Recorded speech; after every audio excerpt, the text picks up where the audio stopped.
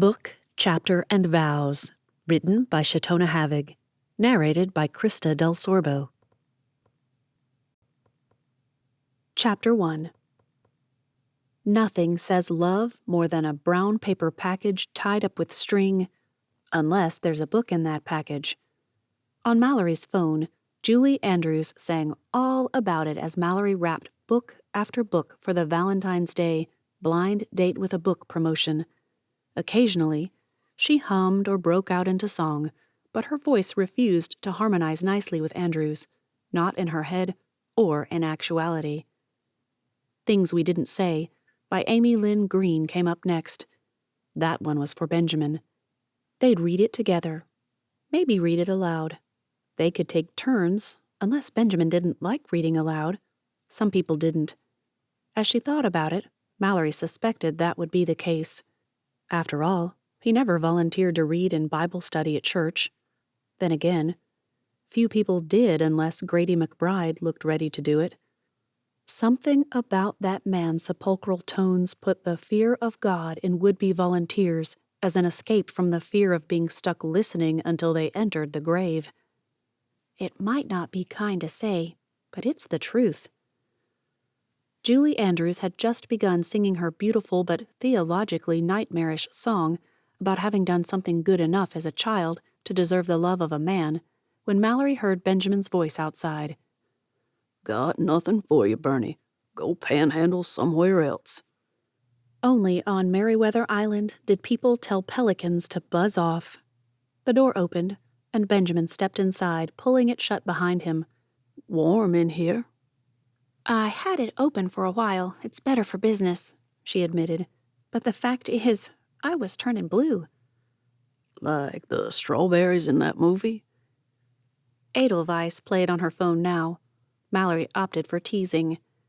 "The man has seen Sound of Music?" Still not moving, Benjamin grinned at her and gave a one-shouldered shrug. "Every Christmas. Mama's favorite."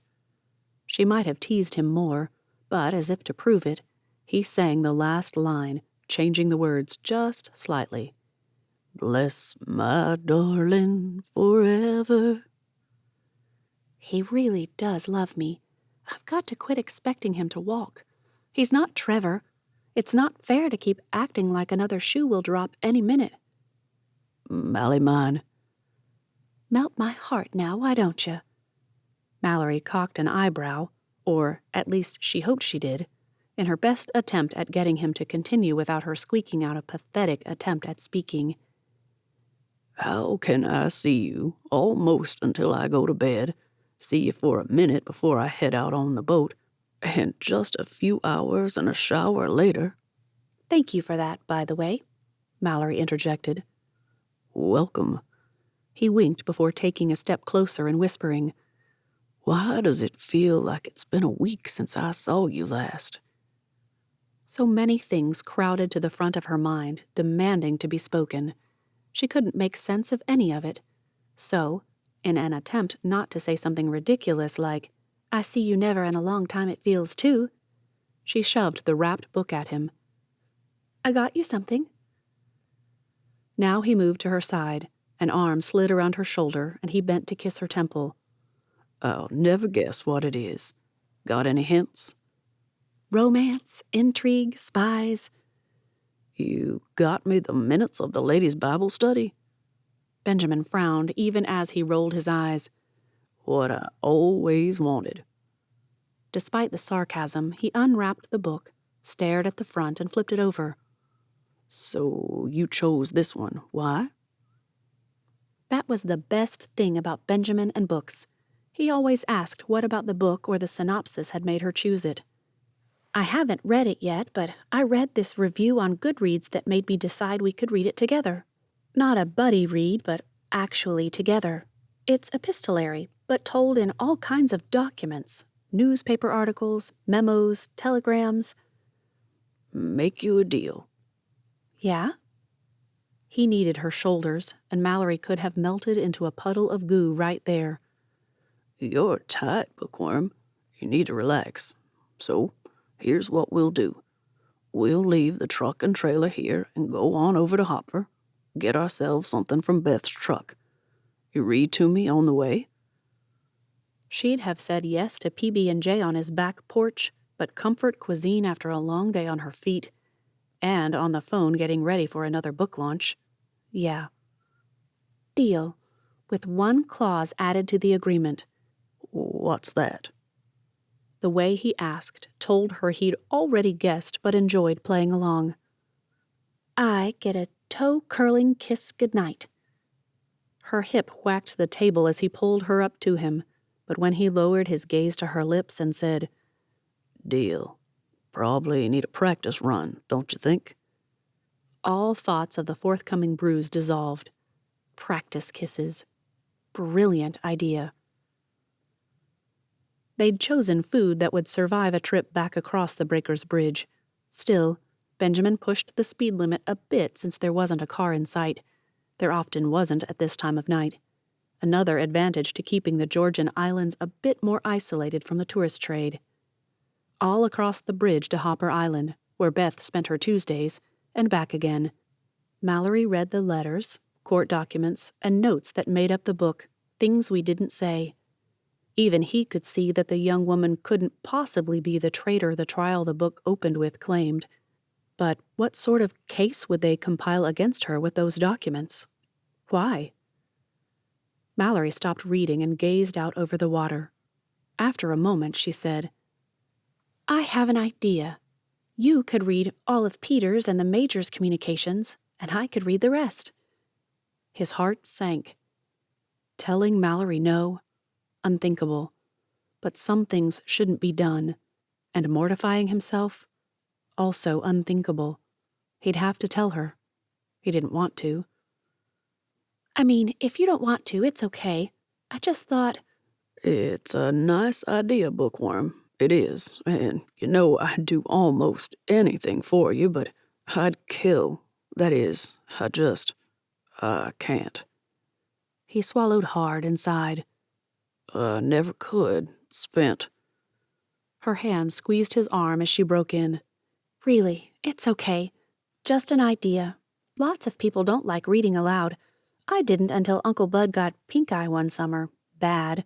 He asked me to read the Bible to him. I knew I was bad at it, so I practiced all the time when he wasn't around so I could get better. She squeezed again. I learned to like it after that. And as if the conversation hadn't happened, she went on reading, setting the stage for Ironside Lake, Minnesota, 1944. Even just a short way into the book, Benjamin realized it was more than just that. She's preparing us for when she rips out our hearts. Only for stories do we volunteer to have our emotions battered and beaten and come out on the other side stronger and more vulnerable at the same time.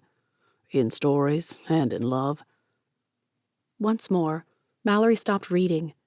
This time he thought he heard her take a shuddering breath before she said in a wobbly tone, If we had another draft, if they sent you somewhere to fight for justice and freedom... Now he felt her gaze on him, but the ache in his throat told him it wasn't safe to even glance her way. I'd write you. Every day. You should know that. If you didn't get letters, it wouldn't be because I didn't write. I want you... No. He heard the hard swallow, the choked back sob. I need you to know that. I did before you said it, love. I knew it without even knowing it, if that makes any sense. With one hand, she reached up and turned off the dome light that lit her side of the truck cab. With the other, she fumbled and found his hand, wrapping her fingers around it, squeezing it, lacing their fingers together.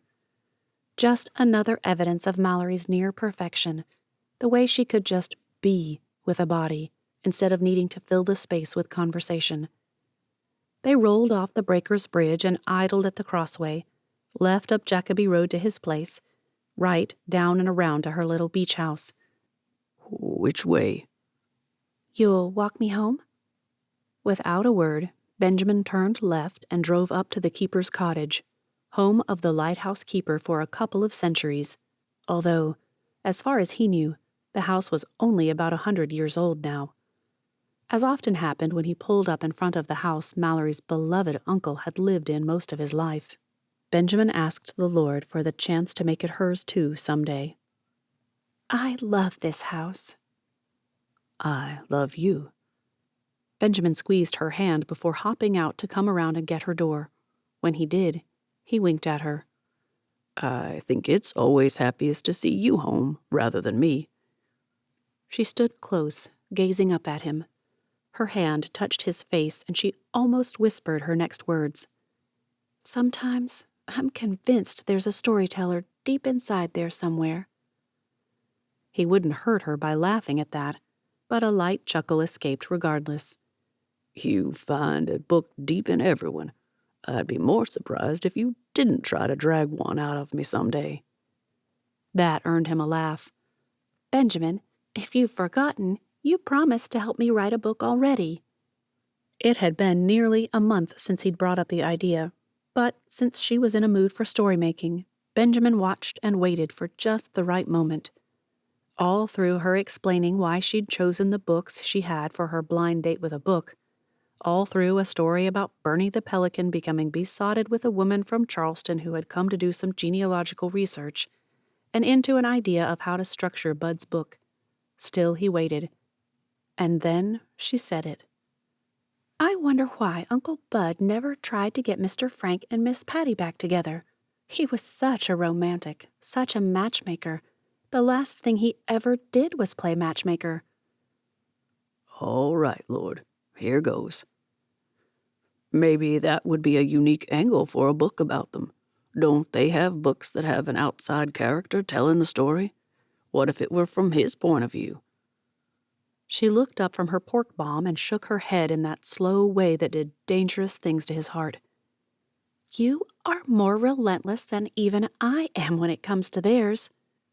Mallory gave a tiny shake of the head and readjusted her pork bomb, setting it up for a perfect bite before saying, Writing down what Uncle Bud said and thought is hard enough. Benjamin refused to be put off. All I know is that you should do it. You're the one who needs to do it. I wouldn't know where to begin.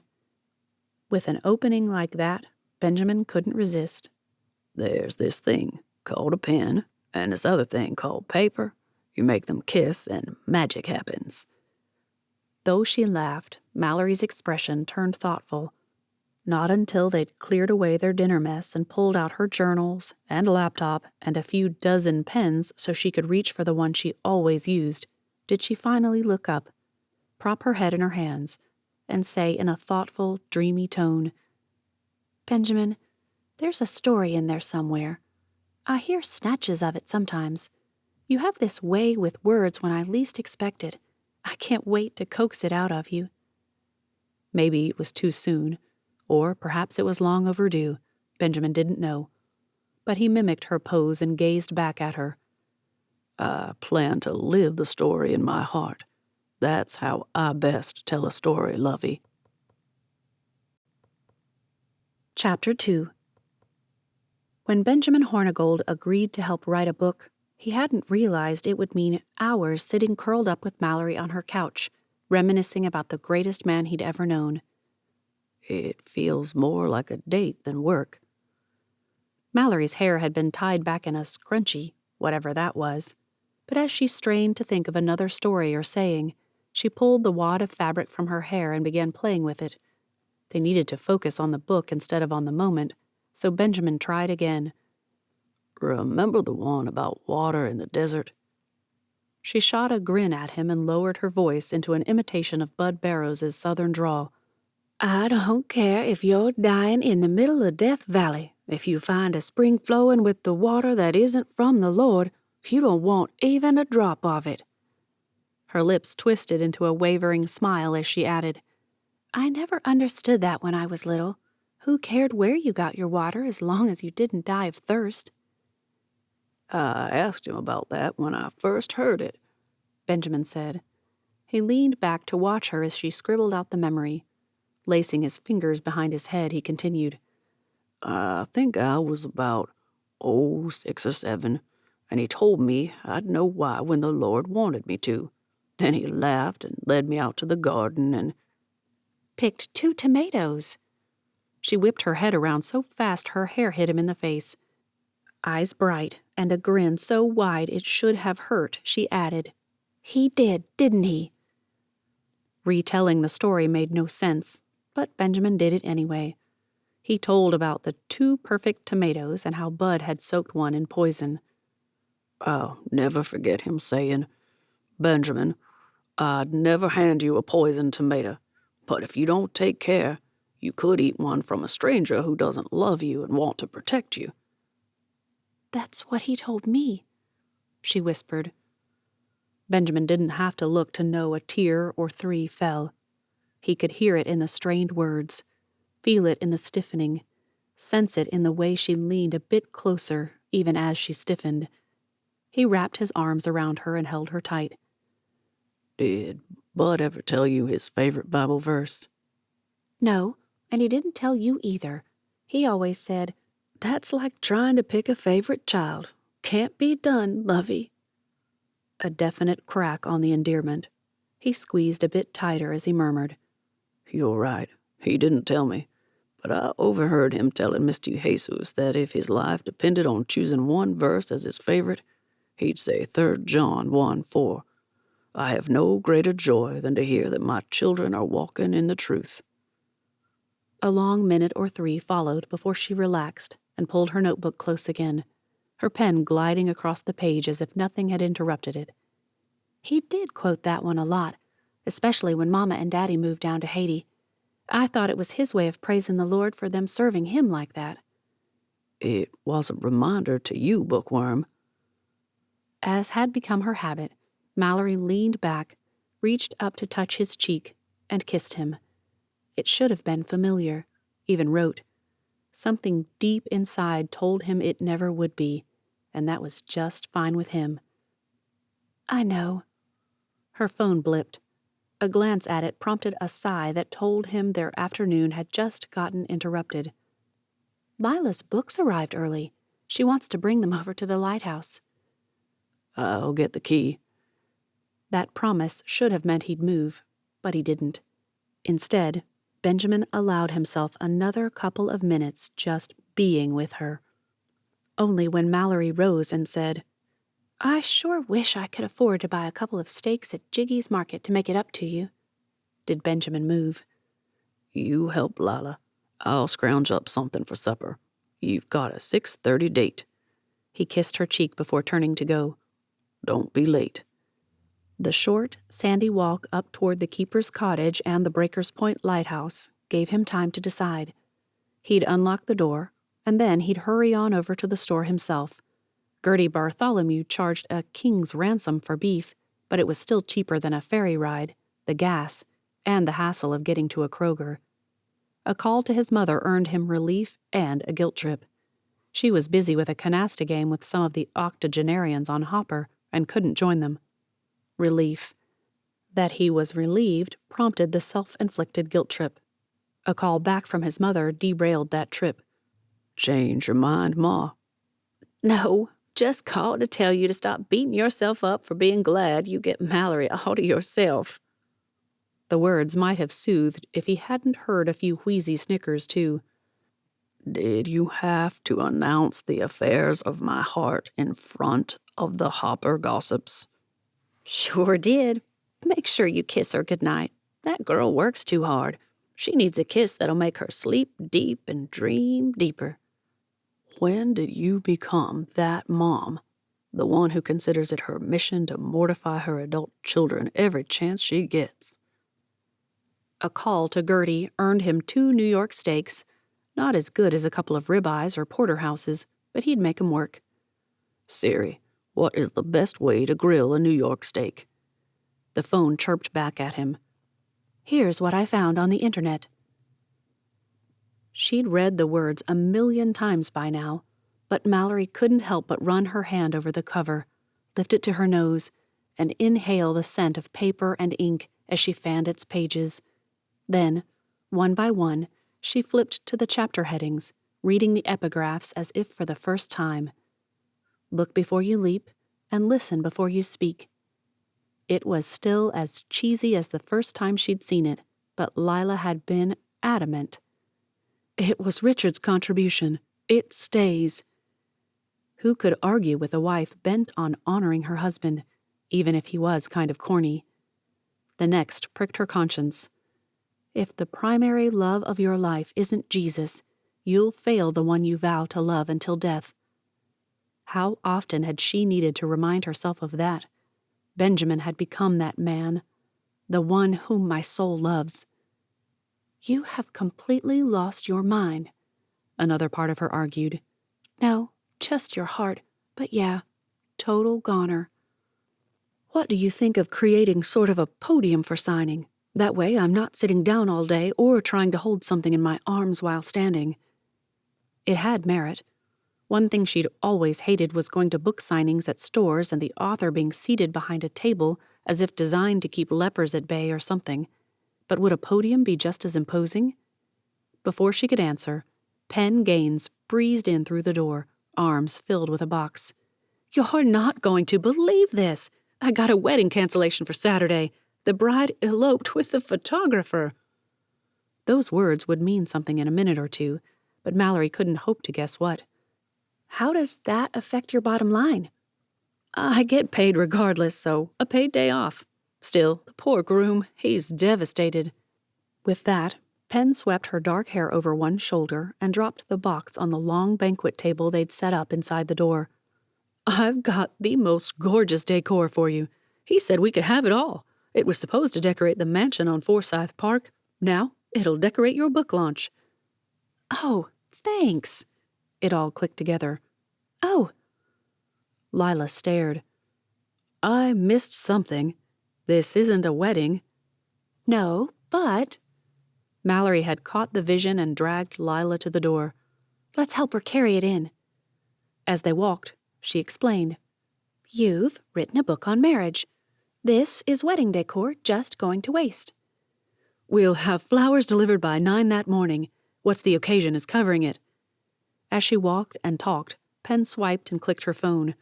Just sending you photos now so you know what to save room for. Seriously, there are way too many, but it's too late to stop half of it. They've already started making them. Why Penn bothered sending photos for saving room when she went around the entire lighthouse slapping sticky notes in places with short descriptions of which floral arrangements should go where, Mallory couldn't tell. And just as Mallory thought Lila would protest for reasons she couldn't imagine, Lila pointed to the spiraling stairs and said, Well, if they have any left, we can put buckets of them up the stairs as kind of a photo op place where couples can take pictures. Pretty sure. Penn flipped through her phone and nodded. Yep, we have a photo booth booked. I'll call and see what they'd charge to come here instead of Forsyth Park. And she was off, her hair swishing as she strode out the door and down the walk. At that moment, Mallory's phone chirped too. As she reached for a stack of books with one hand, she pulled out her phone with the other. Without even looking, she slapped her thumbprint on the screen and tapped the answer button. The Book Barrow, Mallory speaking. Hey, Mal. Nothing but nothing could have turned her insides into a raging battle between fear and anger more than Trevor's voice. And there he was with his, "Hey, Mal," as if he hadn't dumped her less than 2 hours after proposing over 3 years ago. Now what? Was she supposed to go, "Hi, babe, missed you"? I don't think so. Who's in the hospital? Huh? She threw out her next guess. Terminal illness? What? I don't know. Having a baby? She'd have to ask the awkward one eventually, but putting it off, oh yeah, she was definitely putting it off as long as humanly possible. Are you? Okay, I knew I'd dodged a bullet when you dumped me, but this is ridiculous. Mallory decided she had 2 options: demand to know why he was calling or be deliberately obnoxious. Oh, who was she kidding? There was no question about it. Not this week, but I'll let you know if that changes. So, is Devin finally getting married? Did LeBron finally get up the nerve to ask? No, they broke up. At least Trevor sounded sufficiently chagrined now. Baby steps, right? So, think fast. Not fast enough. Trevor finally shoved aside her distractions and found his voice.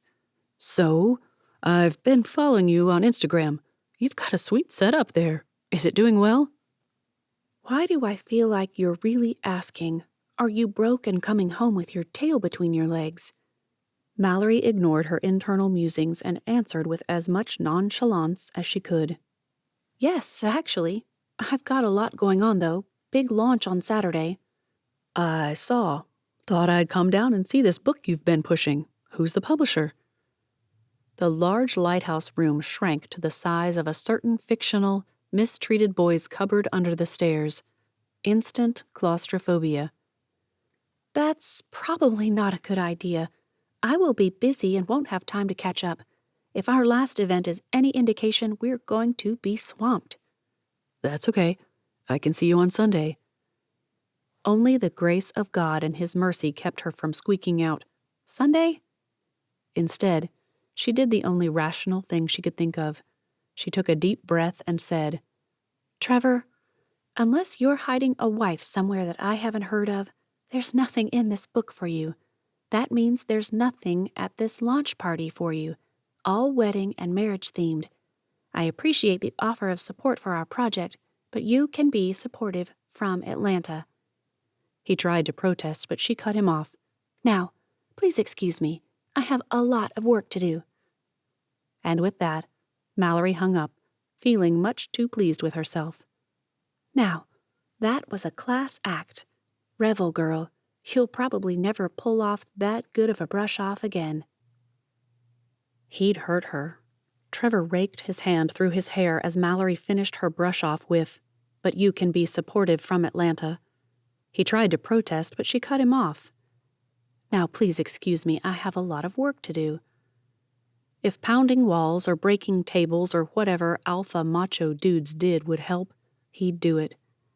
Childhood experience proved good lessons, however. Tantrums had usually meant a cracked head, and once, a broken finger. The overarching lesson: use anger productively.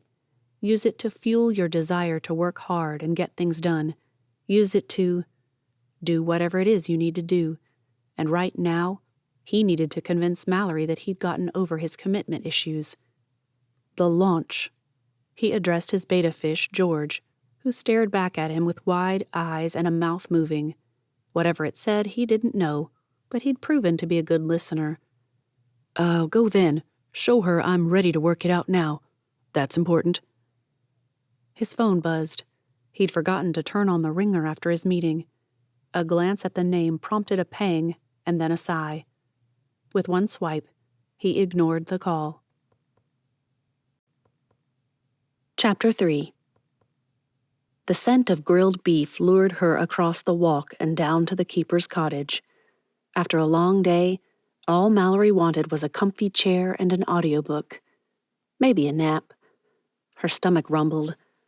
Okay, so rest and maybe the burgers Benjamin must have decided to grill. But mostly rest. He met her at the door, a grill fork in hand. You look beat. I am. I have steak. Was it worth the risk to her beef to kiss him? Better make it fast. She could be appropriately affectionate after she ate her steak. Benjamin, on the other hand, was having none of it. Curled toe kisses had always been a thing of romance novels and sappy movies. Now, they were the highlight of her days. Mallory felt an endearment coming on, and as if taking his cue from Uncle Bud, Benjamin had become quite adept at tailoring his little affections to the moment. Despite her best efforts, she hadn't been able to predict which one he'd use, not even once. Just as she hadn't with Uncle Bud.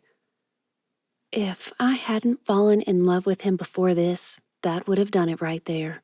Who could resist? Still, that didn't stop her from a guess. Going with Lovey. It was one of Uncle Bud's favorites for me. Darling, do you think love-induced cardio counts as a workout? Darlin'.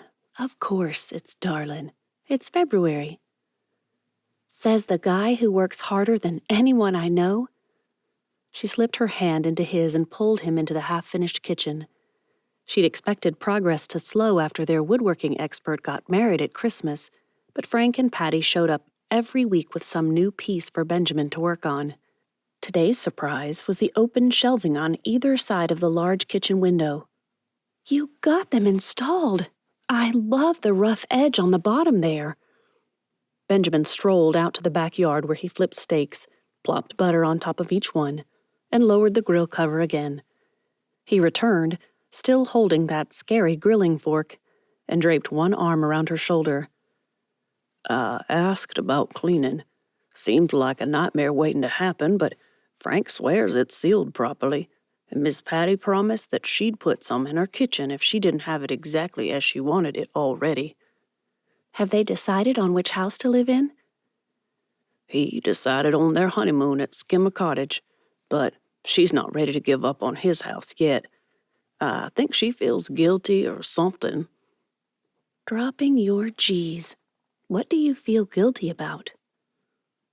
She should ask the question. Her own guilt reared its ugly head and demanded an audience. Mallory countered with a makeover offer. Guilt declined and threatened to bring in embarrassment as a backdrop. Got an interesting call today. There, that sounded nonchalant. Yeah?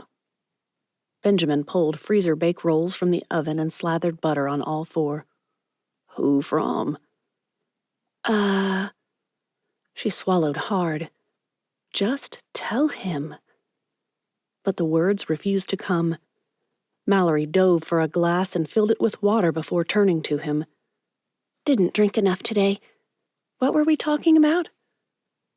Concern etched his features. He stepped closer, touched her cheek. He might have said something, but his phone pinged, so he grabbed a plate and asked her to pull the salad from the fridge. By the time they'd assembled a table full of beans, rolls, salad, and that steak, she'd felt confident he'd forgotten all about her embarrassing call. However, the moment he said amen after grace and kissed her hand before releasing it, Benjamin said, So, your call you were telling me about? Who was it? What was so interesting? Mallory blurted out the first thing she could think of. Photo booth. We're having one at the book launch. Isn't it awesome? They even have a photographer willing to do shots of couples who want more professional-looking couple pictures by the stairs. It's going to be awesome. She sounded a bit high-strung, even to her own ears, but Mallory couldn't seem to stop talking. This steak is amazing. New York? Mm-hmm. Mine always come out tough and dry. Is it the butter? I've never done that. The inane comments she made about the steak, delicious, the beans, best canned beans ever, and the salad, how'd he get those leaves torn into such perfect and artistic pieces, only served to prove her lack of sanity. The way Benjamin looked at her sent all the wrong kind of flutters through her belly. Any moment, he'd reach over, feel her forehead, discover it wasn't warm, and call for the men in white coats. Do they still do that? Arrive in white coats? Or is that just... Mallory couldn't take any more. Stop it. Just stop it. You don't have to tell him about Trevor calling, but you do have to stop being an idiot. I'll be glad when this launch is over. Without really considering her response, she sliced off another bite of steak and murmured, Me too, as she popped it into her mouth. Her mother would have killed her, but Mallory couldn't resist. She added, So good, despite the mouthful of perfectly seasoned and seared beef. You seem stressed. That she could speak truthfully about. I am, I know it. But Lila has worked so hard on this. We managed to get way more done this year than I ever imagined possible, and now she has this amazing book. Richard was talking about how he's setting up a soundproof room for her to record an audio version. Isn't that a lot of money for one book? She'll probably write more, Mallory said around a mouthful of food. She'd totally thrown caution and fear of her mother to the wind. But they're also planning a podcast, 10 minutes a day on little relationship builders and... How did she say that when you had more money than sense and thought your wife was the epitome of perfection and brilliance, you sometimes went overboard? The last thing she wanted was for Benjamin to think she'd expected that kind of unrealistic extravagance herself. Balance. Where was the balance? And? And... She gave him her best attempt at a conspiratorial wink. I think Richard's love language is gifts. He thinks she's amazing, so he buys her stuff to help her prove it to the world. I see that nose wrinkle. Benjamin leaned back in his chair and watched her. What's Mallory Claire Barrows' love language? Is it too much to say Benjamin? Probably so. She cut off another chunk of steak and swirled it in the juices on her plate. Probably anything but gifts. He seemed to deflate, so she added, Then again, if the gift is obviously because someone thought of me and cared enough to make sure I knew it, then it's totally gifts. So what does that make me? I'm kind of all of them. There, Benjamin speared a forkful of salad and quipped, Greedy? I was going to make my cupcake in a mug for dessert, but... He leaned close and kissed her cheek. Want a confession? As long as it's a good one. I'd say my lovey is just perfect. Having all those means I can't fail her too badly. Cupcake in a mug. A great dessert, but even better after coming in from a walk in the brisk February ocean breeze. Okay, stiff wind. Howling storm? It was getting kind of nasty out there, but Benjamin needed a walk.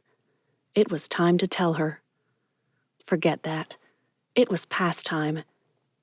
You will tell her this time, and if she doesn't freak out, you will then beg her to marry you before she has a chance to think too much about what you said.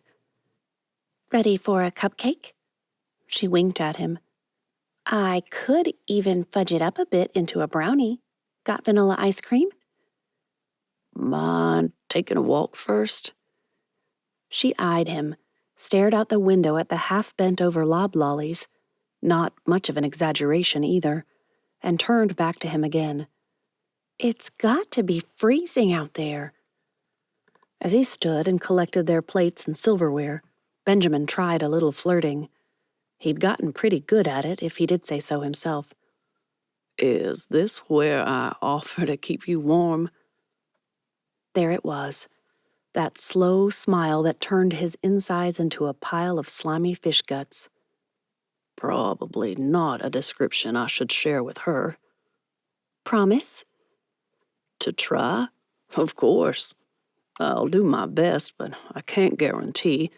Still, I'm not afraid of a challenge.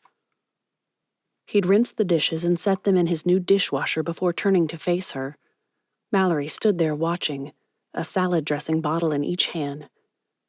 Want a hint? How to keep you warm? Mallory nodded as he took the bottles from her, so Benjamin added, Of course. They'd pulled on coats and stocking caps. Those crazies up north would laugh at them, all bundled up for the low 40s, and made it down the back steps before Mallory slipped her hand in his and tucked both of them in his coat pocket. If you're ever worried that I'll die of hypothermia, all you need to do is kiss me. Trust me, I'll warm right up. You and me both, Mally, my lovey. That one he'd keep to himself. It was about as cheesy as a double pizza and likely to give her heartburn of the worst sort. What's Lila's speech about on Saturday? A groan nearly escaped as Benjamin realized he'd asked the question. This was supposed to be romantic, and a not-so-romantic confession, of course, but then ending with that proposal. He checked his pocket again. How many times had he done that in the past week? The little velvet drawstring bag was still there. He could just feel the circle with the stone at the top. Well, except that the stone pointed down at the moment. Was that indicative of bad luck or something? Being bold and audacious in your relationships. What? That didn't make sense. The whole point of Lila's book was to remind people to be intentional and invest in quantity as well as quality time with those you've made vows to. How many times had he heard that? The wind swept Mallory's laughter away, but not before it did a number on his heart. Right, but Lila made a good point. She said she focused a lot on the less exciting and more practical things, so she needs to kick it off with a reminder that relationships are big, bold, and brash. We can't turn them into a to-do list. That's all it took. This moment couldn't be more perfect if he'd gotten it delivered in 30 minutes or less from whomever offered that service these days. I have something to tell you. Yeah? She moved closer and wrapped her other hand around his arm. I thought you were acting weird. What is it? Reneging on our Valentine's date? No. Valentine's. Didn't think about that for proposing. Too cliché or just right? Can't come to Lila's launch? He shot that down too. Wouldn't miss it. Someone has to record her speech for you. And that's why I love you. Now and then she said things like that. Things that turned him inside out so fast it was like internal cartwheels and a bungee jump all in one. Usually, she embarrassed herself and tried to change the subject, but this time, she just strolled along the hard-packed, damp sand and rested her head on his arm as if telling him she loved him was a daily occurrence. So, what is it? His throat went dry at the timbre of her voice. There was something expectant in it. Another crack. She squeezed his arm. Reassurance? Encouragement? If vomiting were an option, he'd have gladly done it, for reasons that he couldn't identify, much less make sense of. What would Bud Barrows do? I'm going to find out about his Sarah. Bud Barrows loved one woman. Only one. He told me that in those last weeks. But he married Sarah when she was already pregnant. I want to know why. With the wind blowing, her sigh may have been all in his imagination, but when she spoke, Benjamin could have sworn he heard disappointment in there. They'd reached the jetty and the waves crashing against it drown out whatever else she said. Sorry, missed that. I said, I've been thinking the same thing. I want to know what happened and why no one talks about it. I thought we could go to Miss Patty and Mr. Grace. He'd battle you for not calling him Frank. What's with these old-timers getting all modern on us anyway? Uncle Bud would say that they bought the lie that change is always good and old-fashioned is outdated. He could just hear the old guy's voice saying, Some old customs are more than empty traditions. They're signs of respect. When we remove them from society, we throw away reminders of biblical principles. Can't you just hear him talking about how new for the sake of new dishonors why the old things were established? Thank you notes, bread and butter notes saying sir and ma'am and using Mr. and Ms. He pulled her close and kissed her until the numbness in his toes and fingertips had nothing to do with the cold. I was just thinking the same thing. Her giggle. The wind tried to snatch it away before he heard it, but this time Benjamin didn't miss it. I doubt Uncle Bud would be pleased to know that you were thinking about kissing him. He'd be glad I kissed you, though. He'd never told her, but standing out at the end of the jetty, staring out over murky water that shifted in the cloud-dimmed moonlight, it just seemed right. He wanted us. To be an us, I mean. I overheard him talking to Abel Crawforth once. He mentioned something about you having a boyfriend he didn't like the sounds of. Trevor? Was that his name? Mallory stiffened. Yes? Well, he told Abel, I wish she'd come home to the islands. I think if she got to know one of our boys, Benjamin especially, she'd find someone who would look out for her. Was that a sob? She turned away. I'm cold. Ready for those brownies? Without waiting for an answer, Mallory began stalking back toward the dark tower looming up over the rocks of Breaker's Point. Maybe I shouldn't have told her that. No proposal tonight. Not on your life. Chapter 4. While her store buzzed with customers buying coffee, hot chocolate, and teas, not to mention copy after copy of Lila's book, Mallory hardly had a moment to breathe, let alone think. Still, for 2 days she'd walked through a miserable existence, avoiding Benjamin, and yet doing everything she could to hide the fact. For 2 whole days she'd done nothing but think about how to confess that Trevor had called. If she'd learned anything from Lila's book, it was that when you didn't want someone to know something, you likely needed to share it. He'll be hurt, Lord. As confident as he usually is, I can just sense it. He's going to be hurt. Have you read all of the book? The woman's question drove Mallory's thoughts back into the corral and padlocked it again. I have. Lila spent weeks on each point of the book. She dug deep into the Bible and really looked for what it says about every topic to back up her experience and research. Did she really marry a guy she didn't know? That's the stuff of old mail-order bride stories. Mallory handed the woman back her card and the chai latte she'd ordered and said, She tells the whole story in the introduction. You'll love it. At least the woman took the hint. 3 more customers came through, and the last one became Mallory's new best friend. While waiting in line, she saw the Garland triplets trilogy and urged the woman behind her to go first while she examined each one. She'd barely set those down to be scanned when her gaze landed on the new Sarah Sundin book, and she stepped aside to read the back of that one. Mallory asked if she was ready just as the woman pulled 3 journals onto her stack. Go ahead. I had no idea this. Oh, George MacDonald, do you have The Lost Princess? 4th from the end, next to the fantasies. Both of those books went on the pile, as well as the new rom-com by Emma St. Clair. Finally, just as Mallory got the Leaning Tower of Profit, Winter Reads, that is, scanned and wrapped, the woman plopped one more on the counter. Read and write like a stoic. Cheeks burning, she said.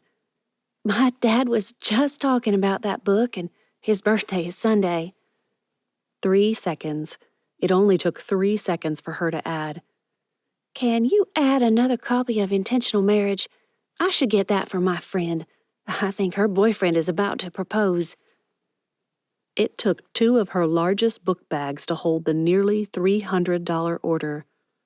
The next 5 people followed her example on a smaller scale, as if the shopping bug were a virulent virus. If only it became an epidemic on these islands, I'd be solvent and we'd all be more literate. The rush to empty her shelves came to a standstill when the next customer laid 1 copy of Intentional Marriage down on her short counter and said, Will she sign it in there, or... That voice. Mallory looked up, the smile that had automatically begun to form freezing into what was probably a terrifying grimace. Trevor? Hey, Mal.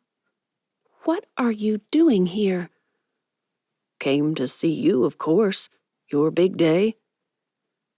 A few murmurs behind him told her people were already annoyed at having to wait. There was no time for chit-chat. Well, I'm glad you wanted to support Lila's launch. That'll be $17.11. You can get your book signed in the lighthouse. She held out her hand for his card, but he held it back. You have a cute setup here. You should have opened a store in Atlanta. I can just see.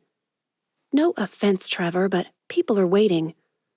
She held out her hand again, and he kept making small talk about how with more space she could offer so many interesting options. After the third deflection, she set his book aside and reached past him for the next man's book. Would you like a drink while you wait? I wanted 2 mocha lattes, but... Mallory glanced at her assistant, who had proven faster at drinks than book sales, and seeing the kid had the cups pulled out already, she tapped in the charge. Kenny has it. Anything else? Did I say size? Mallory shook her head. Sorry, only one size today, for speed. Medium drinks all around. As she took his card and swiped, she looked at the couple behind him. Drinks today? Trevor grunted at her. I'm still here, you know. Well, until you're ready to pay for your book, I need to serve my customers. This isn't a social event for me. This is work, and I owe my customers the best service I can give them. When he might have protested, she added, Look, if you're not going to buy the book, I need to ask you to leave. Mallory. Behind her, Kenny asked, Want me to call Deputy Sam? No one called Sam by his official title, but it worked.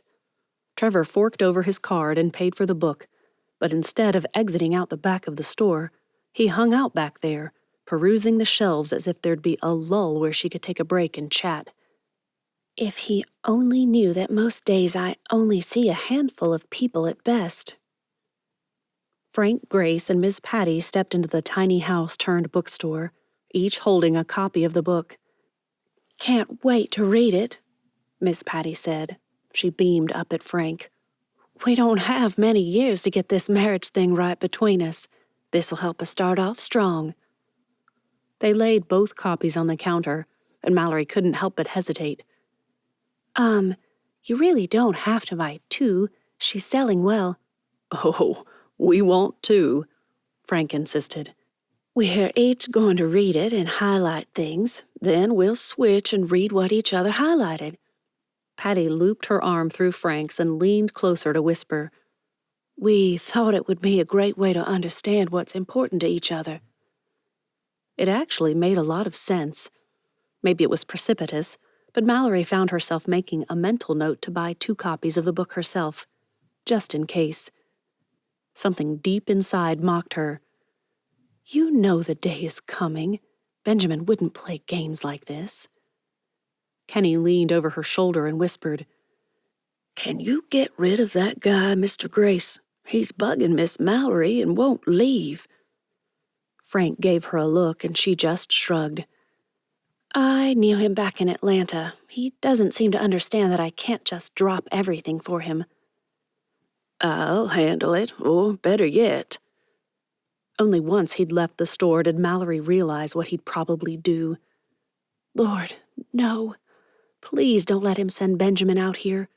This is awkward enough without having to introduce my hope-to-be fiancé to my ex-fiancé, barely.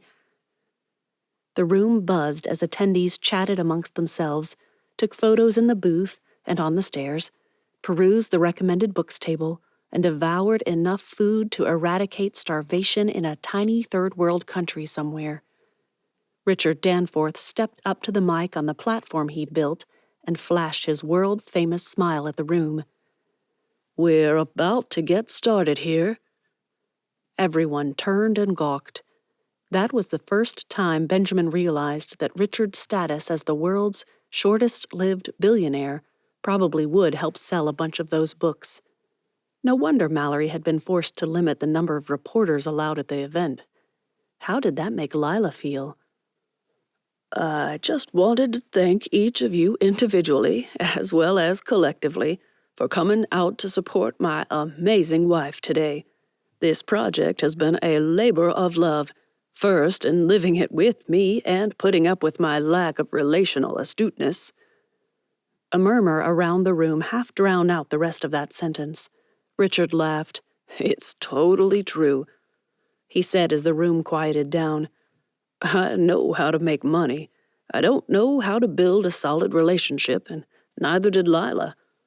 What she did know was that we needed to, and she went at it like she does with everything, with her whole heart. I stand before you one very blessed man. My wife, ladies and gentlemen, Lila Santana Danforth." Lila stepped forward, her warm, tawny skin glowing as if it were July instead of a few days shy of Valentine's Day. Richard would have stepped back and left her alone in the spotlight, but she pulled him close and wrapped an arm around his waist. "This book has been a long, hard process, and then I had to write it." She grinned up at her husband as the room rippled with chuckles and laughter. "No, seriously. I've had people ask me what qualifies me to write a book about marriage when I haven't even been married for 3 years yet." Murmurs followed that, and she let them die out naturally before continuing. "Look at the tagline of the book." Lila pointed to the enormous poster of the book hanging behind her. "That one line tells it all. Lessons learned in the first year of marriage that changed our lives. It really did. Mallory Barrows should be in here," she continued.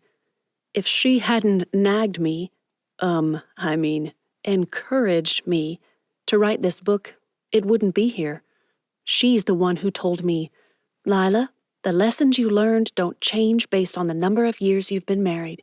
Truth is truth.'" She laughed and added, "Then she said, 'Pretend I'm the Apostle Paul. Let no man or woman despise your marital youth.' So here I am to talk a bit about what's in this book and give you a few words of encouragement." She went on to tell about some of the more obvious but important things she'd needed to learn in her marriage. How to listen, really listen, when her husband said something. How to seek the Lord for answers when disagreements arose. Things like that. But then her real speech burst out into the room without warning. "There's one thing I didn't put in this book that I want to tell you today. Be bold. Live audaciously. Make choices that will shake you up and make you step out in faith. Everything in intentional marriage is serious and practical. Even the admonitions not to take yourselves too seriously and learn to laugh at adversity. But if you go through life as if everything you say and do is part of some checklist to godliness and marital bliss, you'll miss out on the bold, daring life God has given us." Benjamin mulled the words over as he lowered one hand to allow the blood to drain back to his fingertips. He swapped arms and repeated for the other side, recording the speech the whole time. Then, Lila's next words nearly made him drop the phone. "Say the hard things. Admit the faults. Choose to make the sacrifices. Step out in faith." She gazed up at Richard and without looking away added, "Trust that person you made those vows to will have your back, even when you might feel like you stabbed theirs. Apologize. Ask forgiveness. Start again. Every time." With a slow smile, she faced the room. "It's worth it." With that, she stepped away from the microphone and the room erupted in applause.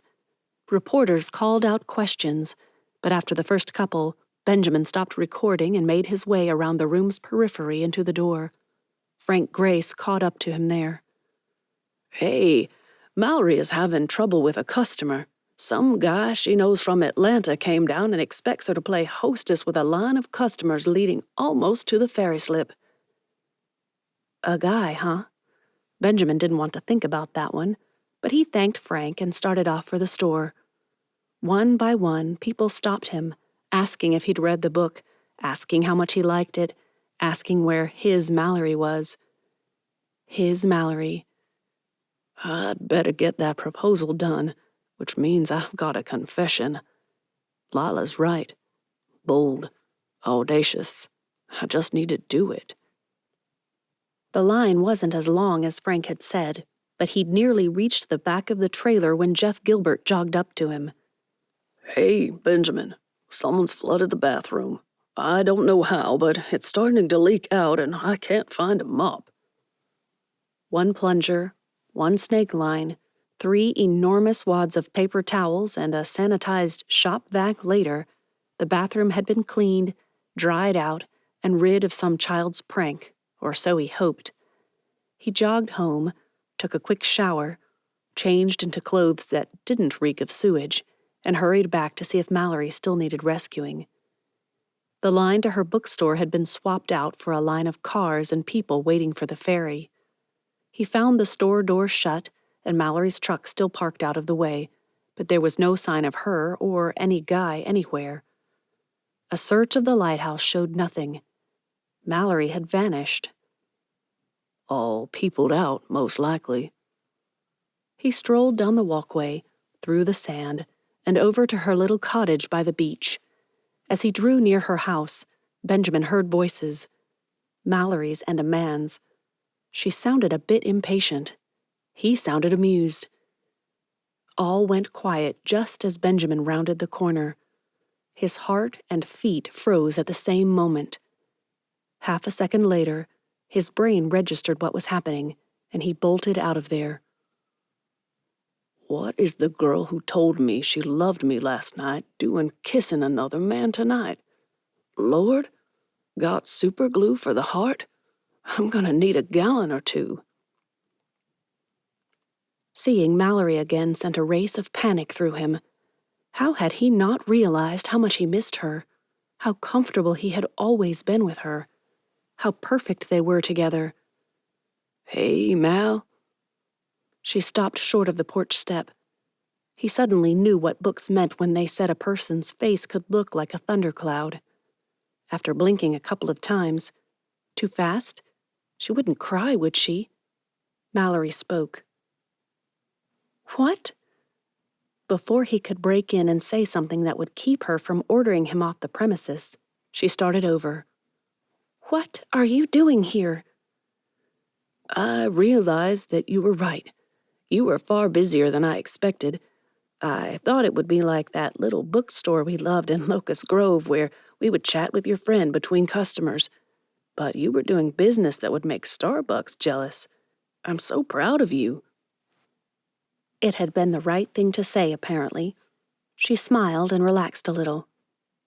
Thanks. That softening continued. How are you? Better for having seen you. Only by the grace of God did he not wince. That had to have been from a book. Will she think I'm stealing it? Trying too hard? Turning away to gaze out over the water, Mallory said nothing. Only the crashing of waves and cries of gulls filled the silence between them, but something comfortable settled in as well. He'd forgotten how the sea air could even taste of salt. What brought me to mind now of all times? She still didn't look his way. Please tell me that my small measure of success has not somehow made me worth your notice. While Trevor may have stood there shaking his head, inside he staggered back, his heart constricting at the accusation. He'd hurt her more than he'd realized. Even that thought sucker-punched him. Of course you did, you idiot. You asked her to marry you and then walked. What woman wouldn't be hurt? Asking to go inside now? Not possible. He should find something nice to say about her day and ask her to meet him for breakfast. Smaller steps. Take his time. There's no rush. Maybe you should go. It was nice to see you again, really. Nice of you to come, too. But now? Did her lip tremble? It did.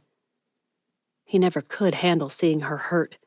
That night he'd proposed had set off a 3-month-long bout of insomnia with all the worry he'd expended over her. But now, so long after, a new thought danced up his arm and whispered into his ear. Maybe she's still upset, still misses you. Mallory unlocked the door, ready to go in. All sense flew away on the wings of a gull. Trevor stepped closer, smiling at the way her hair did a jitterbug in the ocean breeze. Before he knew what he'd done, he'd pulled her close, kissed her. Chapter 5. As a girl, summers on Breaker's Head meant hours spent with her friends, playing in the ocean, racing down the beach, and climbing the rocks below the lighthouse. She'd lain out on the catwalk and watched the lights sweep the night sky, or sat on the winding steps with a book in hand. In all her explorations, however, she'd missed the hollow cutout in the craggy rocks just up from the lighthouse. Benjamin had taken her up there on New Year's Eve, and from that little spot, they'd sat wrapped in sleeping bags watching the fireworks shooting off the docks. Since then, she'd gone there often to think, to pray, to be. Sunday morning found her climbing over the rocks, her old wool Mexican blanket in tow. While the rest of the islands gathered together for prayer, singing, and receiving of communion, Mallory sat in the little semi-cave with her Bible app open and her heart heavy. Did I learn nothing from Lila's book, Lord? The question pricked her conscience. Forget that. Have I learned nothing from yours? I kept a secret from Benjamin, and now I have to tell him something worse. If I'd just told him about Trevor's call, then telling him about this wouldn't be so out of the blue. Something deep within her warred against that thought. She didn't have to tell him. Why hurt him with something that meant nothing to her?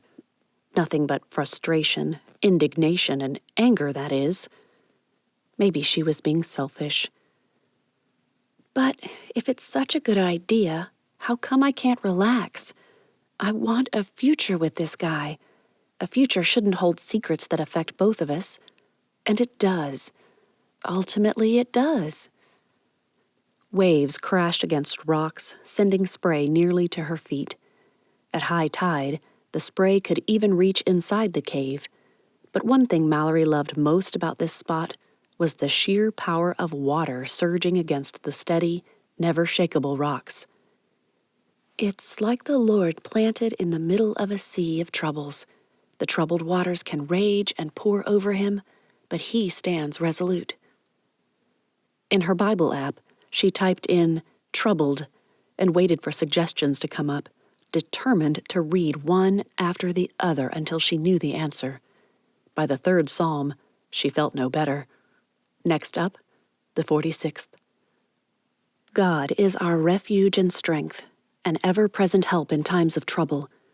Therefore, we will not fear, though the earth is transformed and the mountains are toppled into the depths of the seas, though their waters roar and foam and the mountains quake in the surge.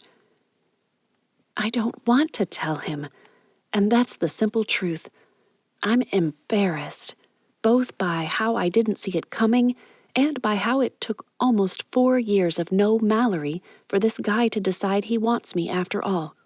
How lame is that? Her reader's brain argued against every one of her excuses not to talk about what happened. Anyone who had ever read any book where couples didn't talk about big things knew exactly what happened. Exactly the sort of thing she needed to avoid. But still, he didn't know. And how would not telling him what would only hurt him hurt them? Trevor's gone, Lord. This time, I hope for good. Deep in her soul, she could hear Uncle Bud's reproof. You're justifying, lovey. Get the hard thing done so you can enjoy life. No one enjoys a life of hidden regrets. Hidden regrets. Is that what his marriage to Sarah had been? A regret he'd hidden from the world?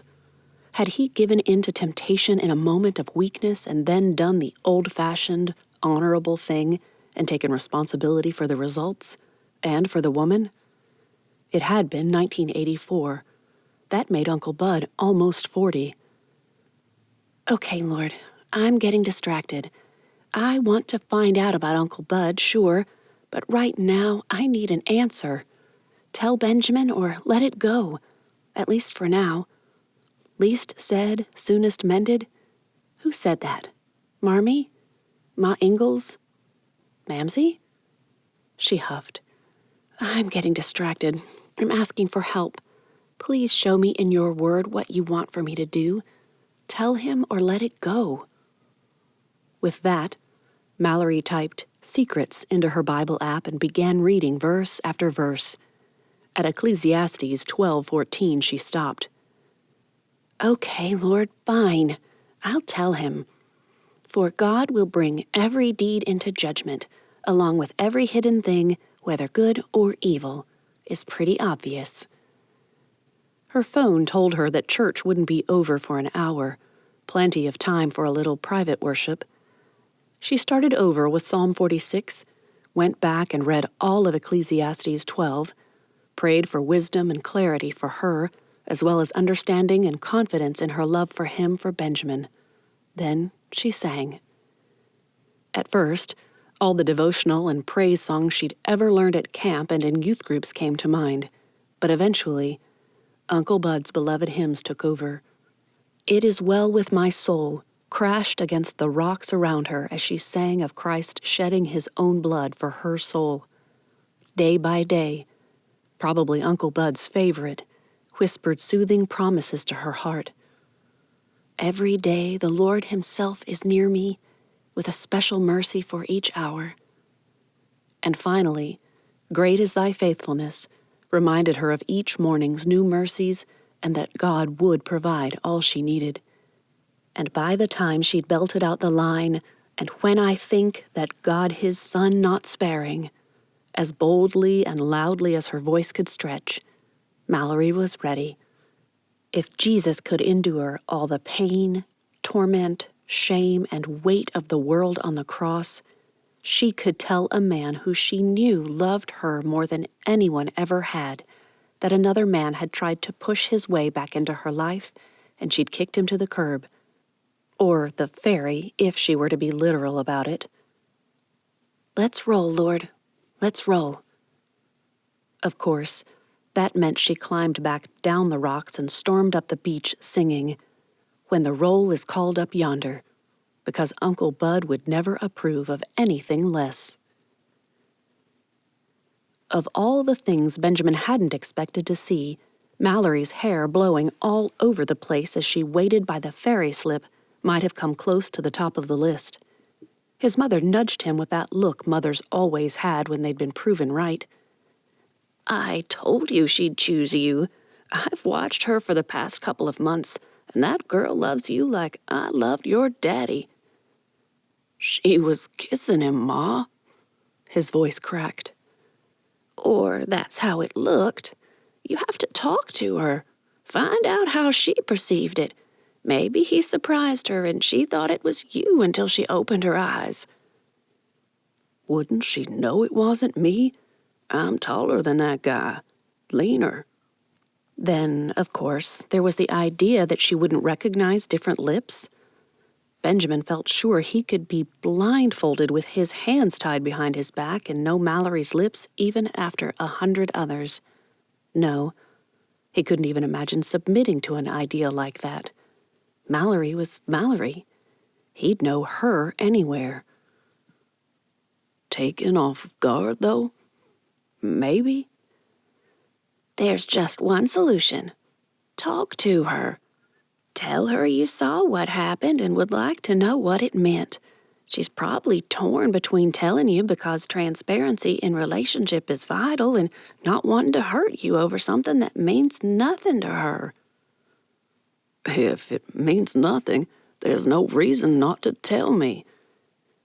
The apron dropped on the slip with the familiar clang of metal against concrete, drowning out part of his mother's laughter. There's a lot you don't understand about women, Benjamin, and that's one of the most important. What is? What makes sense to you is very different from what makes sense to us. Trust me. The Sunday morning surge of churchgoers pushed them off the ferry and onto the docks. His mother kissed his cheek and promised to get lunch started. Bring her home. No matter how awkward things get, bring her home. Trust me. She'd said that a lot since he'd confessed the reason for his distraction during church. Trust me, that girl loves you. Trust me, she'll have a reasonable explanation. Trust me, that man is safely on the mainland with his pride shattered. Trust me. He probably got a slap once she snapped out of the shock. Trust me. The hesitation he saw in Mallory broke his heart. Mama was probably right. Two thoughts flashed through his mind. Well, one thought and a picture. First, what would Bud Barrows do in a moment like this? The answer was obvious. Kiss the living daylights out of her until she remembered who really loved her more than he knew how to express. The second kicked that one out of the way and said, "What would Bud do? Or what would Jesus do?" That's where the picture came in. He'd seen a painting of someone wrapped in a huge hug, Jesus' hug, on their first day in heaven. That's what Jesus would do. Love her. Benjamin whispered his thanks to the Lord and strode forward around several families and up to where Mallory stood, arms wrapped around her middle, hair flying in all directions. How he loved her crazy hair. He didn't hesitate, just scooped her up in a hug that would tell her everything she needed to know. He loved her and was happy to see her. She'd get that, right? Missed you, lovey. I thought you might be mad at me. He leaned back and studied her, his arms still wrapped around her waist. Why would I be mad? You didn't come over last night. Didn't call. Maybe he shouldn't have said it, but he did. Figured you'd call if you wanted to talk. It was an exhausting day. He swallowed down a lump he didn't want to acknowledge and added, Frank said an old friend of yours had showed up. A tear fell, and a few more followed. She flicked them away with a sort of impatience he recognized. Irritation. That was good. Trevor. He called the other day and acted like I'd be thrilled to hear from him. She dropped her head to her chest. I feel like such an idiot. I was so proud of the way I told him to bug off, but he showed up anyway. So much for my rejection skills. Trevor? The almost fiancé? Benjamin decided to ask. So, who's Trevor again? You've mentioned him, I think. We were engaged a few years back, for 3 whole hours or so. Maybe 2. I don't remember. I just remember the humiliation of a guy who came up with a perfect proposal and couldn't make it a whole night without taking it back. She looked up at him, tears still on her lashes. And the total relief I felt when I realized that I'd nearly blown it. I'd nearly committed myself to the wrong man, for life. They really should move out of earshot of half the island, but Benjamin couldn't bring himself to do it. He pulled her closer, hugged her tighter, whispered, I'm so glad you didn't. Me too. Was that a break in her voice? Maybe his mother had been right. Or had she changed her mind about him after that kiss? Should he ask? Then he shows up yesterday after I told him not to come and acts like we can just pick up where he dumped me off. Anger flashed in her brown eyes. He kissed me, Benjamin. Trevor followed me home last night and just kissed me, as if he had that right. Those eyes squeezed shut, and he felt her fingers clenched as they gripped his jacket sleeve. I felt so violated. How do women endure rape if just getting kissed by a creep can make a person feel so defiled? Relief overpowered him until he realized she waited for an answer. Touching her cheek and smiling down at her, Benjamin asked, Want me to pound him good and toss him over the side of my boat? Yes, she giggled, but I doubt that's legal. They turned toward the house, his arm around her, unwilling to be too far away. Not yet. Mama's making lunch. You coming? She leaned against him. You still want me? I mean, I didn't slap Trevor or even try for a mobster's sterilization. That one took a moment for him to work out.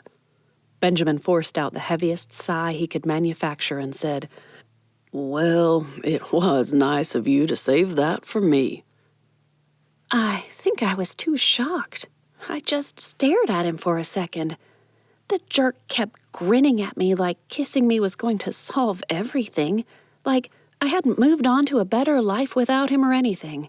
So I just shook my head, went inside, locked my door, and blocked his phone number.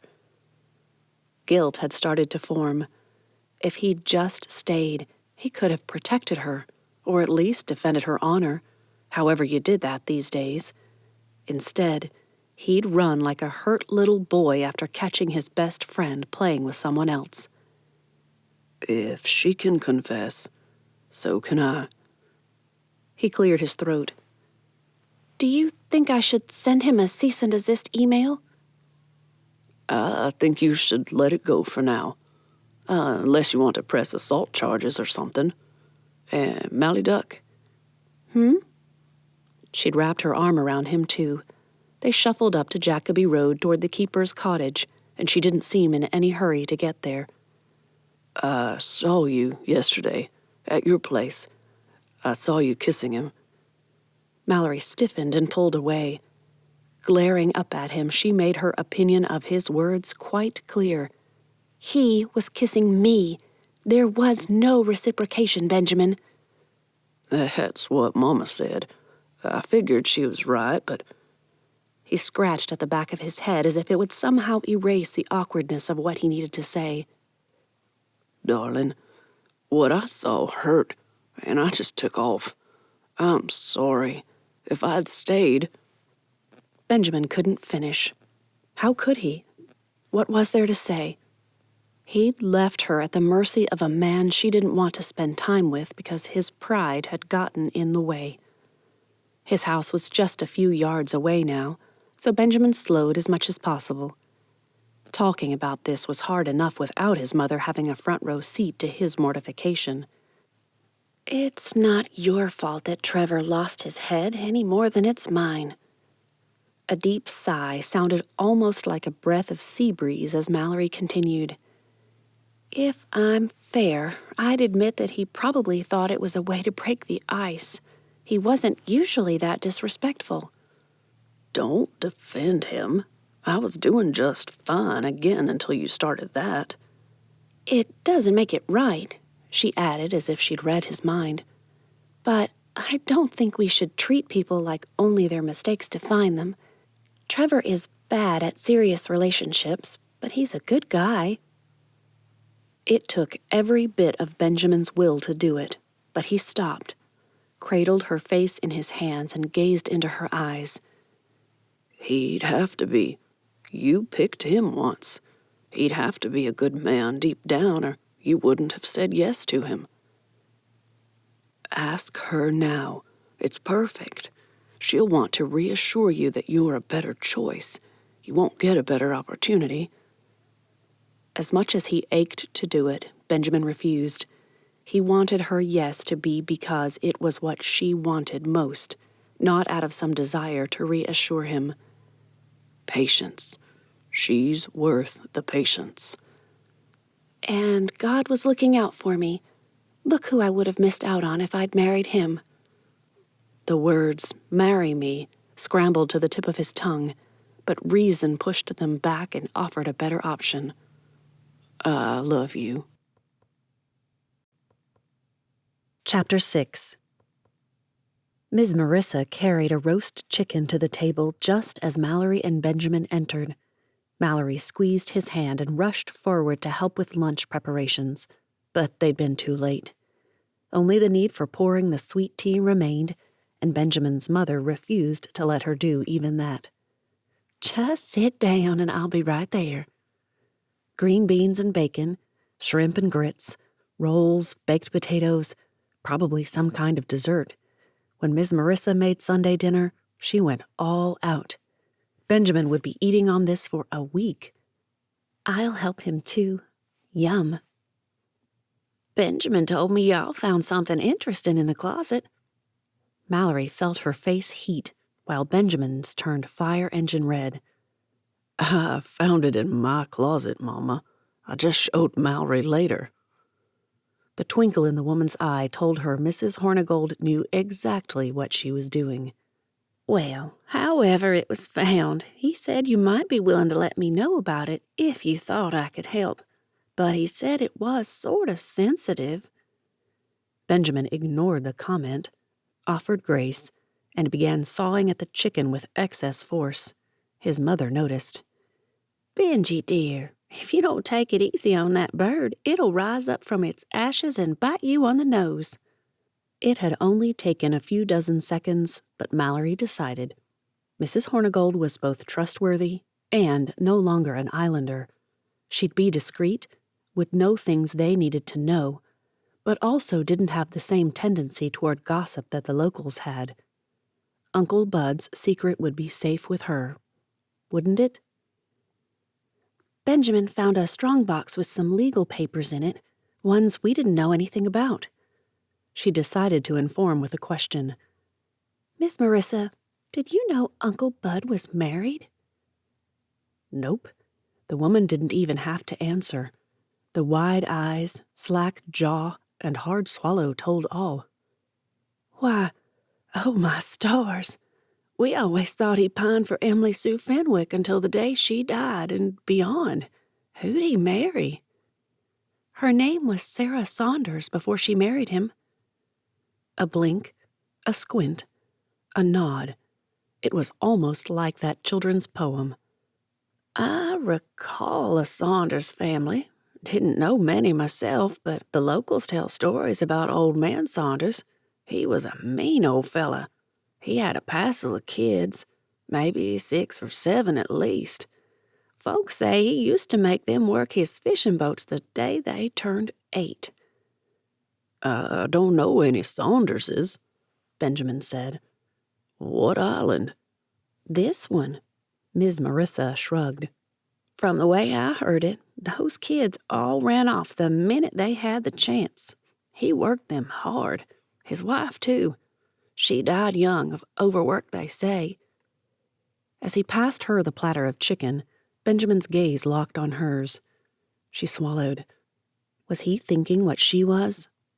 A sidelong glance at his mother showed the woman watching her, but obviously in her own thoughts. Ms. Marissa? The woman's gaze focused. Yes, honey. Do you think Uncle Bud would have married one of the Saunders kids to get her out of a bad situation? Maybe she was the youngest and had nowhere to go? Could be. The longer that thought had to sink in, the more she seemed to like it. It sounds just like the sort of thing Bud would do. That man was a natural-born romantic, a Galahad of the best sort. She hesitated before adding, but he'd have told her up front that his heart belonged to someone else. She'd have been marrying a man who would show her love all the days of her life, and yet she'd never know what it was like to be his love. The usual Sunday dinner banter never materialized. While they didn't speak, no one would call the table silent either. Forks clanked, ice clinked in tea glasses, and the butter dish rattled each time someone reached for it to add to their potato or roll. Only when it was time for dessert did Miss Marissa speak. Well, if anyone knows about some secret marriage, Frank Grace would probably be the one. After all, that's what he did. Pined away from Miss Patty for years until he met another woman who loved him. Except Mr. Frank really did love his Gina. Not like Miss Patty, but he loved her. For the first time in her life, Mallory felt unease about her uncle. Had he been too committed to a flawed woman? Even if Emily Sue had been perfectly sinless in every other way, she'd chosen someone over her Uncle Bud. That had to mean deep flaws, didn't it? Or are you putting Uncle Bud on too high of a pedestal? And I'm sure Bud really did love his Sarah, just not in the same way as he did his Emily Sue. Ms. Marissa set down a cake stand with... Mallory gasped. Is that a hummingbird cake?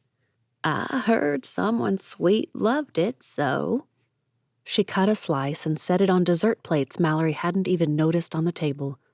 I'm glad I did it now. We need a pick-me-up after news like that. That poor man. She'd been fine up to those words, but as she accepted the plate of pineapple, banana, and pecans all combined into baked perfection, Mallory couldn't help but frown. Poor man? If you think for 1 second Bud Barrows wanted to marry any woman only to lose her. Suspicion shot daggers at Benjamin, or at least Mallory did.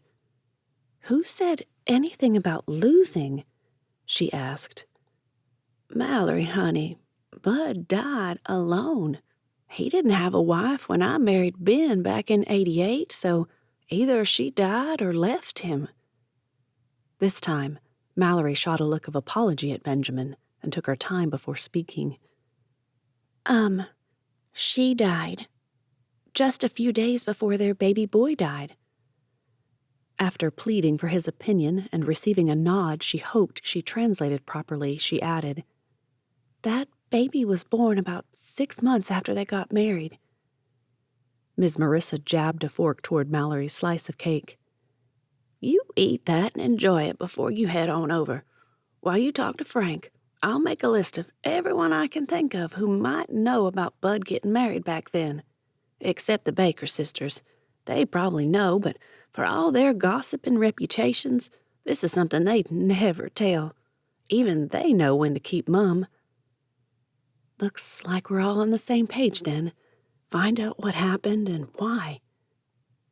Will you put her name on his gravestone if you find out answers?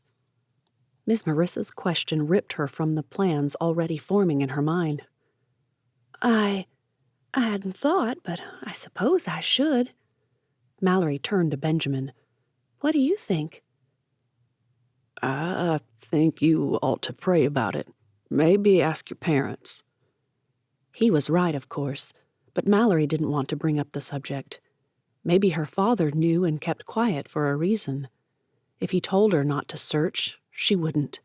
So she wouldn't ask until she had answers.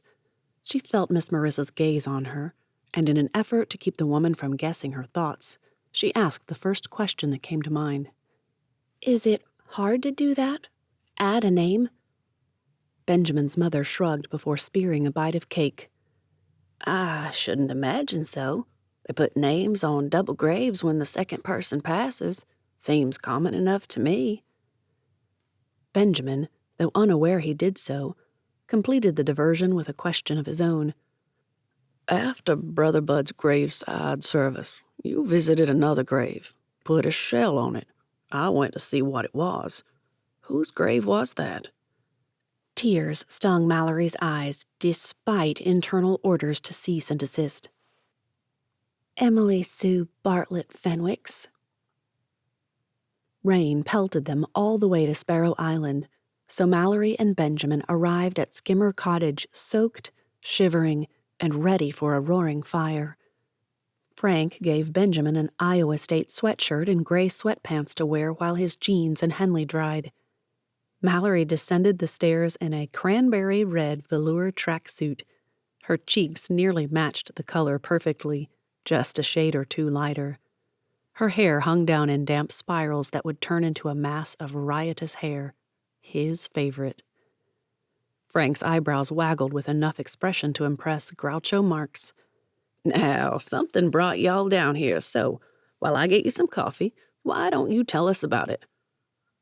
Oh, boy. He thinks I proposed. Mallory pulled out one of the red Windsor chairs from the kitchen table. Hadn't they used to be green? And plopped herself in it. Did you know Uncle Bud was married?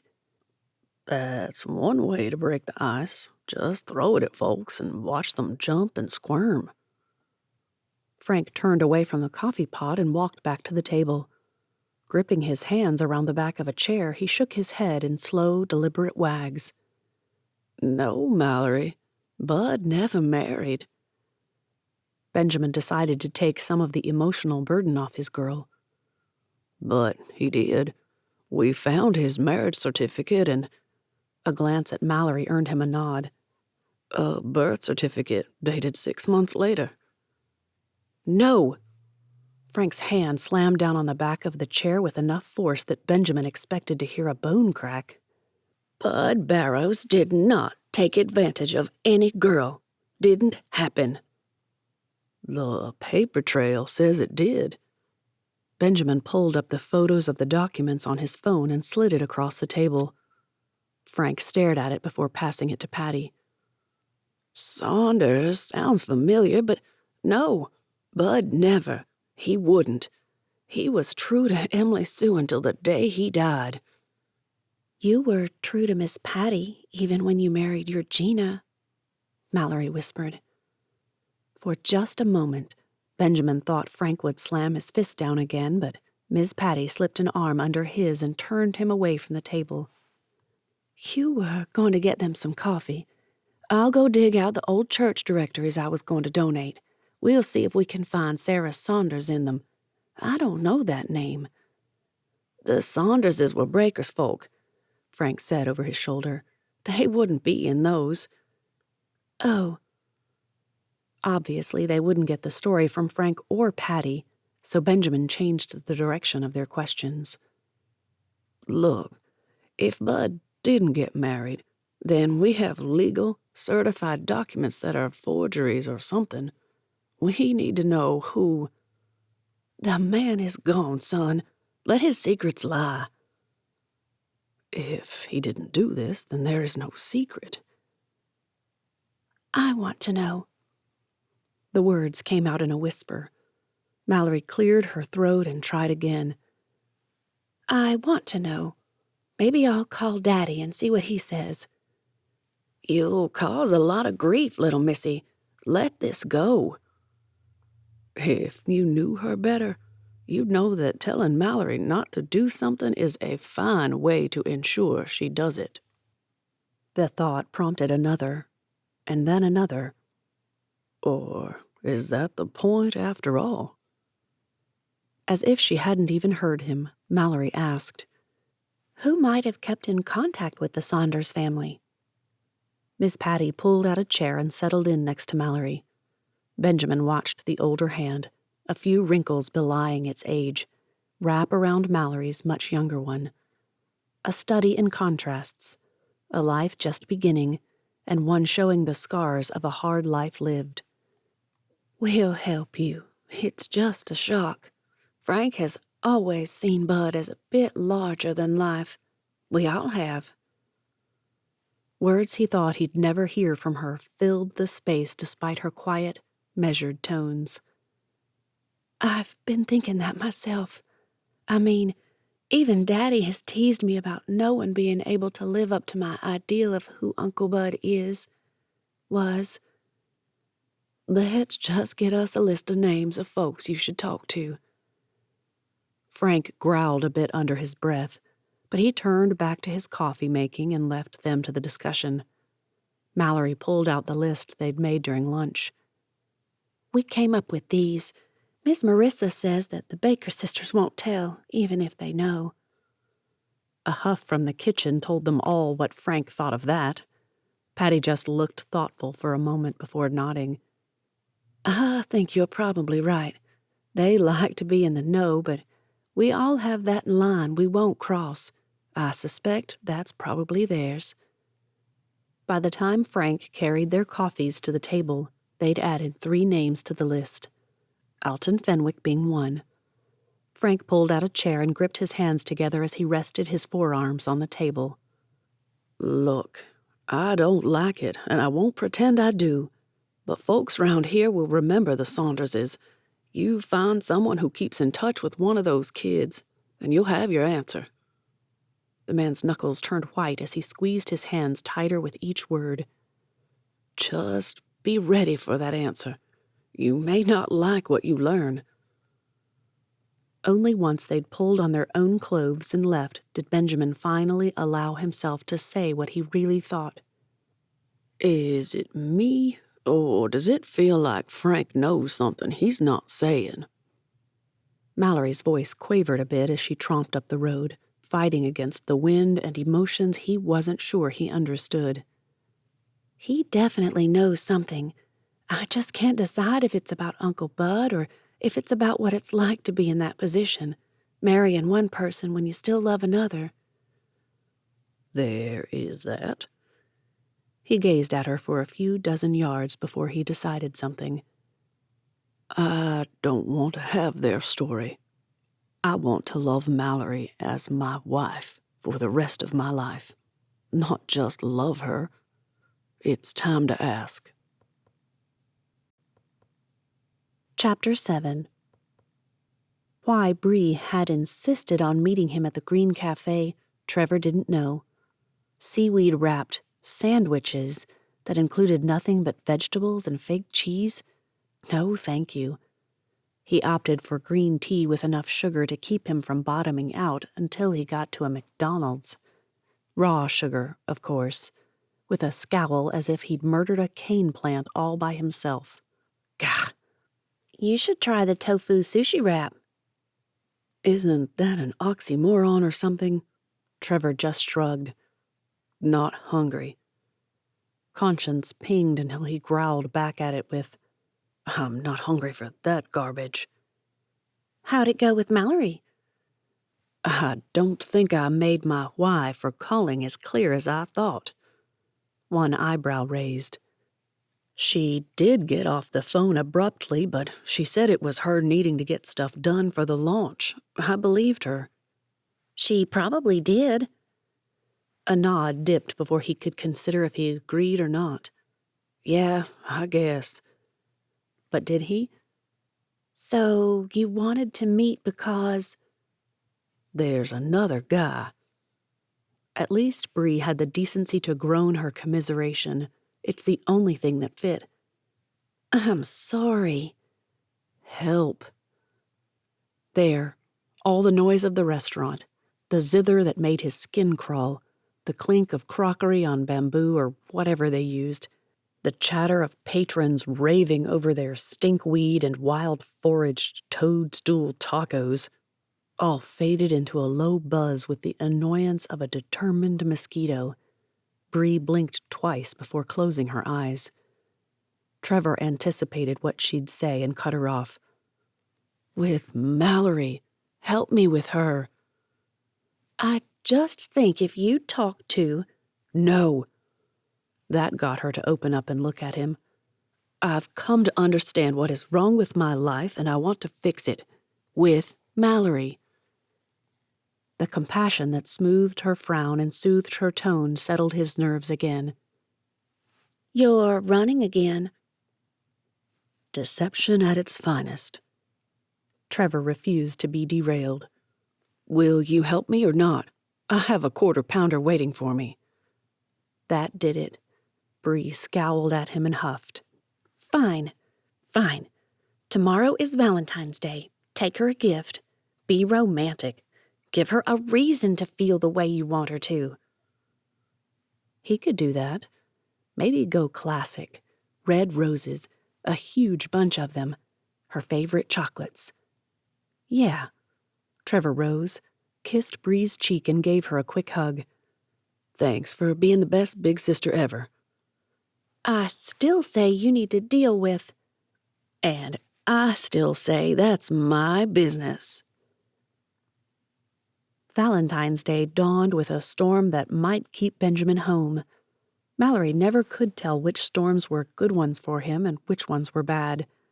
When lightning cracked overhead, she figured it was a no-go.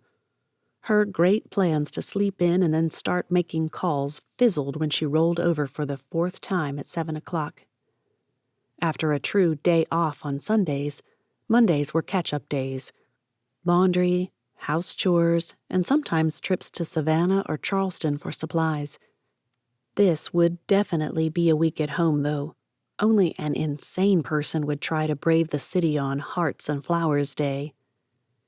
The storm prompted her thickest leggings and an oversized sweatshirt, one of Benjamin's to be exact. She cracked up when he showed up wearing it, the fish with coins in its mouth and the words, "Even Jesus told fish stories," in big block letters plastered across the front. With her hair knotted into the messiest of messy buns and secured with a neon pink scrunchie, it was time to get serious about her chores. After all, Benjamin could still remember the day and decide to do something romantic, and she'd need a shower and a blow-dry to look halfway decent for that. Jeans and towels in the washer first. This is why people buy blue or gray towels. Single people. Saves on loads. With that going, she started coffee, washed the few dishes waiting for her, and surveyed the contents of her fridge. Absolutely nothing to make a romantic dinner inside. I'll bet he's got something in that deep freeze of his. By the time she'd shoved her clothes into the dryer and started her t-shirts and leggings load, the little beach house, tiny as it was, had been dusted, swept, vacuumed, and even aired out until the wind shifted again. The clock read 8:15. I feel like Rapunzel in that movie. Shower next. Maybe even makeup. Why not? Benjamin could come. She might as well look as presentable as possible. If she took long enough, Mallory might be able to stretch out getting ready for the day until 9 o'clock. If not, devotions first. They should be first right now. That thought sent her for her Bible, her journal, and the devotional she'd been using to help her learn to trust. 5 more verses in her list of verses. Some were probably duplicates, but Mallory wrote them down every day anyway. It didn't hurt to have lists to refer to, and if they repeated, well, maybe that was because the Lord knew she needed those verses the most. One passage stood out among the rest, so she opened her Bible app and began reading it in every version it had. Isaiah 26, 3-4. You will keep in perfect peace the steadfast of mind, because he trusts in you. Trust in the Lord forever, because God, the Lord, is the rock eternal. She'd never thought of it that way before. We can trust you because you are our rock, because you are eternal. Please help me remember that. Her phone pinged. Benjamin. So, I remembered that today is Valentine's Day. I got my girl a gift, made plans to do something special with her, and I even remembered it was her day off, so we'd have the whole day together. What I didn't do was ask her if she was interested in spending the day with me. He must have been working on part 2 because that's all that came. She let 1 minute pass, 2, then she punched the call button. Hey. I'm so sorry, Bookworm. I don't know what I was thinking. Though she'd planned to tease him a bit, the true contrition she heard stopped her. Flirting was better. Definitely better. Sounds to me like someone was thinking up ways to make me feel special. Nothing wrong with that. Would he notice her dropped G's? Something about that always brought a smile to his lips. Was he grinning right now? You're too good to me, lovey. You just keep calling me lovey, and I'm putty in your hands. His laughter boomed through the airwaves, through her ears, and right down into her heart. I'd rather you be Mally, my love, in my arms, but I'll take what I can get. Mally, my love, is it? I could get used to that one. What are you up to today? Just finishing up my quiet time. Then I was going to take a shower and get fixed up in case a handsome man decided to come see me. Thought I'd make a few calls this morning, too. How about I make some of those calls while you work your magic turning the most gorgeous girl I've ever met into the most gorgeous version of herself. Then we take the ferry to Mimosa for lunch. Her heart sank. Mimosa. Oh, joy. I've got supper all planned from my place. Hope you don't mind. Just didn't think we wanted to be sandwiched in with all the tourists at night. They'll be tipsy at best on the last ferry out. Sounds absolutely perfect. And you know what? Mallory checked herself to be sure she meant it before she added, I'm glad you waited to tell me. I'd have been so nervous and unsure about what to wear or what to do that I wouldn't have gotten my stuff done this morning. This is perfect. Thunder rumbled and lightning crackled. the only things she heard for several long seconds. Honey, I don't tell you how I feel very often. Remember that book we, read? Not Persuasion. The other one. The one I found hard to get through. Her breath caught. This guy, he'd be the most delightful death of her. Emma. It was Emma. Right. That guy. Knight. Knightley. Benjamin tried again, and Mallory didn't feel bad about interrupting him one bit. He said something about how if he loved her less, he'd be able to talk about it. That's me, lovey. I'm not good with words like you are, but I love you, and I love your love of words. It took several seconds, half of which he spent asking if she was still out there before Mallory could choke out, "If I weren't in love with you already, that would have done it right there." He'd made it all the way down to his truck when Benjamin changed his mind and dashed back into the house for the gifts he'd gotten Mallory. At first, he'd planned to have it at her place at the dinner table, but if she noticed the plastic wrap off the box of chocolates, she might assume he'd put something in there, something circular, something that symbolized all the hopes he wasn't ready to risk having dashed into pieces. Yet, better to give it early when she might not be expecting something leading to a proposal. Which I can still do later if I want. And he did want, more than he was ready to admit. But he'd promised himself confession first, then proposal. And honesty required he admit that, if it was a perfect date, he wouldn't ruin it with confessions, especially such hypocritical ones. A box of chocolates and a bouquet of book-page roses, something he'd ordered at Christmas to be sure it arrived in time. Those roses would be paper mache if he didn't do something to protect them. Ziploc bags would work. With them covered and the chocolate box under his coat, he dashed for his truck again. Half a second before he pounded on her door, he remembered to remove the Ziploc bags, and immediately after that, he pulled out his phone. Hey, Siri, play My Girl. The minute the iconic opening bass notes played, Benjamin knocked. He couldn't have planned it better if he'd dragged her to the door at just the right moment by force. Mallory opened the door just as the singer began singing about sunshine on a cloudy day. Benjamin just grinned.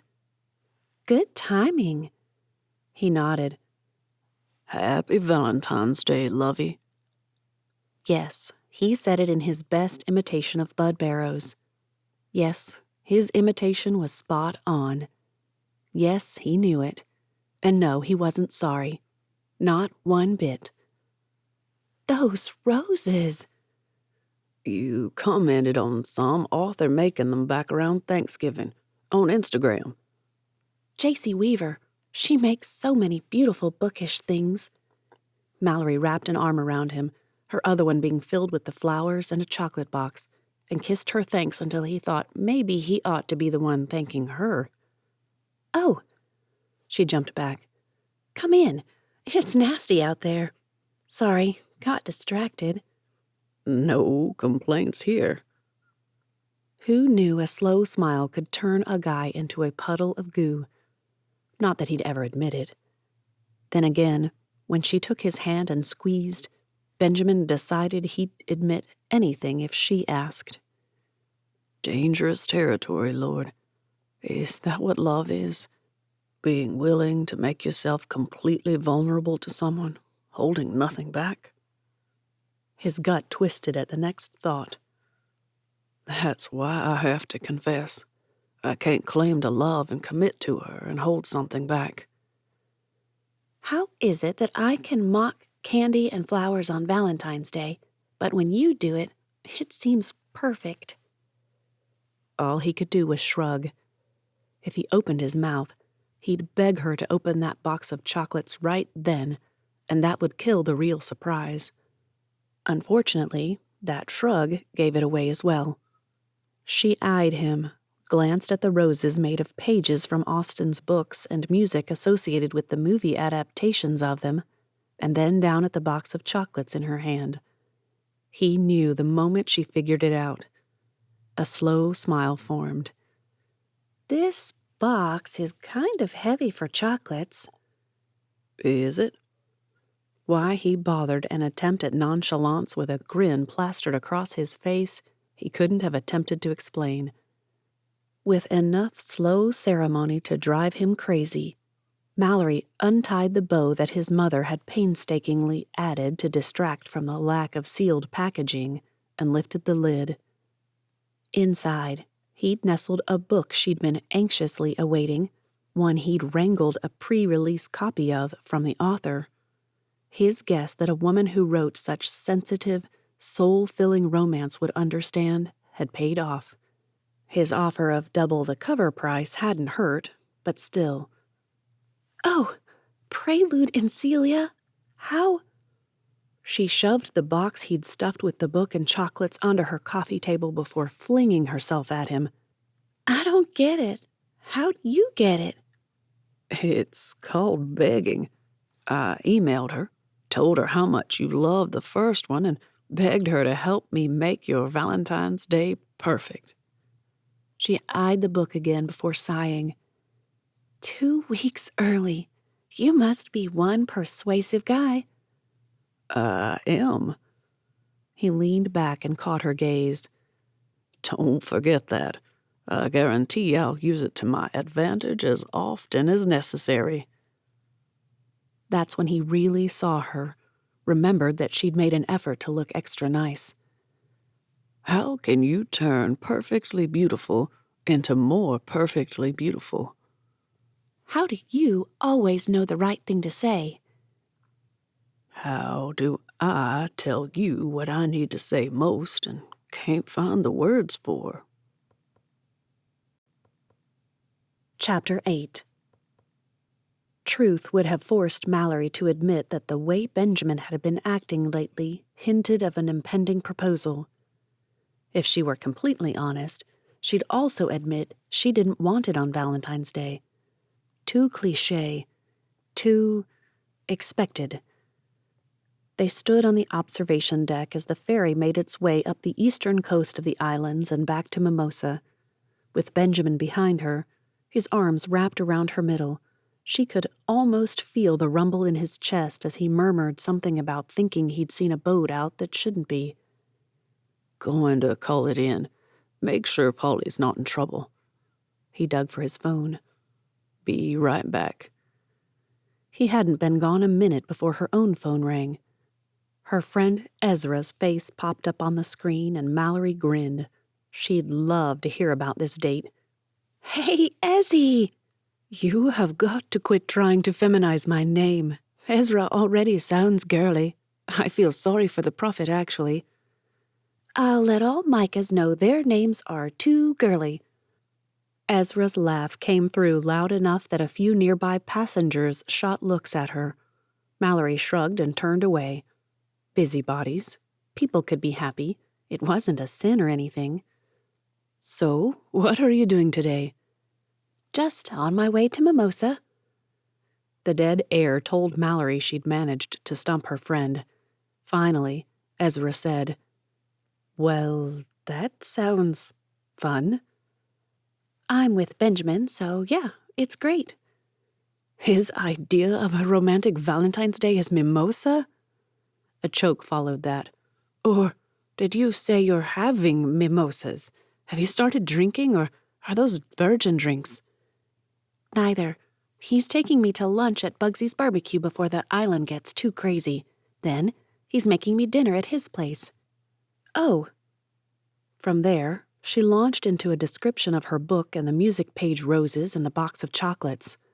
"I don't even want to think about what he had to do to get that book. I've been dying to read Prelude and Celia ever since I found out the author wrote another." "I thought that was kind of a split-time romance. How is it a series?" "From what I've seen, it's along the same split-time vein with the Bach music inspiration for the pacing of the book and the way it's layered. I can't wait to see what she does with Prelude in C after Minuet in G.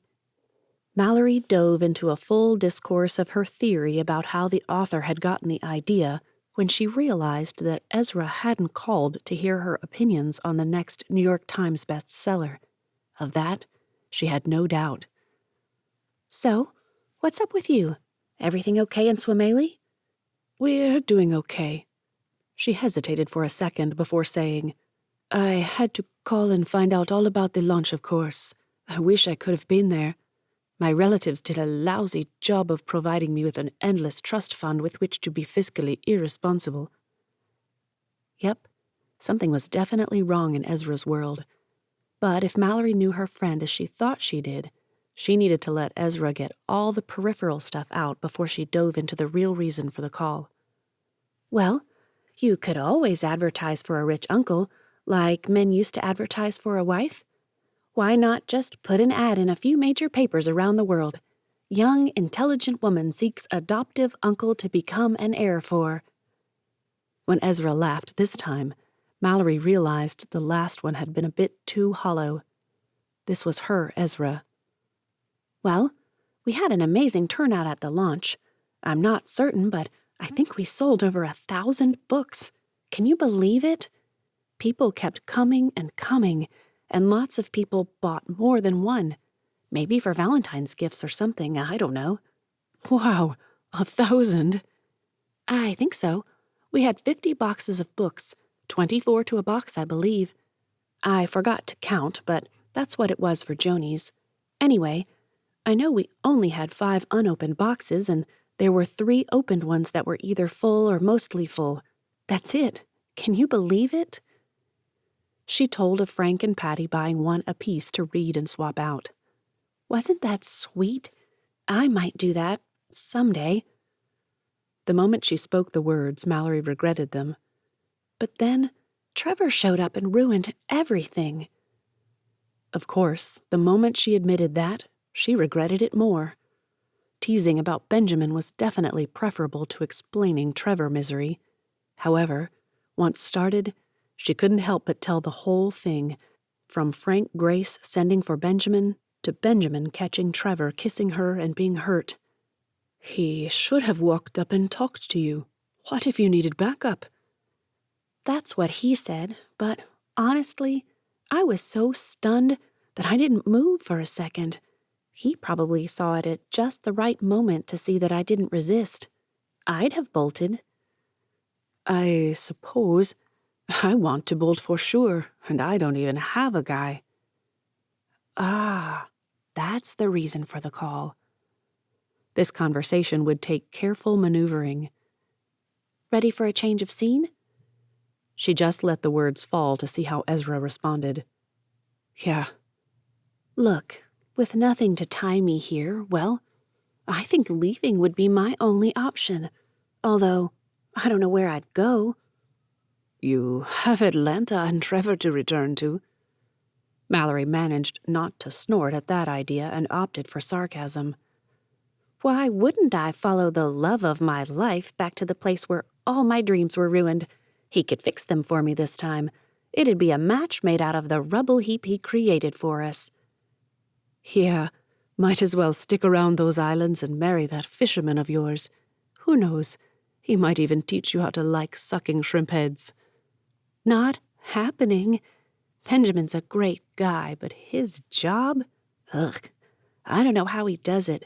Shrimp eyes, fish guts. Then it happened. Ezra choked. Mallory, I can't keep doing this. I love Daddy, but this ministry is his calling. It's sucking the life and love right out of me.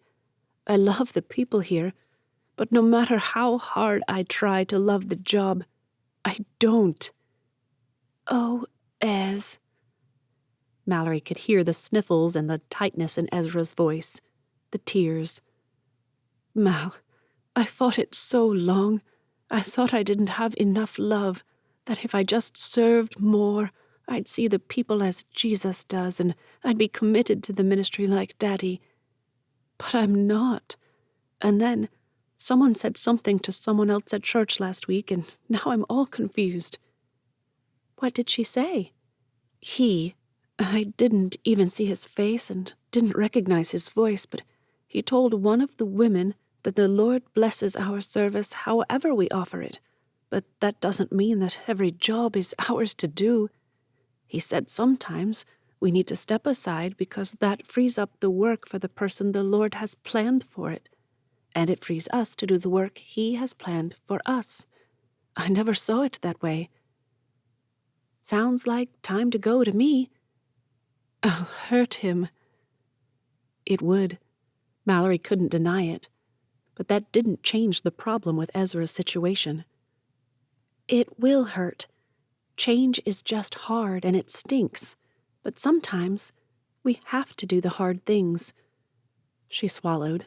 Hard, of course. Here's the thing. Waiting is only going to make it harder for him. The longer he thinks everything is okay, that nothing is going to change, the more it will hurt.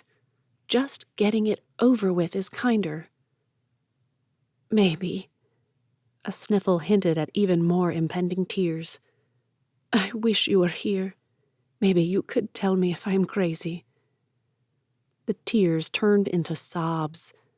Mallory stood looking out over the water as the ferry drew close to the slip at Mimosa, her own tears falling and praying for strength and wisdom for her friend. Just as they docked, Benjamin's arms slid around her once more. "Everything okay, Mally Duck?" Ezra's sob turned to choked gasps as she blurted out, "Oh, Benjamin, I forgot all about him. I'll go. Thanks, Mal. Bye." And she's gone. Benjamin eyed her and fumbled in his pocket for the silly bandana handkerchiefs he kept there, more for sweat than snot, but it would work in a pinch, and apparently she looked pinched. "It's clean." "Do I have raccoon eyes?" "Nope. A little smoky, I think they call it, but—" He grinned as she whacked his arm. "No, really. You okay?" Mallory wanted to pour out her hurt for her friend, but Ezra was always so careful of her father's ministry. Better not until she made a decision. "It's not my story to tell yet, but yes, I'm fine." "Ready for barbecue?" "Duh." She passed back the bandana. "You'll probably need this. I've seen the mess you make with ribs." They joined the throng of passengers on the way down the docks. Near the information booth, she saw Trudy and Ella Jean from Sparrow looking their way. She waved and smiled. Both women turned away with sour expressions on their faces. Benjamin noticed and frowned. "What took the sweet from their tea?" "Weird, huh?" When Benjamin said he'd made plans for Valentine's Day, he hadn't been joking. From a rose on her plate at the restaurant, something they did every year but you had to call ahead to reserve one, to peppering the conversation with quotes from books they'd read together, to the water taxi ride around Sky Island and back down to Breakers, he hadn't missed a thing. Well, except the pouring rain. The weather hadn't been expected to get bad until after midnight but had started 36 hours early. So, when they arrived at his house after their shivery jaunt around the islands, Benjamin offered to go to her house and get her a change of clothes, or to give her his oversized sweatpants and long-sleeved tee. "It's up to you." "The chance to steal another one of your sweatshirts? I want that, since you're offering." He eyed her for a moment before shrugging. "I believe I offered a tea, but you go find whatever you want, and I'll get started on the salmon." "Change first. I don't want to be responsible for you getting sick." She leaned close and kissed his cheek. "That could mean a whole week of no kissing you. Torture." "Yes, ma'am." He winked. "But first, I have to dash out and get something. Be right back." The way he said it, if she didn't know better, she'd swear he watched that old movie with Tom Drake as a soldier who kept saying it like that. Fastest way to a girl's heart. A nice drawl speaking sweet nothings. Oh, yeah, she'd lost her mind and heart, along with her G's. This time, she appropriated a Kingdom Creek sweatshirt which she might or might not return, and a pair of sweatpants that, despite rolling up and even tying off with twine, persisted in slipping down over her feet and attempting to trip her with every step. When she ended up tripping right into Benjamin's arms as he emerged from the bathroom in his own warmer clothes, everything shifted. Dear heart. You read the Winwood books. Yeah? Make sure you take those home and wear them whenever we're together, okay? His arms tightened around her waist as he pressed his cheek to her hair. I could get used to this. If she hadn't been laughing so hard, Mallory would most definitely have smacked him one. I'll do you one better, she managed to say between wheezes. I'll just pretend I did. Benjamin steered her to the beat-up old couch he desperately needed to replace. On the seat was the box of chocolates she'd left back at her house. You went to get it? Ignoring the question, Benjamin pointed to the fuzzy throw she loved so much and the box of book and chocolates. You read. I'll get you a cup of hot tea or coffee. Tea. Good guess. Feels perfect for right now. Mallory hesitated before sitting. But I'd be happy to help. Make a salad or... She didn't bother continuing. He had that look he got when he had an idea and wouldn't be budged from it. Sit. Got it. Love you. Something Lila had taught her appeared just in time. She made sure she caught his gaze before saying with all the purpose and sincerity she could infuse into each word, "And I love you." The tea arrived just as Mallory finished a blessedly short prologue, an unnecessary one, too, as most prologues are. Benjamin hunkered down on his heels and settled his hands on her knee. Listen, lovey, I don't want to interrupt your reading, and I know I need to get that salmon in the pan, but I've got something I have to tell you. He dropped his gaze and her heart skipped a beat. Oh, my. Who knew a Valentine's proposal could be amazing instead of cliché? His fingers played with hers as he swallowed, took deep gulps of air, deep enough she feared he'd hyperventilate, and swallowed again. You know how amazing I think you are. You have to. Playing coy wouldn't work, no matter how much she might just want to hear it again. This was Benjamin, and she shouldn't make putting himself out there harder than it already was. She'd already put that kind of pressure on one man. She did not want to lose this one. He's 10 times the guy Trevor is at his best, and Trevor's not a bad guy, just not the one for me. She'd taken to saying that to herself a lot lately. It had almost eradicated the bitterness she'd carried. So, with that thought in mind, she squeezed back and whispered, I know. I do. I do. Funny choice of words there. Elvis's "Mama liked the roses" broke the moment. Benjamin winced and reached back to pull out his phone. He'd have turned it off, but Mallory nudged him. It's your mama. Just see what she needs. He kissed her forehead and hopped up. Hey, Mama, what's up? A few seconds passed before he added, Just about to cook supper for Mallory. The salmon, yeah? Was it her imagination or did he wince before saying, Was just about to when you called. A few more seconds passed. Maybe she shouldn't have kept watching, but like driving past a horrific accident, she almost couldn't help herself. The guy looked shocked, hurt, both. Chapter 9. Mallory's moving. She's leaving here. She's trying to figure out how to tell you. Benjamin shot a look at Mallory and would have shaken his head, but his mother went on. I didn't want to tell you this, not today, but I knew you were planning on telling her about your... She broke off. Anyway, Maybe ask her about our future plans before you bare your soul unnecessarily." He would have argued again, but his mother's next words stabbed him in the gut. "She was on the phone on the ferry today. Ella Jean overheard her tell someone that she can't stand your job. She finds it disgusting. She also said leaving now is kinder and she'd find you a wife so it wouldn't be so hard to lose her." Up until those words, he hadn't believed it, but it sounded just like Mallory, always ready to try to make people feel better. She even had good things to say about that idiot Trevor. "Gotta go, Ma. I'll call you later." "Wait. Ma."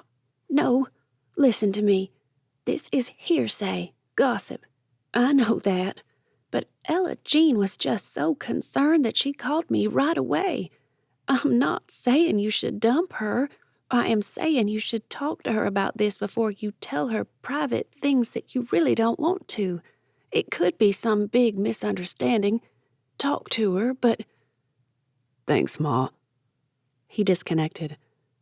"I'll talk after I've prayed about this.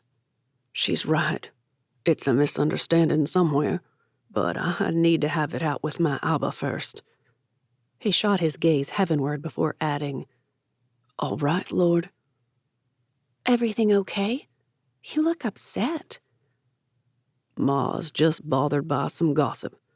I'll pray about it and see what can be done. Better get on that fish." After staring at him for a moment, Mallory nodded. "Okay. Sure you don't want help?" He shook his head and tried to keep his voice from cracking as he said, "This was the plan. You have time to start on that book while I make supper." He dropped his voice in imitation of one of Bud's favorite sayings. "Don't stomp on my gift, sugar. You'll crush the bow." A lock of hair near her temple had dried enough to frizz. It bobbed as she nodded and squealed. "Oh, that has to go in his book. I forgot about that one." "Read. I'll let you know when you have to come back to reality." He just pulled out his cast-iron skillet when he felt arms sneak around his waist.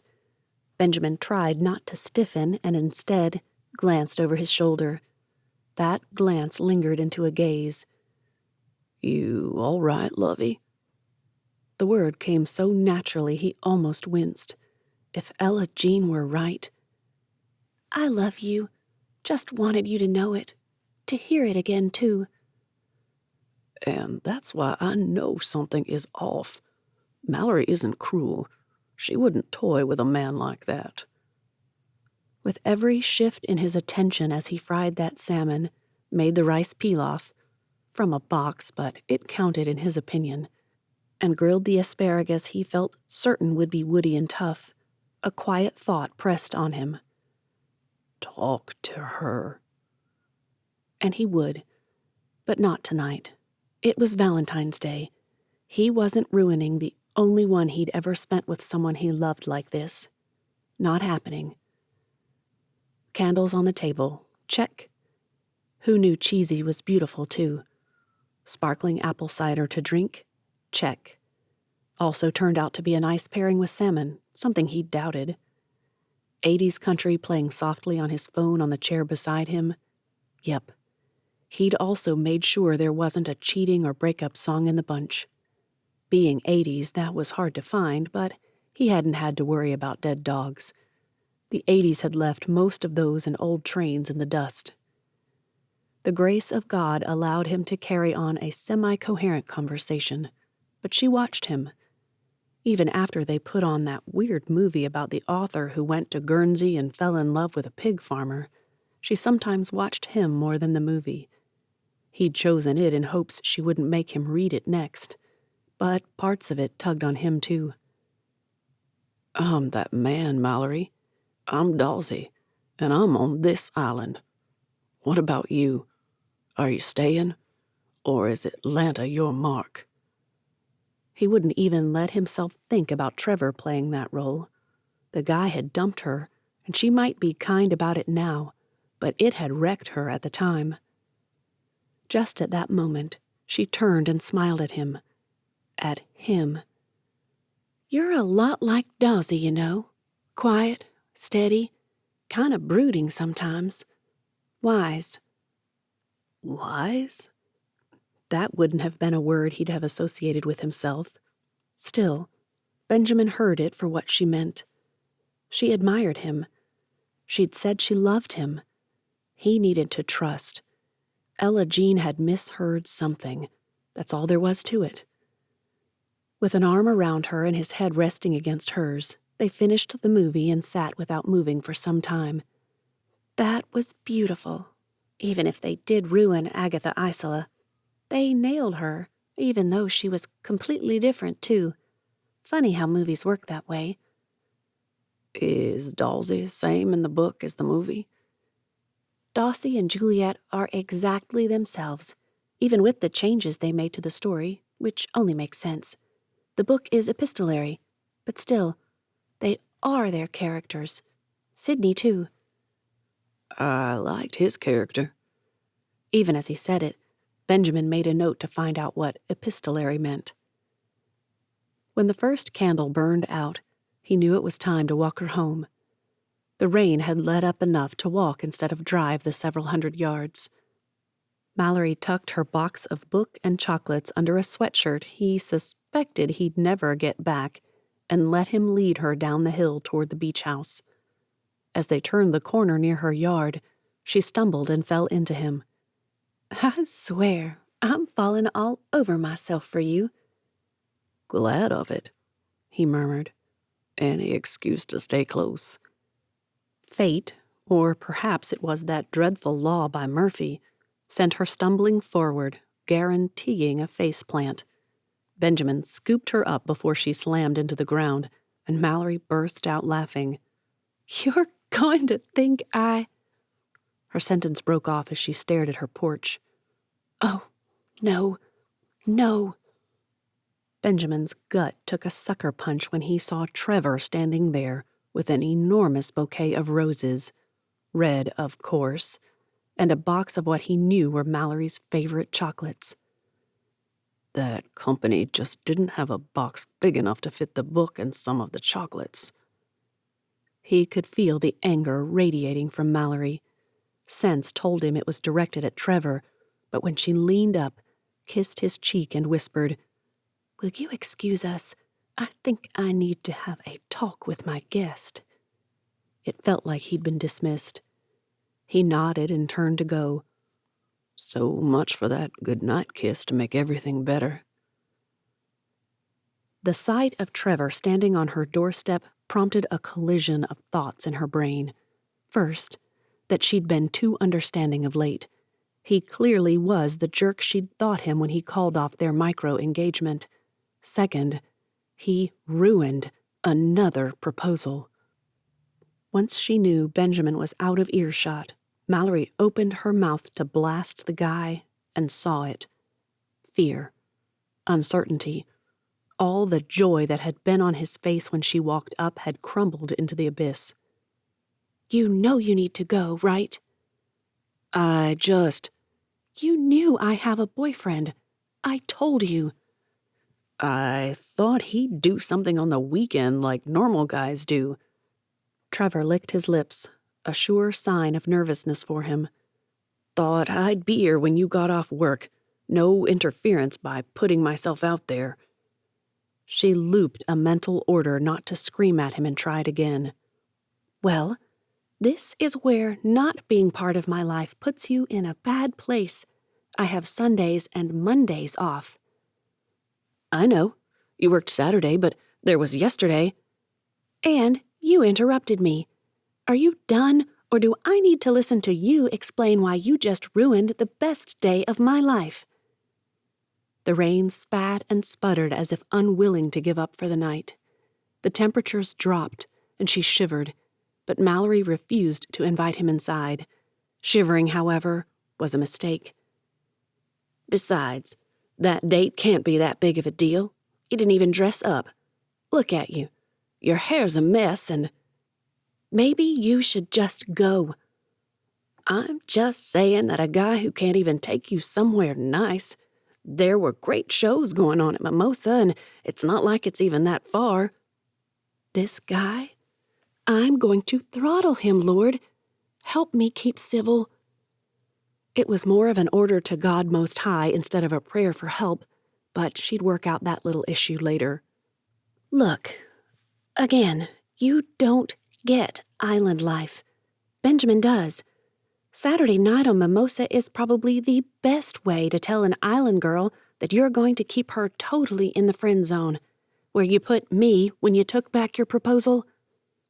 She let those words settle before adding, Or did you forget that part? I made a mistake. Yes? Her tone gentled at the genuine contrition she saw in his eyes. You did. By thinking it was okay to come here and try to push out Benjamin just because you decided you were ready to settle down now. If you just give me... This time, Trevor broke off his own speech and stepped back. Actually, he nearly fell off the porch, and Mallory had to jerk him back up to keep him from breaking something, even if it was just her potted palm. Thanks. You're right. I blew it. Had she not preempted him, he would have left the roses and chocolate on her porch chair, but she couldn't have that. Sorry, Trevor. I hate to see the wasted money, but you need to take those with you. I've given you no reason to suppose they'd be welcome. This one's on you. I really do hope you find someone. The right someone. She's just not me. Can I call? What for? To his credit, he didn't try to answer. He just walked off toward Jacoby Road, probably toward the ferry. You'd better hurry because the water taxis are probably busy with Mimosa traffic. Inside, Mallory pulled the book and chocolate box from under her sweatshirt and set it on the table next to her bouquet of paper roses. The shop gal said you can blow the dust out with canned air to clean them. Had he asked, or had it been volunteered? She could see both. That thought prompted her to whip out her phone and send Benjamin a text, picking up where they'd left off. Not likely. Ending better than they had. Totally doable. Trevor's gone. I think he's finally gotten the message. Sorry he messed up our evening. I wasn't ready to say goodnight. Mallory stared at the text message, second-guessing every word until sanity returned and she hit send. Okay, that was pathetic, Lord. And about that demand wrapped in a prayer shawl. Sorry. Her phone buzzed, still on silent. Mallory pulled it out, heading for the door to meet him halfway when she read the text.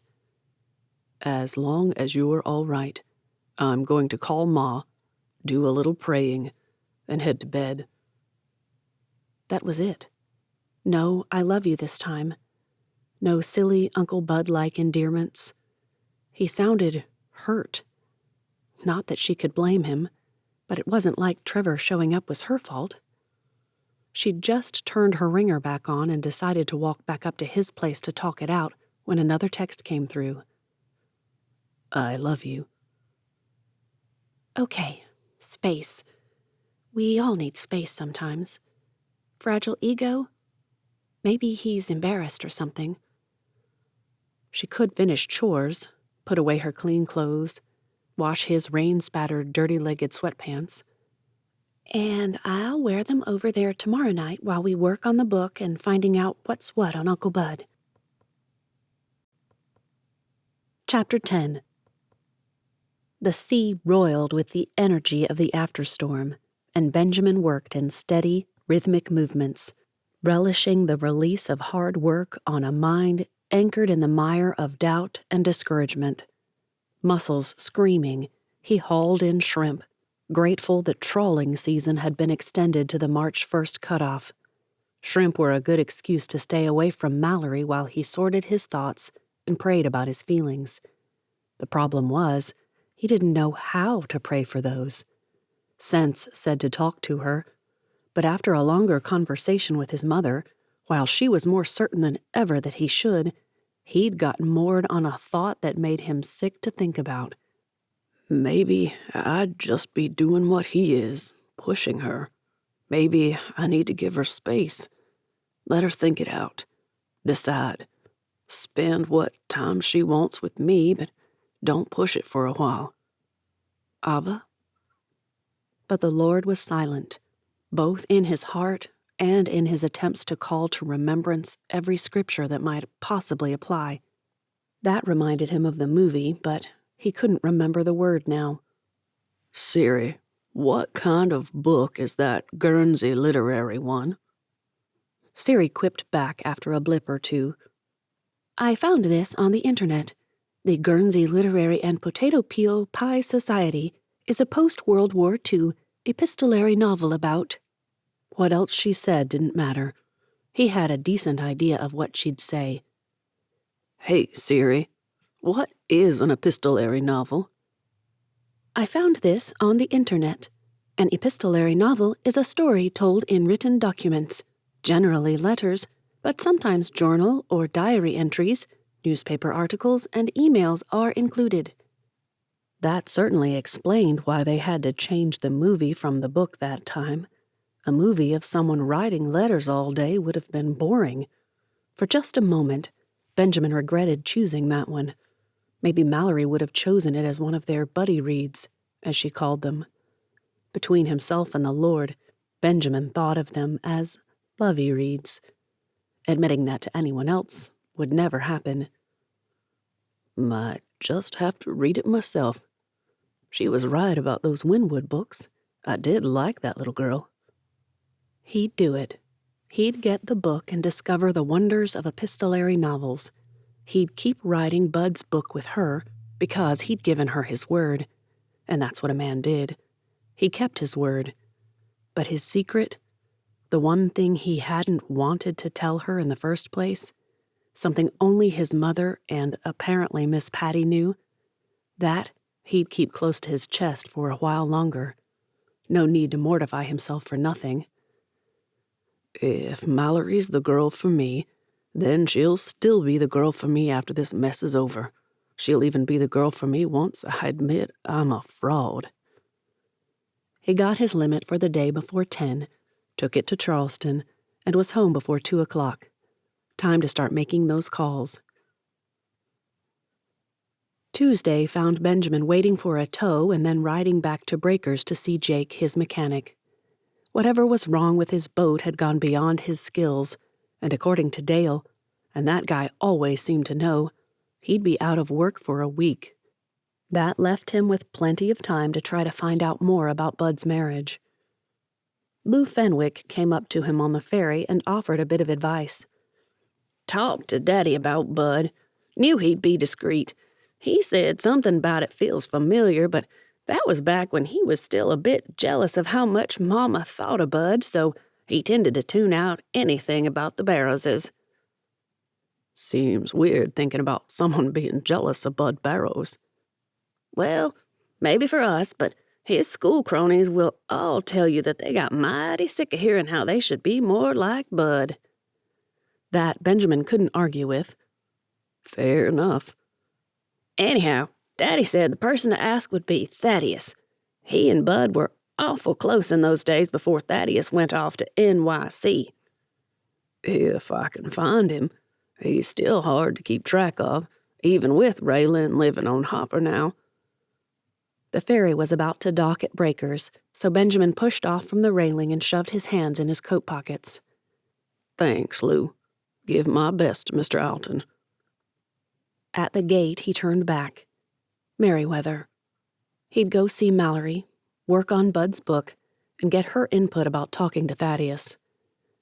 And if I get a good feeling for how she's doing, well... That prayer time he'd promised himself and hadn't taken pressed in on him as the ferry unloaded the 2 Breakers cars and took on 3 passengers. The only answers to his, "What do I do, Lord?" came in the form of 1 Corinthians 13 and Matthew 18. Matthew was simple enough. If he had a problem, he needed to talk to her about it rather than make assumptions or decisions based on others' observations. And he would. 1 Corinthians, however, that was a bit harder. Did he need to show love by being patient, kind, by not trying to ensure what he wanted was foremost in his mind?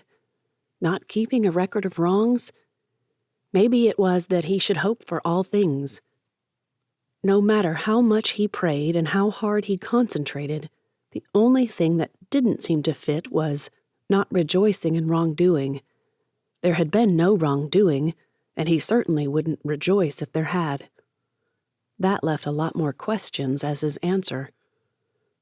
A line waited at the door of the book barrow. 8 people, no less, when Benjamin finally strolled up Captain's Walk toward Mallory's truck. As he stood there staring, 5 more lined up, and he realized it must have to do with Lila's book. She's probably going a bit crazy in there. Can take 2 more, Mallory called out as a couple left from the back of the store. Benjamin vaulted the back steps, squeezed past a couple of browsing customers, and nudged her as she backed into her space by the espresso machine. I'll take the tablet back there and handle the money for you. You made coffee. Benjamin. She flung an arm around him and kissed his cheek. You're the best. She grinned at 2 women who'd just entered. My boyfriend to the rescue. I can allow another person or 2 in now. Well, she still considers me her boyfriend. That's good, isn't it?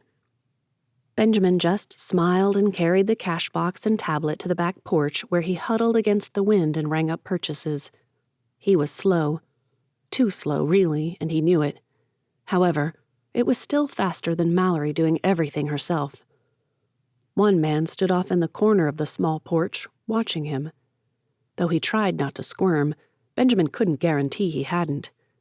One by one, customers arrived with coffee, tea, or hot chocolate in hand, and he took their cards and occasionally their cash. Most had a copy of Lila's book as well. One woman blushed at her stack of 5 books until a man sidled up to her and shoved 6 more at him. Sorry, I've been looking for all but one of these, and they're used. The woman rolled her eyes. If your TBR topples into your head, I'm not calling the ambulance. I'll call if they crash on yours, though. He stood on tiptoe and kissed the forehead of his much taller. Benjamin looked at their hands. Girlfriend?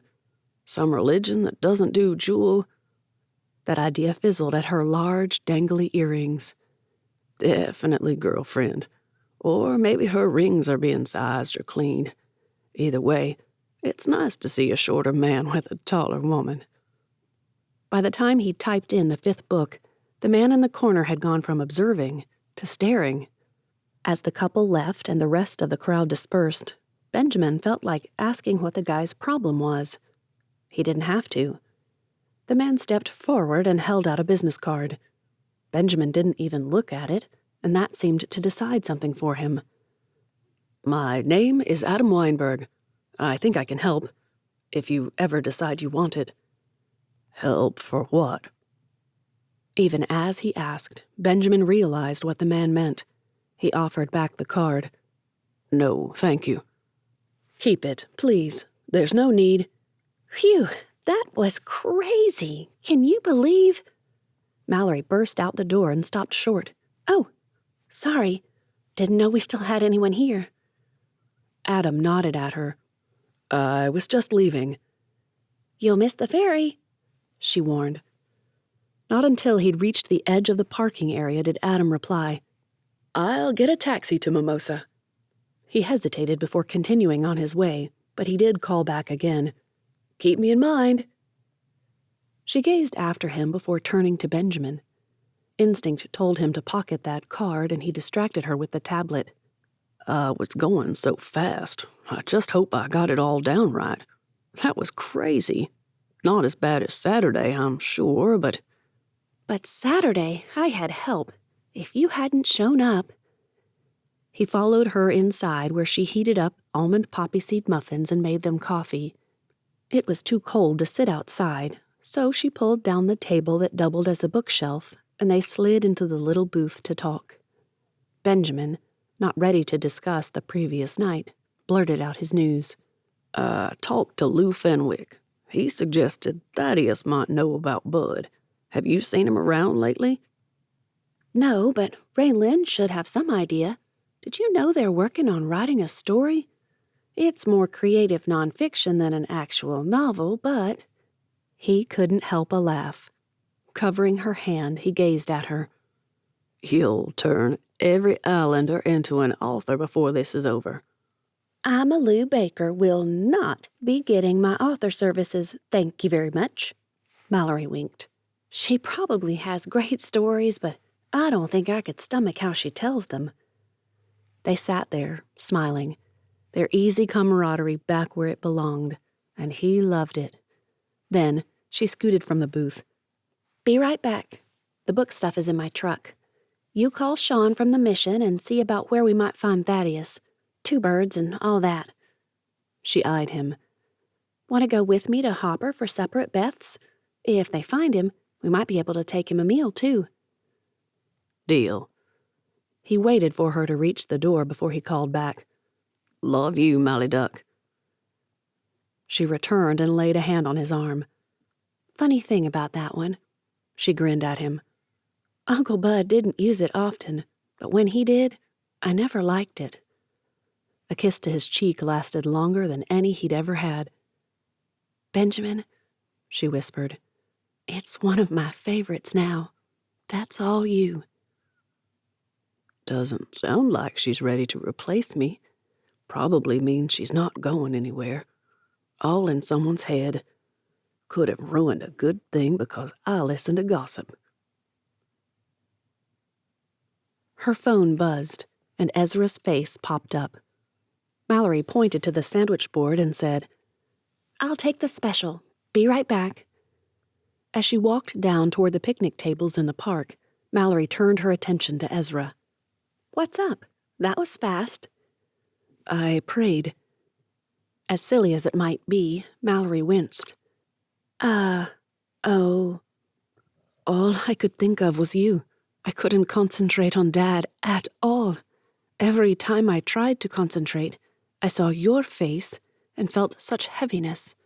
Are you okay? What kind of ridiculous question was that? She'd never been better, and if things hadn't gotten messed up last night, she might have had the Valentine's Day gift of a lifetime. Conscience struck that idea down.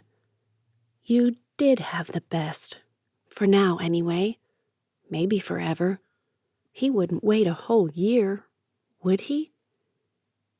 Mallory, what happened? She opened her mouth to say nothing, but instead heard herself blurt out, Trevor ruined Valentine's Day. He showed up just as Benjamin was walking me home and just about ruined everything. Oh. The sympathetic, I'm sorry, and what a jerk, she'd expected never materialized. Instead, over the screeches of soaring gulls and a fairy horn, she thought she heard, Seems odd to be so burdened about something so inconsequential. Inconsequential? This is my heart we're talking about. Then again, Ezra didn't know that. Through the phone, drums, some sort of stringed instrument, and a rattling sound grew louder and faded, striking an odd longing in her. Why am I always drawn to different cultures when we have such varied ones here already? Mallory! What? A huff, followed by a few murmurs to someone, prompted frustration again. Why get all worked up if... Sorry, Mal. Gotta go. One of the kids just got hurt. Pray. It's bad, and I'll keep praying for you. She'd have hung up, but Ezra stopped her. Oh, I guess they're going to wrap it up first. Okay, here's the deal. God wanted me to pray for you, so whatever is going on, pray about it. I'd kind of like to get back to my selfish prayers about my own personal issues, if you don't mind. You just want to quit everything and start over somewhere new. I do, Ezra admitted. Meanwhile, God has my prayers focused on you, so you might want to start listening to Him. The phone disconnected. Mallory stopped short and spun in place, ready to return to the food truck before plowing into Benjamin. Oh, hey. There's 2 specials. Beth wants to know which one you want. He tugged her arm. Come on, they're waiting. I don't know. I thought I saw the pork bomb. What's the other? He blinked at her, rubbed his neck, and shrugged. Don't know. Let's go see. Oh, and I got a call from Frank. He found out there's a Saunders living on Tybee. Thinks it's one of the kids from Breakers. Perfect. Supper with Benjamin, whenever she figured out what the special was, Thaddeus as a lead on Uncle Bud, another lead in the form of a Saunders, and more work on Uncle Bud's exhausting but uplifting book. All right, Lord, I admit it. Doing this book was a good idea. Chapter 11. A call came in at 4 o'clock on Thursday morning asking for help. Can't get her going. Think you can give me a hand? What else was there for him to do? According to the mechanic, his boat wouldn't be ready before Monday at the earliest. Sure. Be right down. Want to go out with us today? I could use a good hand, and standard wage is better than nothing. Benjamin had started to say no, but if he were planning marriage, he needed to think longer term than this year's accounts. He'd have to start saving up for a honeymoon, anniversaries and cribs, braces, ballet lessons and tutors. His throat constricted at the enormous blessing and responsibility that came when love entered the picture. Sure. Thanks. I'll be right down. The suspicions that had formed as he dressed and hurried down to the docks in the cool morning air were confirmed when the big mechanical conundrum had turned out to be a wire that had come loose from its connection.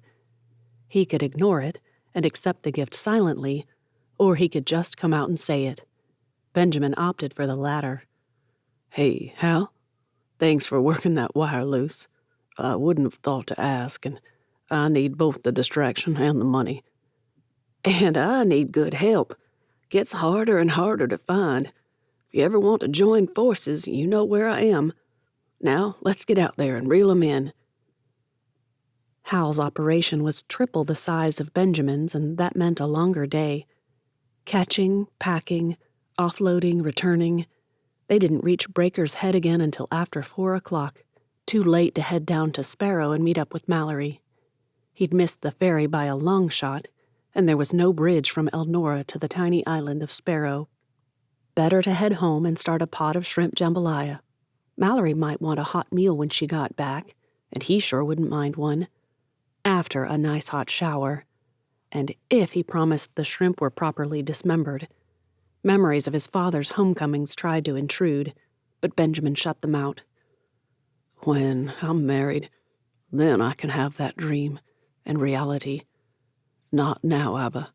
Don't let me think about it now. A man waiting on the docks promised an unwelcome delay. He might have only seen the guy twice, but Benjamin wasn't likely to forget the face of the guy who had ruined his Valentine's Day, or rather, night. Pretending not to recognize him was probably out of the question, so Benjamin decided on forthrightness. You're back. I came to talk to you. Bernie the Pelican swooped overhead and landed on a nearby post, as if posing for a postcard. Does Mallory know you're here? The guy didn't have to answer. Trevor's face showed it all. And you think it's a good idea to talk to me without her knowledge? Trevor, standing there in his expensive attempt at rugged casual, just shrugged. She might not like it, but sometimes we do what's best for people regardless of what they think of it. That sounded either incredibly arrogant or ominous. Benjamin clung to the hope of the former. Yeah? Can we talk? Though that's what we were doing. The guy shot a look behind Benjamin. Somewhere less public. A glance over his shoulder showed Hal and his crew watching him. Benjamin shrugged and started walking. He'd have to do this, but the question had shifted to whether he made Trevor wait for him to take a shower, or he kept himself reeking of the day's catch to keep the conversation brief. Come on, then. His boots clomping on the old board planks of the docks didn't hold the same warm, comforting sound they usually did. Gulls cried overhead. He was sure of it, but Benjamin didn't hear them. Somewhere, a child squealed. Waves crashed against the breakers as wind rustled through the loblollies. Unease rippled in his heart. As usual, they came up through the back way and Benjamin sent Trevor inside. Gotta pull off my work clothes out here. Only now did he see the man's nose wrinkle. Don't know how you stand it, man. Honest work, fishing. He'd heard it all his life, and he believed it. Saying it wasn't for Trevor's benefit. It was for his. True, I suppose, but why anyone would want to do it? Maybe he shouldn't have taken the bait, but Benjamin couldn't resist. Next time you order salmon, shrimp, grouper, whatever you like, just remember what you said and be glad someone, somewhere, didn't agree. With that, he closed the door behind Trevor and began stripping into his in-between clothes. When he had the money saved, he'd put the porch shower up. His parents may not have minded his dad walking through the house and filling it with the odors of the fishing boat, but it had always lingered too long for Benjamin's taste. Wearing sweats and a t-shirt, Benjamin closed his eyes, whispered a prayer for strength and wisdom, and stepped into the house. He found Trevor examining the new cabinets. Doing some reno work, eh? This is good quality stuff. Wouldn't have thought fishing could pay for custom cabinets this nice. Is that what you get with a degree and success? A master's in rudeness? No thanks. He considered telling the man to leave, but a guy like Trevor wouldn't be likely to stay gone, not until whatever this was ended. A friend and I are making them. Surprise and, was it disappointment? Something else flashed in Trevor's eyes before he ran one hand over the face of the pantry door. Nice work. Can I be blunt? Everything shifted as Trevor turned his gaze on Benjamin. Please do. What are you doing here? Asking you to back away from Mallory. Well, he gives as good as he gets. Benjamin nodded acknowledgement of the request and raised it one. So that you can come back and break her heart again? I don't think so. Well, at least you know you're a rebound, Johnny. Benjamin stared at him for a moment before laughing. Over 3 years later? Rebound, sure. The guy didn't flinch. Bet she didn't let you all the way in. She knew I just needed time. After a look from Benjamin, Trevor tried to explain. I know people think I'm commitment phobic, but I'm not. Not really. It's just a lot of responsibility, taking care of a wife and family. The Bible says not taking care of them is worse than being an infidel. That verse had always meant so much to his grandfather. How many times had Papa Ben said, Benjamin, the good book says that a man who doesn't provide for his family has denied his faith. That's a serious charge, my boy. When you have a family, you be sure to take care of them to the best of your ability. It's a fine way to live your faith. The words hadn't meant much to him then. They hadn't meant much even after his own father died and he'd taken over the business completely. But when he met a certain brown-eyed, frizzy blonde-haired girl with a smile that kept him awake nights, they'd begun to mean everything. He'd listened to both books of Timothy on his Bible app as he worked. Over and over, week after week, some sections he could recite now. He wouldn't engage. Couldn't. Just let the man say his piece and then say the logical thing. This isn't my decision. This is Mallory's choice. I want what's best for her. Did Benjamin think Mallory would choose him? Yes. Was that arrogant? He didn't think so. Trevor had broken an engagement the night of the proposal. She'd ordered him to leave on Valentine's night, and she'd made it clear last night. She chose him. Has she told you about her fear of boats? That threw him. Fear of boats? She'd ridden in the water taxis all her life, rode the ferry. They'd even planned a date on his boat. Mallory had been excited. And then, the date had been interrupted. No date. No boat. Maybe it had been more than Ezra's crisis or whatever it had been. What had it been? Now he couldn't remember. I see she didn't. That rankled. She's never shown any evidence of it. She's always been comfortable on boats round here. Trevor's expression, unreadable, right up to the moment it shifted to, what was it? Pity? So, she's been out on your boat with you, huh? Good for her. Though he tried, Benjamin knew he hadn't managed to hide his wince. He had to give Trevor props for not gloating or going in for an emotional kill. The guy just smiled and said, You do know she won't last long in the book business. At Benjamin's growl of protest, he shook his head. Really? Hey, I know the business. I'm in marketing too. Different aspect. I'm graphic design to her ad agent, but still. She left that job. To take care of a dying uncle, an uncle who is no longer here. She's living out his dream for her for a bit. That's just like her. But do you really want her to spend her life doing what she doesn't love for a man she loves, but who would want her to have her dream if he knew it? It might have been emotions, or perhaps Trevor was just that bad at communicating, but Benjamin didn't have a clue as to what the guy was talking about. He pulled a bell pepper and celery from the fridge and set them on the counter. As he unwrapped the aluminum foil around the celery, he formulated a response. I guess I gave Mallory credit for knowing that. She's not a foolish woman. Trevor might have protested, but Benjamin looked up as he reached for his chopping knife. And she's never mentioned wanting an ad agency. Despite his attempt to pulverize the veggies into tiny pieces with as much noise as possible, Trevor's response came loud and clear. That makes me wonder why she hasn't shared her heart with you. I know you think I was talking about me with my conclusions of Rebound, but I wasn't. Benjamin's heart clenched. I was talking about her uncle. Grief rebound is a thing. The guy's voice softened a bit, as if talking to an injured dog, not an inapt apology. I've been talking with you for 15 minutes, and I can already see that you remind her of him. I never met the guy, and you remind me of all she said about him. Those words nearly made Benjamin take off the tip of a finger. He managed to slide the knife sideways at the last second and only scrape off the top layer. A sidelong glance showed Trevor inspecting a cabinet door. Benjamin picked up the tiny piece of skin and tossed it before pushing everything off the cutting board and into a pan.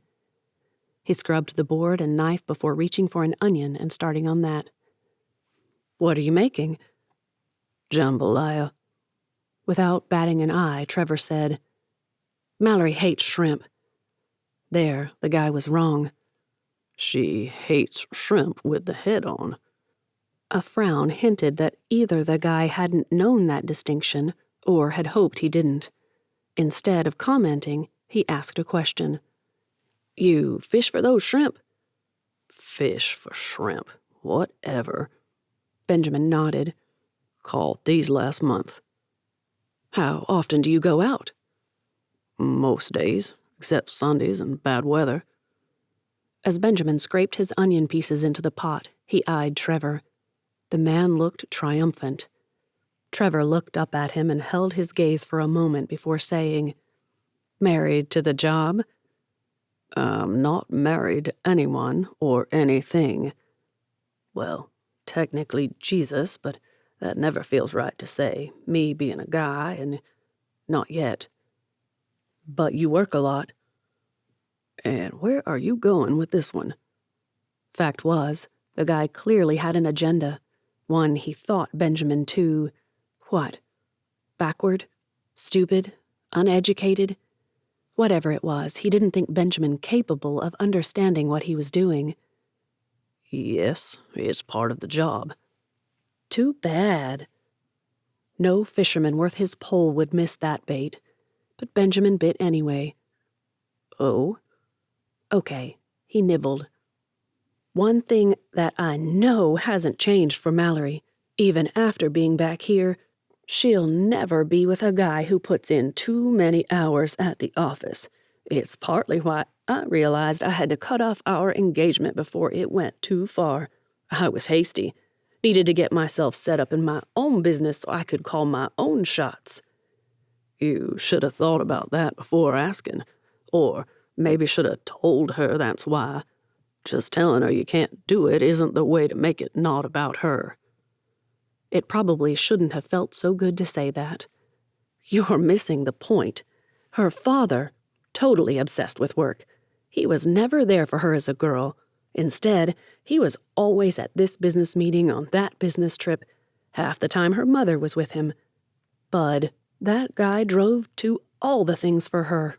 But her dad? Nope. And your point? She won't marry someone who is a workaholic.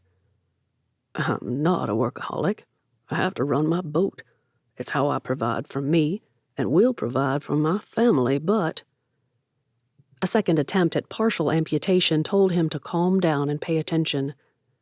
There's a difference between being obsessed with work and being committed to providing.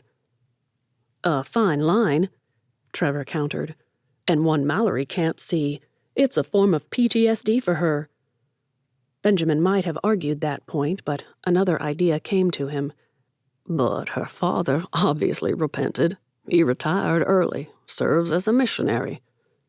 And how many times has he been here to visit her?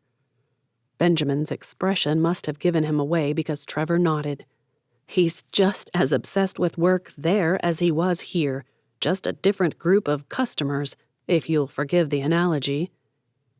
He wouldn't, if he could get away with it. She's always been closest to her Uncle Bud for a reason, because he was there for her, any time she needed him. She has a skewed idea of what it's like to have an average father or a husband. Again, Benjamin started to protest, and again, Trevor preempted him. The moment she figures out that you have to go out on the boat instead of helping her with her next book launch, inventory, or some church function, she'll see that as you not helping your child with homework, not there to shop for Christmas presents, or missing the kids' Christmas play. With that, Trevor moved toward the door. I'm just asking that you don't break her heart again. I did that once. I can't help but wanting to prevent it again. And yes, he added with an apologetic smile. A fake one, sure, but that's what it was supposed to be. I plan to do everything to win her back. I did the right thing that night, but I didn't do it in the right way. How long Benjamin stood in front of his cutting board, staring at the tiny white sections of chopped onion, who but God knew. Eventually, he reached for his phone to let her know he'd started supper if she wanted to join him. But when Siri asked if she should send, Benjamin said, No. Delete. Chapter 12. The invitation came by text while she sat shivering in the open door of her store. Supper tonight at 6 o'clock? Have a proposal. If only it had come from Benjamin instead of Frank and Patty. Mallory closed the door and flipped on her heater. She needed to finish packaging up a book club order for Ms. Booker before she could respond, and in the interim, a follow-up came. Asked Benjamin, but he isn't available. Said to go ahead without him. Everything okay with you two? That made answering the text 1,000,000 times harder. The proposal would be about the book she'd tried to talk them into writing. If gambling hadn't been inscribed on the Barrows list of thou shalt nots, right between drink unsweetened swill and forget your thank you notes, she'd have bet her last dollar on them wanting her to write it, with their input wherever needed. That thought reminded her that she'd also neglected to send Trevor a card to thank him for thinking of her on Valentine's Day, but considering the circumstances, she felt justified. Besides, after 2 weeks, it would send entirely the wrong message now. And what was with Benjamin? He'd been cordial, helpful, and had even worked with her on Uncle Bud's book, but when she asked what was wrong, he'd gazed intently at her, smiled, and shook his head. Just working some stuff out with the Lord, he'd said. Is it me, Lord? I swear he was ready to propose, and now? Distance. It's like deja vu. Am I so difficult to commit to? And if I am, will you just show me how and where so I can work on whatever makes me so uncommittable? Once Miss Booker had picked up her order, Mallory pulled out her phone and her thumbs hovered over the screen. Here goes. Sure. Can someone come get me in the Red Lady? I can't close up before the ferry passes. She ignored their second question. How could she answer what she didn't know herself? As usual, ignoring something didn't make it go away. Miss Patty shot back a reply. Yes? And did you get my second text? Or are you telling me without words that there is a problem between you? Something in the way the sweet lady had worded her nosy question gave Mallory the answer she needed. No problems that I know of. As for Benjamin, you'd have to ask him. Her tiny store door opened just as a reply pinged. Mallory gave it a quick glance as she pocketed the phone. We'll talk when you get here. Praying. Oh boy. Trevor stepped into the store with a plastic bag in hand. A whoosh of cold, salt air followed him inside and settled between them. Mallory didn't even try to stifle her sigh. Trevor. He held out the bag. Confession? I'm not accepting. It's not mine, Mal. It's yours. You thought you lost it, but I kept it. He thrust it out further until she took the bag. Even before she pulled out the gray Atlanta Braves sweatshirt, Mallory knew what it was. All it had taken was the side of the taco sauce stain on the cuff to give it away. Why? Why keep my sweatshirt? I didn't want to give it up, but He swallowed. It's been comforting to have it close. He sighed at her scowl. I know. Why had he returned, now of all times? Couldn't he have done it when she moved to the islands and needed support after Uncle Bud's expiration date? What about after Benjamin proposed, when the ring on her finger would serve as a stadium announcer shouting, Back off, too late? I owe you such a huge apology, not just for that night, he hastened to add. Her scowl must have turned menacing the way he fumbled to explain. But more than that, I should have explained why I wasn't ready before that. Fine. The word blurted out even as her mind said, Too late, buddy. She let it hang out there to see what he'd do. The store pressed in on her. As if he felt it, Trevor stepped a bit closer and brushed the back of his knuckles against her arm the way he had any time she'd been uncertain or troubled. I wanted what's best for you, for us. But it was taking so long. I thought we could work for it together, but... A shrug followed. I failed. It wasn't right to expect you to do that, and I knew it. You could have talked to me. Hope flickered in his eyes, prompting Mallory to backtrack a bit. Not that it matters now, but for the future, with someone else. She reached for his hand and squeezed. For the right woman. Just talk to her. Women can handle more than you'd think if we don't feel we're being brushed off or placated. And guys consider giving you the world, or at least a tiny corner of it, their best way of saying, I love you. What is this? While you were sleeping, will there be a light-up globe in the next frame? She didn't say it. There was no need. What need she did have was to pack up the store and get down to the docks, even if the Red Lady wouldn't arrive for an hour. She needed away from him, near the water, closer to Benjamin, even if only in spirit. Her own spirit pricked her at that thought. You need the Lord right now, lovey. Uncle Bud's voice filled her memory, her heart. Mallory grabbed the book and snapped off the light at the back of the room. Got to go, Trevor. Thanks for bringing back my sweatshirt. Can I? Go back to Atlanta and find someone whose heart is whole and ready for what you have to offer her. That's what you can do. Mine doesn't belong to me anymore. I couldn't give it back to you if I wanted to." She nudged him toward the door. "Go, Trevor."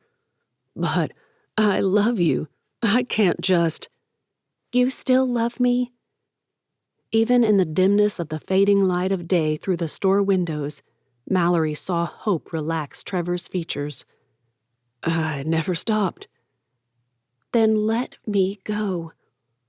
With that, she bolted out of the store and toward the docks, book in one hand, sweatshirt in the other. She'd come back and lock up later, but for now, Mallory needed out of there. "Oh, you rippities. First he turns us into a rom-com, then I wrap it up with a cheesy greeting card sentiment. Insanity." The narrow, winding road from Sparrow Island's marina to Skimmer Cottage, while normally a short jaunt, stretched before Mallory and Frank in a meandering ribbon of gray and yellow. Perhaps the long day had finally caught up with her, or maybe the emotional strain of dealing with a persistent Trevor and a distant Benjamin had become more than she could handle. All she knew is that the short jaunt had become that trek uphill and through the snow that parents used to claim they had to take to get to school. Well, parents up north somewhere. Snow on the islands lasted 15 minutes every 100 years or so. Frank broke through her thoughts just as they rounded the bend and the cottage came into view. "Patty is concerned about you." "She shouldn't be." Mallory offered him a smile and tried for a bit of diversion. Again. "The store is really taking off. I get mobile orders almost every night now. I ship out lots of books every week, and between Joni and Lila, I have those as well. They've been great to let me be their primary distributor." Her phone buzzed, and eager to talk to Benjamin, she tapped the answer button before the name on the screen registered. "Why are you calling me?" "Bree's birthday. It occurred to me that you might have a wonderful idea for what I could do to make it an extra special day. You guys were always good friends, and she's really been there for me a lot lately." Bree had been there for her, too. The morning after the micro engagement ended, she'd shown up at Mallory's place with coffee, the best muffin this side of the Mississippi, and the other side as well for all she knew, and a quart of ice cream. "For after work when you can let loose." She'd wanted to ask what had happened to make him freak out like that, but it wouldn't be fair to put Bree in a position like that, so Mallory had just thanked her, hugged her, and begged her not to be a stranger. Yes, she'd known it would probably be the end of their casual friendship, but she'd had to make the effort. That's what people did. This was a chance to do something in return. "You're a good man, Trevor. Let me get back to you when I have a moment. On my way to dinner with friends, but if you'll be up tonight?" She smiled at a curious Frank as Trevor assured Mallory that she could call at any time. "Talk to you later, Trev. Thanks for including me." Feels a bit like old times, planning a surprise for someone. Though part of her wanted to panic at the old times thing, Mallory decided to keep it light, friendly, and matter-of-fact. "Yes, it does. It's nice. Talk to you soon. Bye." If she'd expected Frank to comment, and truth be told, she had, she'd have been surprised. And she was. Instead of asking who Trevor was, he just opened the gate and shoved a bit when it stuck. Strange.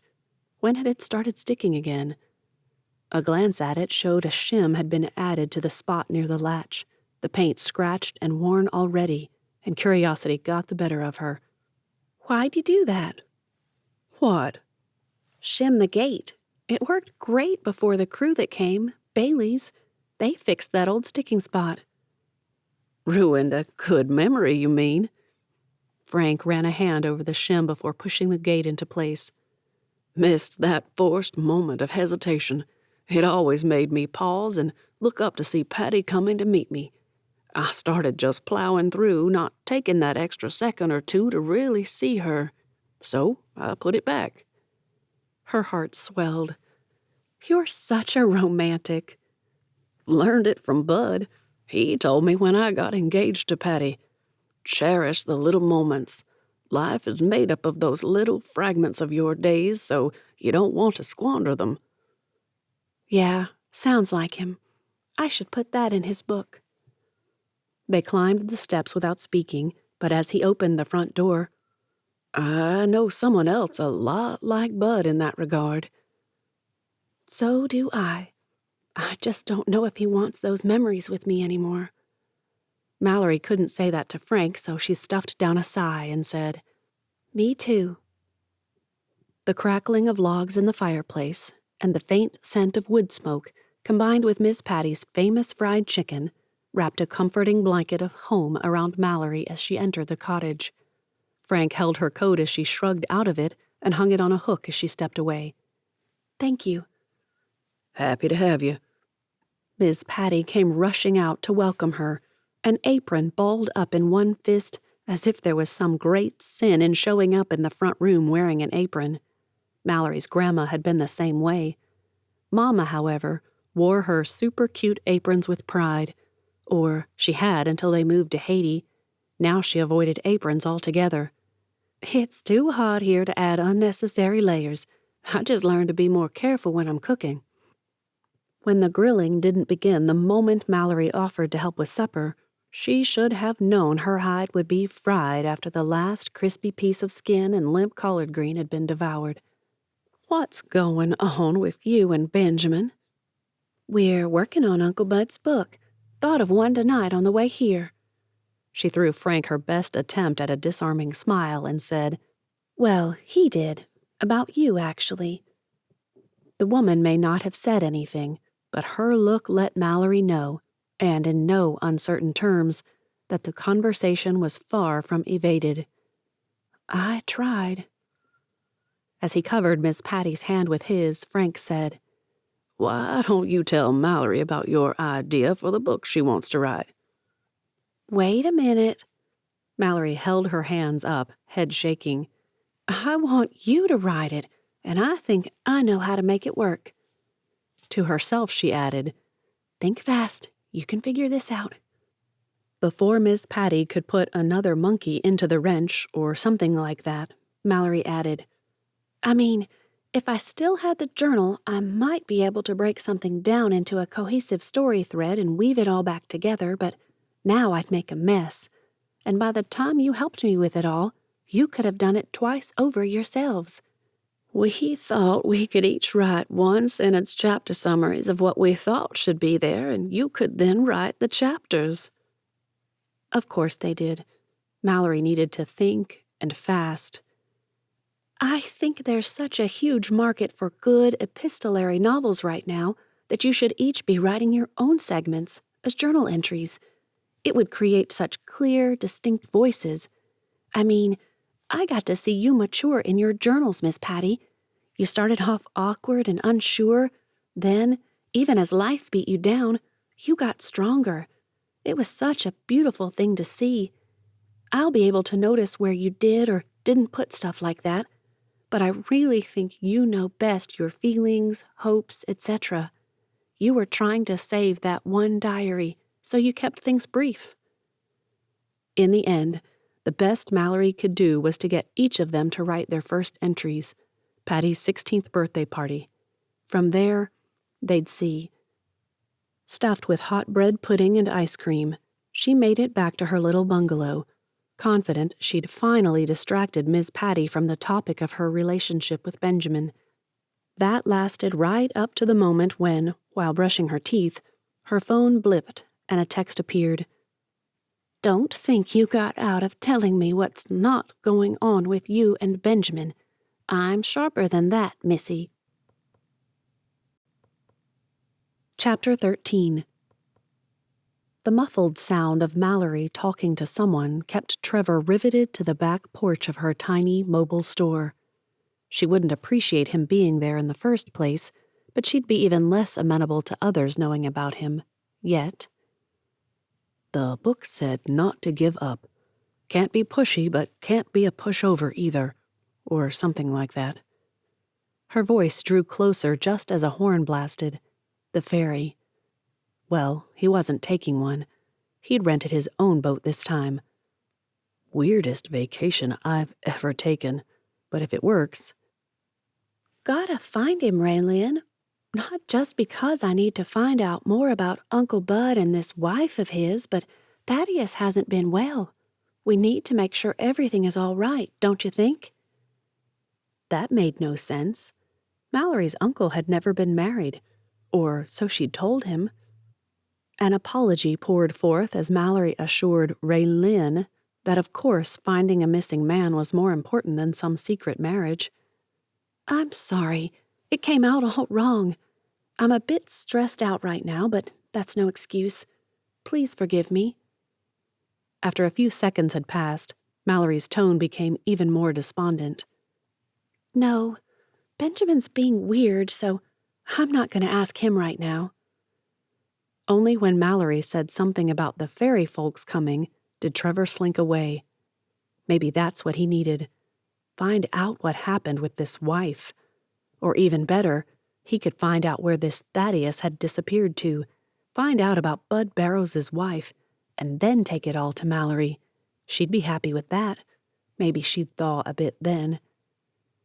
Though he could have just taken the boat he'd rented, Trevor boarded the ferry and sat in the lounge, his attention divided between Google searches for Thaddeus and Independence Islands and passengers who looked like they belonged to the area. The locals rarely paid attention as the ferry rounded island after island. Sometimes they'd point out something out at sea, but otherwise, a ferry ride was so routine they rarely took their eyes off their phones. Though he tried to engage a couple of times, and though each person was all politeness and charm, the unspoken answer came through loud and clear. I'm not interested in sitting a spell and having a chat. His first searches came up empty. Instead, he tried Thaddeus and each island name separately. When he hit Hooper, there it was. An article about a mission being established there, and a related story about a man who had gone missing after the terrorist attacks on the Twin Towers and had been found all these years later. Thaddeus Reynolds. Trevor had been on Hooper, but now he'd have to go back. The ferry would take too long. As it pulled into the slip on Breaker's Head and dropped the apron, Trevor dashed down to the passenger exit and onto the docks. There, he saw Benjamin Hornigold carrying a slicker slung over one shoulder and wearing a beanie. Thought that guy said his boat was busted. What's he doing out today, then? Benjamin looked up just then, and guilt and exultation shook and stirred in Trevor's gut at the defeat he saw enter the man's eyes. Out fishing again? Someone has to provide your supper. It was a fair shot, but Trevor didn't like it. Guilt slunk back into a corner and pouted while exultation swaggered up to the mark. Good deal. I just thought your boat wasn't operational. Apparently, Benjamin's patience had run out because he snapped back. I thought you had a job somewhere. On vacation. Just trying to help Mallory find information about old Thaddeus. The moment he spoke the name, doubt churned in his gut. The guy might be missing, might not be well, but had Mallory actually said he was elderly? Yeah? Benjamin looked. Surprised? Was it surprised? Was that good or bad? Any luck? No, but we really think if we can find him, he might be able to give some insight into her uncle's, Trevor forced himself not to say the word marriage. He needed to play it off as if Mallory acted like she hadn't told anyone. Well, his past. I know about Bud's past. Though Benjamin didn't say, "You pathetic city boy," Trevor heard it, and it stung. I brought her the papers. So it was true. Her uncle, who she'd treated as if he were so perfect he hadn't needed the blood of Jesus, had lived a secret life. Interesting. Trevor. Benjamin saying his name in an unnerving tone jerked Trevor out of his thoughts. Yeah? Mally's still hurtin' after Bud's passing. You be careful what you say and who you say it to. I won't have you hurting her again." Is that a threat? The moment the words spewed forth, Trevor threw up his hands. Sorry. I agree. Don't want to hurt her. I just get defensive about her is all. You're right. Though he started up the weathered wooden docks to the path leading to Mallory's place, Benjamin's next words stopped him. Just so we both understand the other. Benjamin waited until Trevor finally looked back before adding, I'll do anything legal to keep you away from her if I see you hurting her. Guilt tripped exultation and trotted onto center stage as a new thought answered all his questions. That man loves her in a way you don't. Trevor hesitated, mulling the idea. Then, a new character arrived on the scene. It walked over to Guilt and elbowed Guilt out of the way as if to say, I'm determination, and I outrank you. Bye-bye. Mallory loaded her tote bag with laptop, journals, sticky notes, pens. Basically, she kept piling things in until she had to accept that it couldn't hold more, and she'd never use half of the pile. That didn't, however, prompt her to unpack any of it. I can't put off the awkwardness any longer. On to the cottage. Strange how she'd forgotten Uncle Bud's house had once been known as the keeper's cottage, but since Benjamin had moved in, she hadn't called it anything else.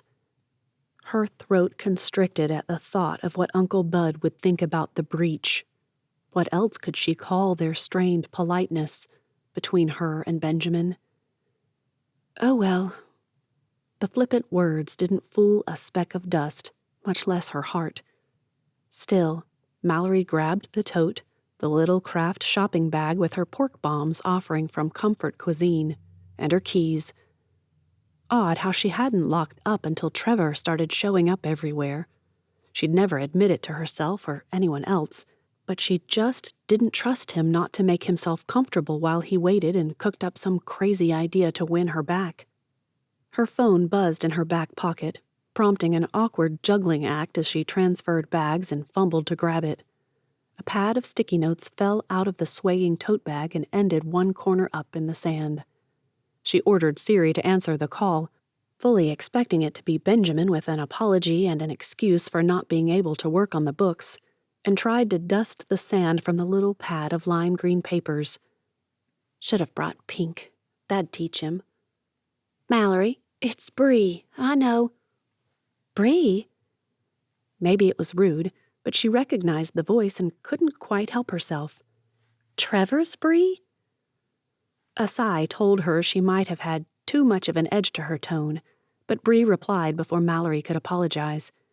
Yes, sorry. I know I shouldn't have drifted off the way I did. It was just awkward and...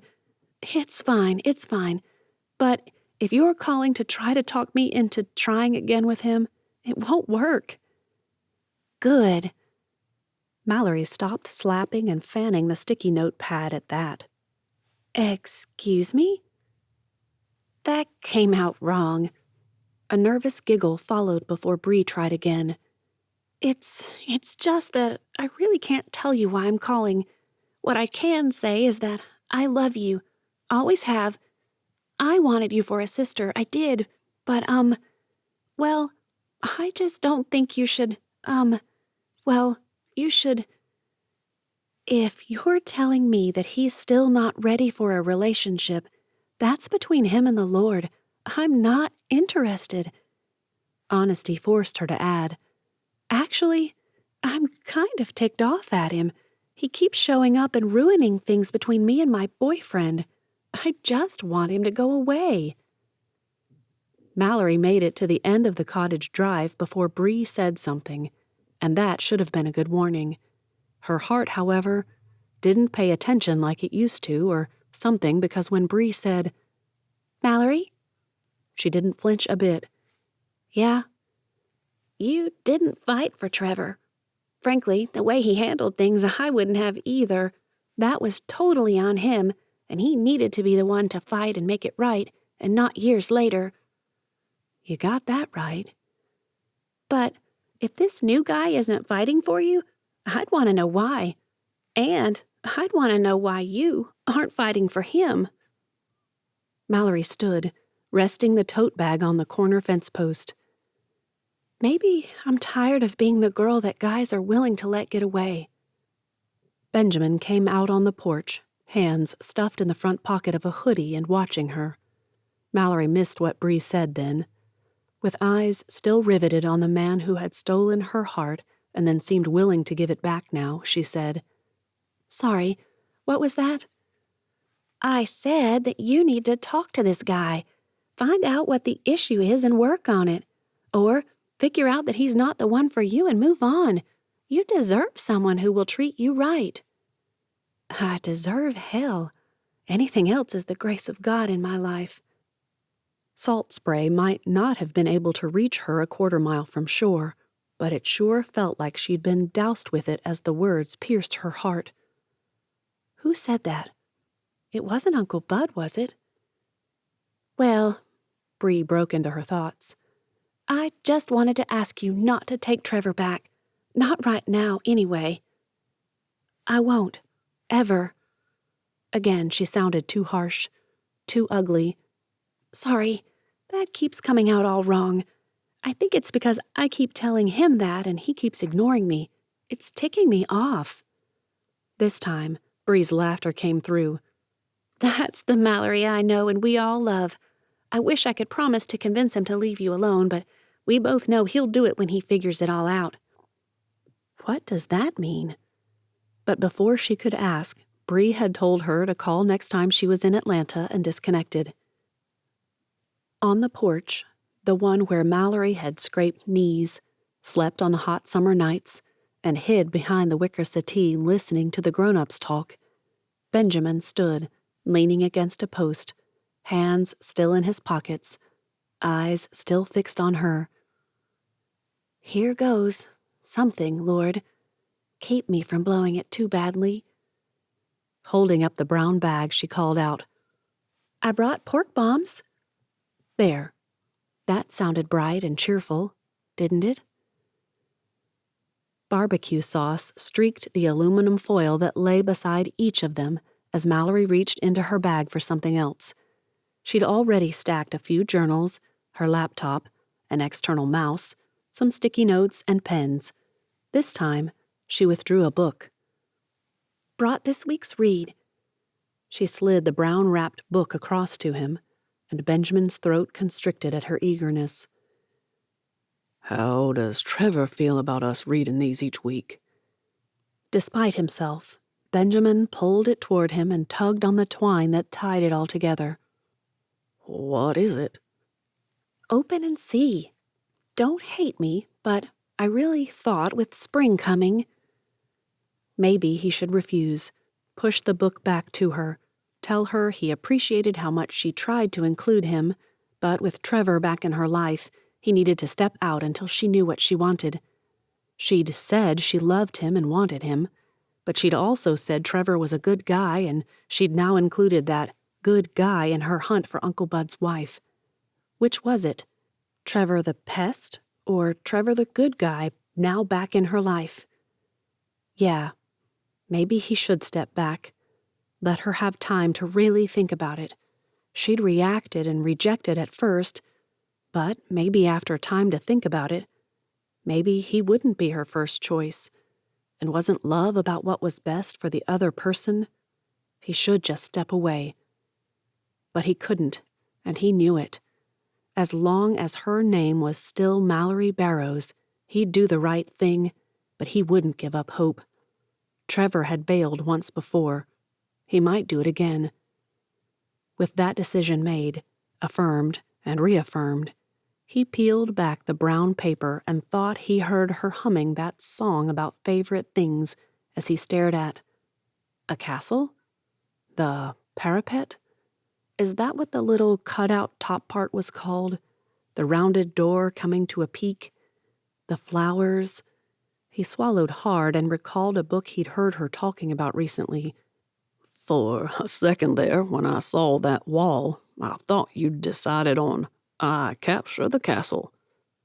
A swift prayer followed that.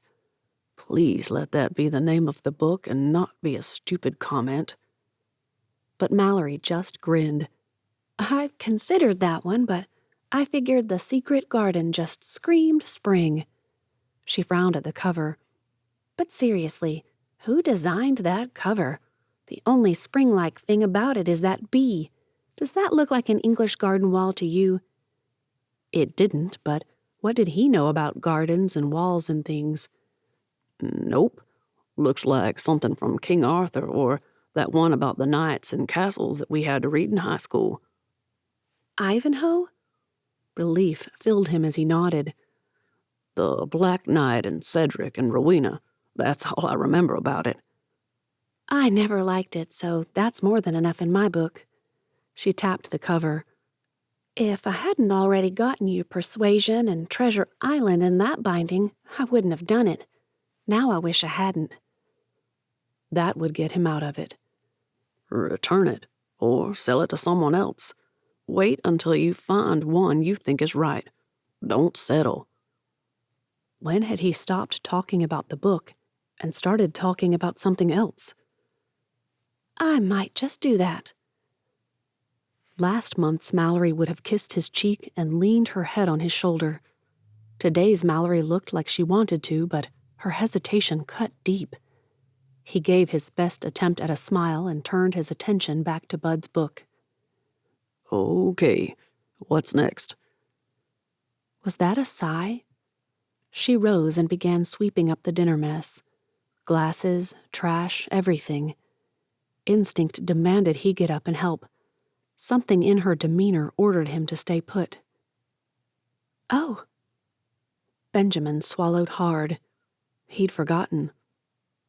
Wow, they're so beautiful.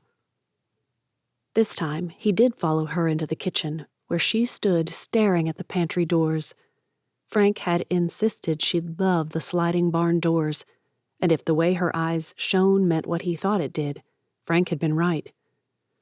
He's a smart man. Her fingers traced the simple trim, and she shook her head.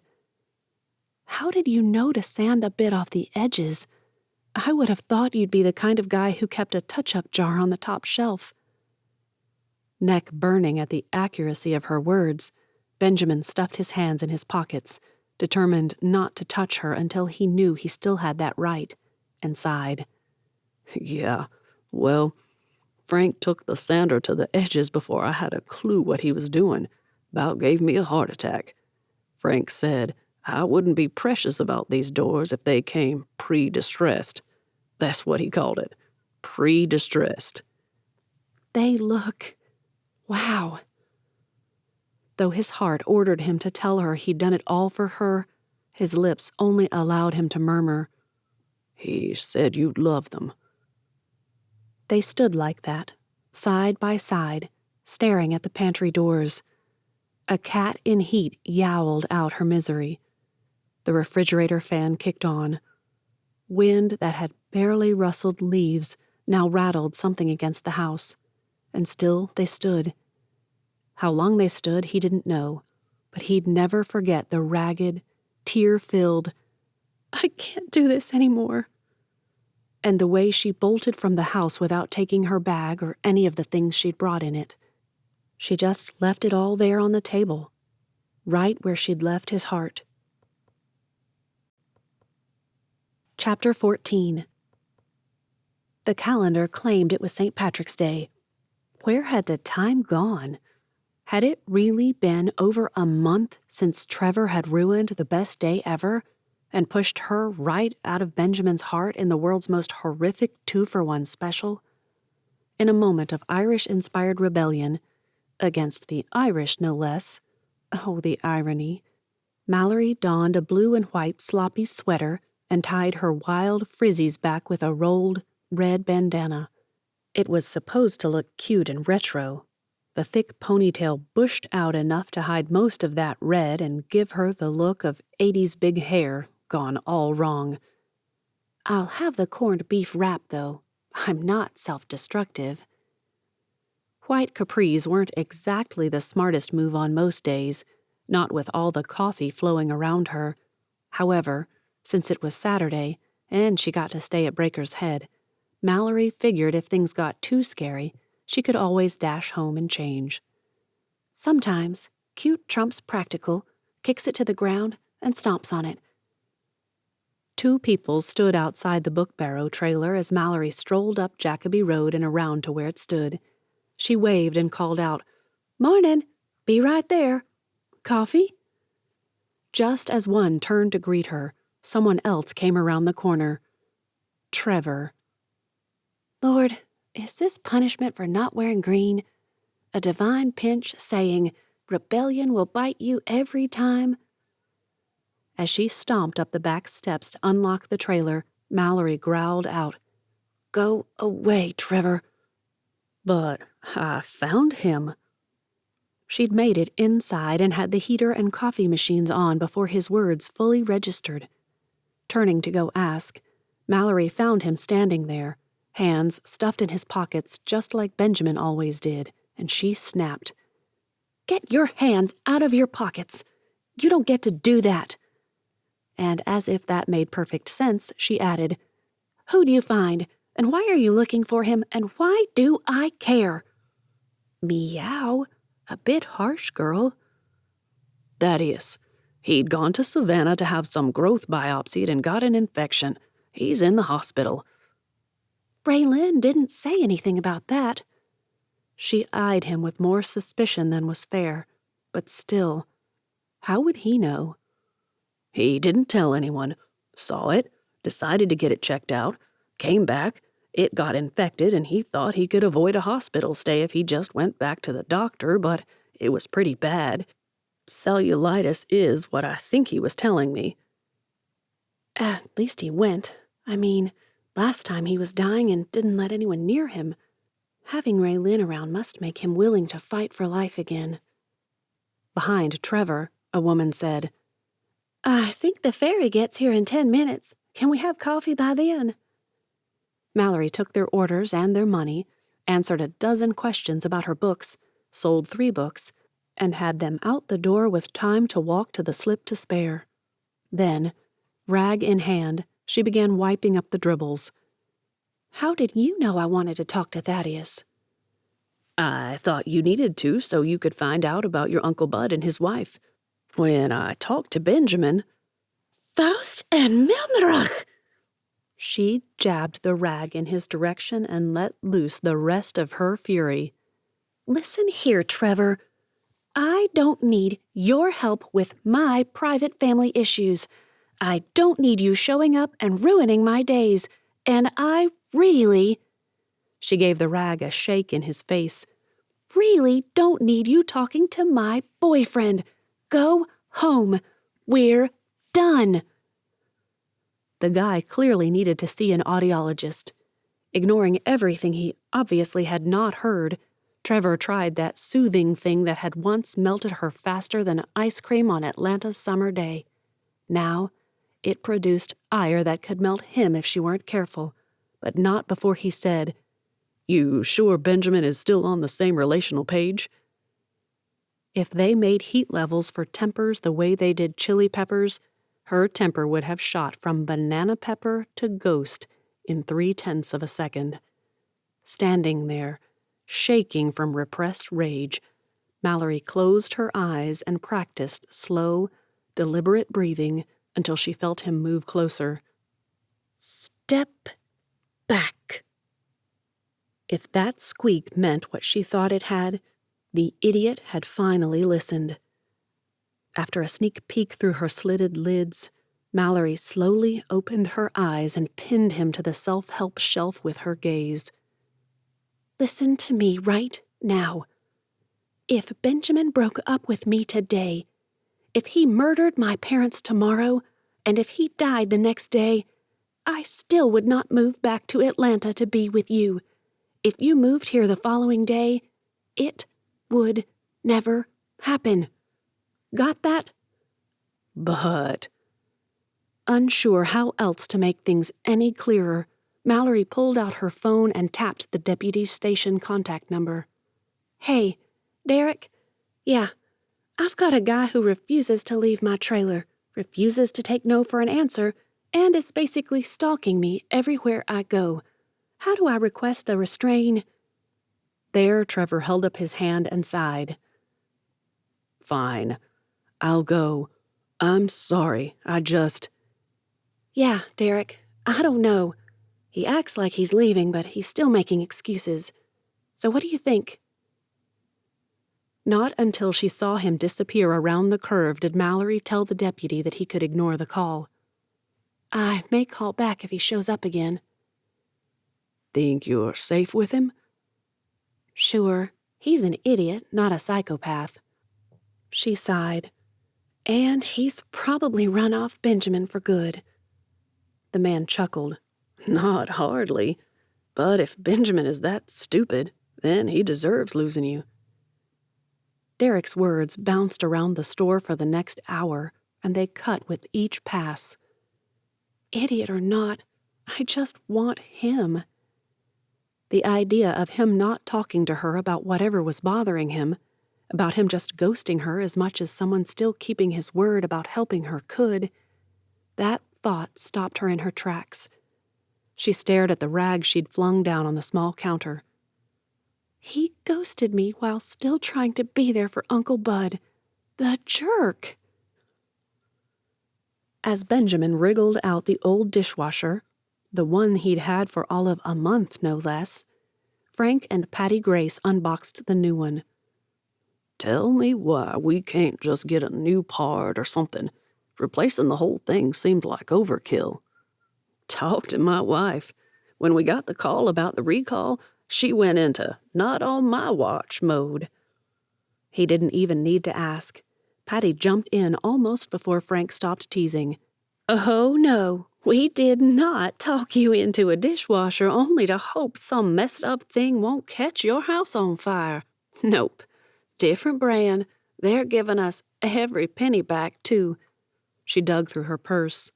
"Oh, and this one was on sale, so we saved you almost $50.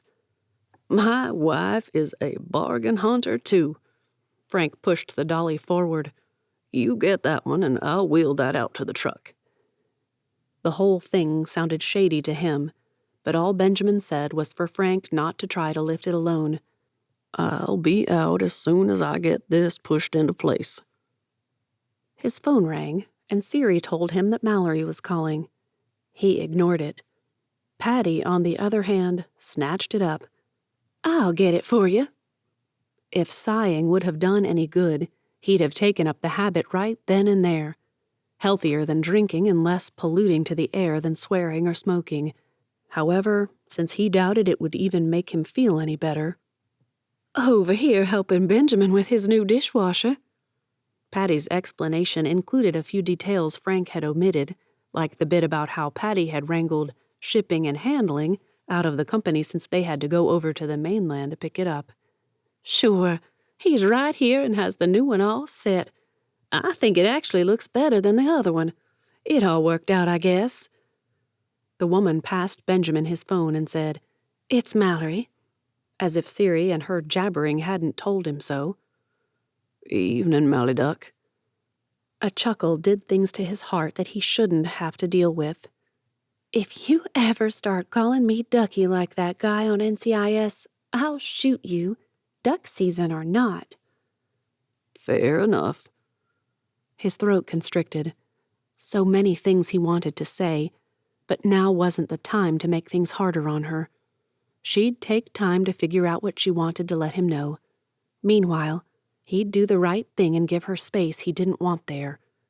No one would accuse him of pressuring her. Not like some guys.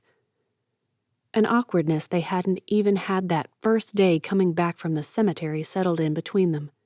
Patty nudged him with a scowl wrapped in concern. "Talk to her," she hissed. "So, how's Bud's book coming?" Patty rolled her eyes with the finesse of a woman who'd had twice his lifetime to practice. "Okay. Could use your help on some of the things he'd say when he was frustrated. I don't think we have enough of those."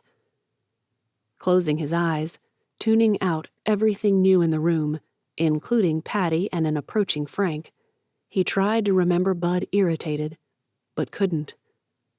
That made no sense. He knew he'd seen it, but no occasion came to mind. Only one where he'd given in to his own frustration.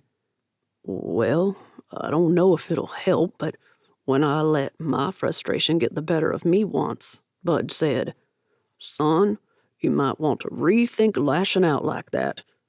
I got irritated at him and said kicking a fence post wasn't exactly lashing out, but he said, "Benjamin, every time you give in to those impulses, they become more frequent and more intense than the last.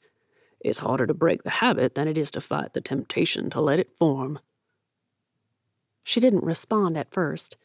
Benjamin took a step back from the counter, felt the Grace's eyes on him, and took off outside. They'd still be able to hear him most likely, but he could have the illusion of privacy. "Is that how you manage not to let things get to you? You just practiced a lot?" Did he tell her? Should he?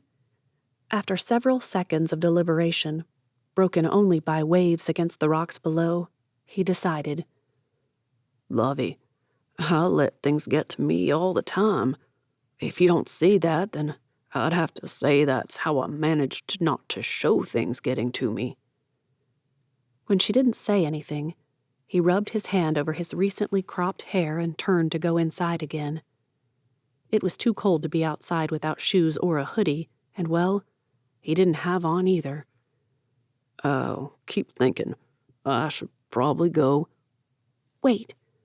I was talking to Trevor, and he found Thaddeus. He's on the mainland. Thaddeus, I mean. I thought we could go talk to him about Uncle Bud. Every bit of him screamed, "Yes, let's go, right now." But Benjamin gripped the door jamb, ignoring Patty's searching gaze, and focused on doing the right, horrible thing. "I think you'd best do that one by yourself. The fewer people there, the more likely he'll talk. He's a pretty private guy, and he's got a soft spot for the girls. Maybe take Raylan with you if you feel you need support." Before she could argue, he added, "Hey, I don't want to cut you off, but I need to get out there and help Mr. Grace put the old dishwasher in his truck. Let me know how it goes." He got a sputtered, "Well, okay, bye." And the connection died. Patty started in on him. "Why'd you do that? That girl needs you. What's wrong between you?" A look shot to Frank did nothing to save him from an interrogation. While Patty did all the questioning, he stood there and listened. Eventually, Benjamin dropped into his usual chair at his table and buried his head in his hands. "He's back, okay? I can't ignore that. I don't like it, but that's the way it is. When she has had time to talk with him and decide what she wants, then we can move on, but until then..." Patty sounded like someone was strangling her. When he lifted his head to stare back at them, her wide eyes told him everything. She kept sputtering and shaking her head. Eventually, "Frank, do something!" burst from her lips. He'd spent a lot of time in prayer over this decision, and Benjamin really didn't want the Graces coming at him with a dozen reasons why he was wrong. Couldn't they see it was hard enough to step back without them making him doubt the decision? Pulling up a chair, Frank sat on his other side and rested a hand on Benjamin's arm. "I know how you're feeling." When Benjamin started to protest, the memory of their story stopped him. It was true. Of all the people in the world, Frank was one of the few who really did know how he felt. "Yeah. So I'm going to tell you something. Don't tell me you regret your decision. Don't do it. I don't want to know that." "I'd never say I regret what I did." Never had Benjamin felt so relieved that he went limp. "I had a good life with a good wife. I have wonderful daughters. I wouldn't change that, but..." Uh-oh. "I'll be honest, son. If I had it to do over again, I wouldn't step back for another man. I'd show the girl I loved her, that I valued her enough to fight for what we had. I thought I was being honorable, but I put her in a terrible position. Not the same circumstance, he blurted out. Patty's hand shot out and covered his. It's close enough. A good man and a selfish man both want the same woman. When the good man steps back, the woman hears, I don't really want you. His protest would have drowned her out if Frank hadn't said, She's right, Benjamin. She's right. Then I've lost her. She already chose him. Maybe it was because he'd backed away, but he couldn't change that now. She'd chosen Trevor before she ever met him. Except he'd never known Mallory to lie, and she'd made it clear she didn't want Trevor around. Benjamin considered that he could have been wrong, except for one thing. His mother had agreed with him taking a step back. If she loves you and wants you, she'll figure it out and let you know. You don't ever want to wonder if she chose you because you made the best argument rather than because she wanted you. Chapter 15. Balmy breezes blew in from the coast as Raylin and Mallory exited St. Joseph's. The whole way down from Thaddeus's room, Raylin had apologized for her father's unwavering refusal to talk about Bud Barrows or a wife. Neither woman doubted he knew about Sarah, but that knowledge did them no good hog-tied in Thaddeus's memory. I'll keep trying, but it won't hurt Bud's reputation for his family to know now. The woman's clipped New York accent cut through the southern drawls of people talking on phones or in clusters. With slow swings, Mallory shook her head as thoughts she hadn't had time to form now arranged themselves into coherent ideas. I don't think there's anything there. I mean, for Bud to have been ashamed of. I think the baby was born early or something. Thaddeus nearly came off the bed at the idea Bud would have gotten a girl pregnant out of wedlock, especially someone so much younger than himself. It doesn't fit what I've heard of him, but I never met Bud. Maybe it wasn't fair, but Mallory bristled a little at someone who didn't know her uncle using his first name so casually. In her world, folks spoke of Mr. Smith or Mr. Jones or Mr. Barrows when they hadn't been invited to use someone's first name. Even Brother Bud from a stranger sounded more respectful. It doesn't fit him, Mallory agreed once she realized Raylin waited for a response. And I hadn't fully considered the age thing until just now. She wasn't underage or anything, but... After consulting the photo of the death certificate on her phone, Mallory deflated a bit. She was just 22 to his almost 40. A voice, one that struck terror and amusement into Islanders' hearts, broke into their conversation. Who was 40 and dating a kid my age? It was probably the only time Josie Parker would admit to being a kid, but Mallory would take it. Raylin beat her to the punch. We're just trying to find out about Bud Barrows' wife. Do you know any... The question faded into obscurity before Raylin turned redder than after falling asleep on the beach in summer. Oh, sorry. Bud Barrows was married? Anyone within half a mile now knew. The girl shook her head before whistling low. Wow! Didn't see that coming. Who was his wife? Josie Parker considered herself the budding Jessica Fletcher, Nancy Drew of the islands. Even if they didn't tell her anything, she'd be digging into stuff one way or another. Mallory tried a proactive approach. Her name was Sarah Saunders. They got married in 1984, and she and her baby, Mallory couldn't bring herself to say their baby yet, died 6 months later. Preemie, huh? Lots of preemies died early back then.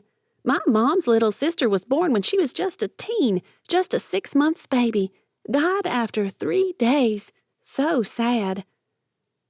The strange thing was, no matter how flippant Josie appeared about it, and knowing the girl couldn't have known the baby, she still sounded truly sorry about it.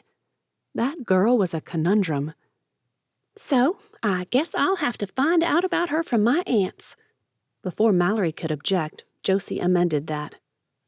Actually, I think I'll wait until Miss Amalou goes off for her waddle and then corner Miss Eva. She likes to encourage my sleuthing. Thinks I'll be a young Miss Marple or Poirot-S. Again, the temptation to stop Josie rose up in her, but Mallory stuffed it down. After all, she hadn't planned to talk to the woman anyway. If Josie found even one small thing... Raylin must have sensed her hesitation because she added, Just think, if you can find proof, you can ask the stonework guy to add her onto Bud's gravestone. That wasn't something she'd even thought of, but Josie pounced. I'll get right on that. Then, as if she hadn't just interrupted the whole conversation and taken over, Josie strolled through the hospital entrance and out of sight. Raylin quirked an eyebrow. Well, that was... unique. That was Josie. She couldn't have been better named if she'd tried. That girl has been sleuthing since some innocent fool gave her a Nancy Drew book. The moment she heard herself, Mallory groaned. I sound awful. She's really sweet. But nosy? I get it. Raylin inched away from the doors. I really need to pick up that stuff from Sam's for the mission. Are you sure you don't want to come with me? Just walk around the warehouse and take your mind off everything? I really need to get back. Miss Booker can only be there until 2. I'll take a taxi. That prompted a laugh. Only islanders would say taxi when they mean a boat instead of a car. Raylin hesitated before adding, Are you sure? You could see if Benjamin could take over for her. Isn't he off right now? Benjamin is being weird. I don't know what his issue is, unless he's still upset about Trevor, but he's avoiding me and... Mallory's eyes widened. She actually felt them bug out of her head. Oh, my Lanta. That caused a blink. I've just become my mother and a romance cliché, all in one fell swoop. Raylin looped an arm through hers and steered them away from the doors. Talk while we walk. I can't miss the ferry tonight. What does your Lanta... Oh, my Lanta. That earned her a double take. Did you seriously say that? I thought it was a Southern stereotype.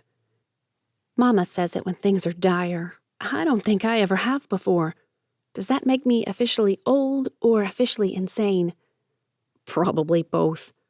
Raylin gave her elbow a jab before adding, And what romance cliché would that be? It hurt to admit it. Here she'd been so proud of herself for giving Benjamin space to deal with whatever he needed to deal with, and what had she done? Gotten more hurt than ever. And then she'd avoided him, just like every book, every romance reader ever complained about. She'd let a problem they could just talk about get between them. I've got to get back. I'll let Miss Booker know to lock up without me. I've got to talk to Benjamin. Now. Good for you. Don't play those games. They'd never work. Mallory had made it 5 steps in the other direction, her thumbs already ordering a lift, when Raylin added, I'd also find out why that other guy you mentioned bothered him. If it happened once, it could happen again. It's better to know how to head it off that next time. Not that I've ever had that problem before. She threw Mallory a rueful smile and sprinted toward her car. I'll do that. I'll definitely do that very thing. The sound of his front door slamming shut startled Benjamin enough to ensure he whacked his head on the garbage disposal. Ow! Sorry, the wind caught it. At least she's not angry then. Wonder what has her here. Oh. A glance to one side showed her short boots and jeans rolled up to the tops of them. What was with that? If you had to roll them up, why not just let them stay inside the boots like with longer ones? Or did the girls not do that anymore? Probably not. What was a must-do one year was fashion suicide the next. Benjamin eased out from under the cabinet, scooted over a bit, and draped his forearm over his knees. Hey, lovey. He winced. He shouldn't be calling her that anymore. Strange how new habits could take root so deeply, so quickly. Love hearing that. And not just because you sound more like Uncle Bud every day. I like how it sounds so natural. Even he knew it was a stupid move. Regardless, Benjamin couldn't help but ask, "And how would Trevor feel about it?" Mallory tried to sit next to him, but her boots didn't make sitting cross-legged easy, so she unzipped them and tossed them aside. Then she curled an arm around his and leaned on his shoulder.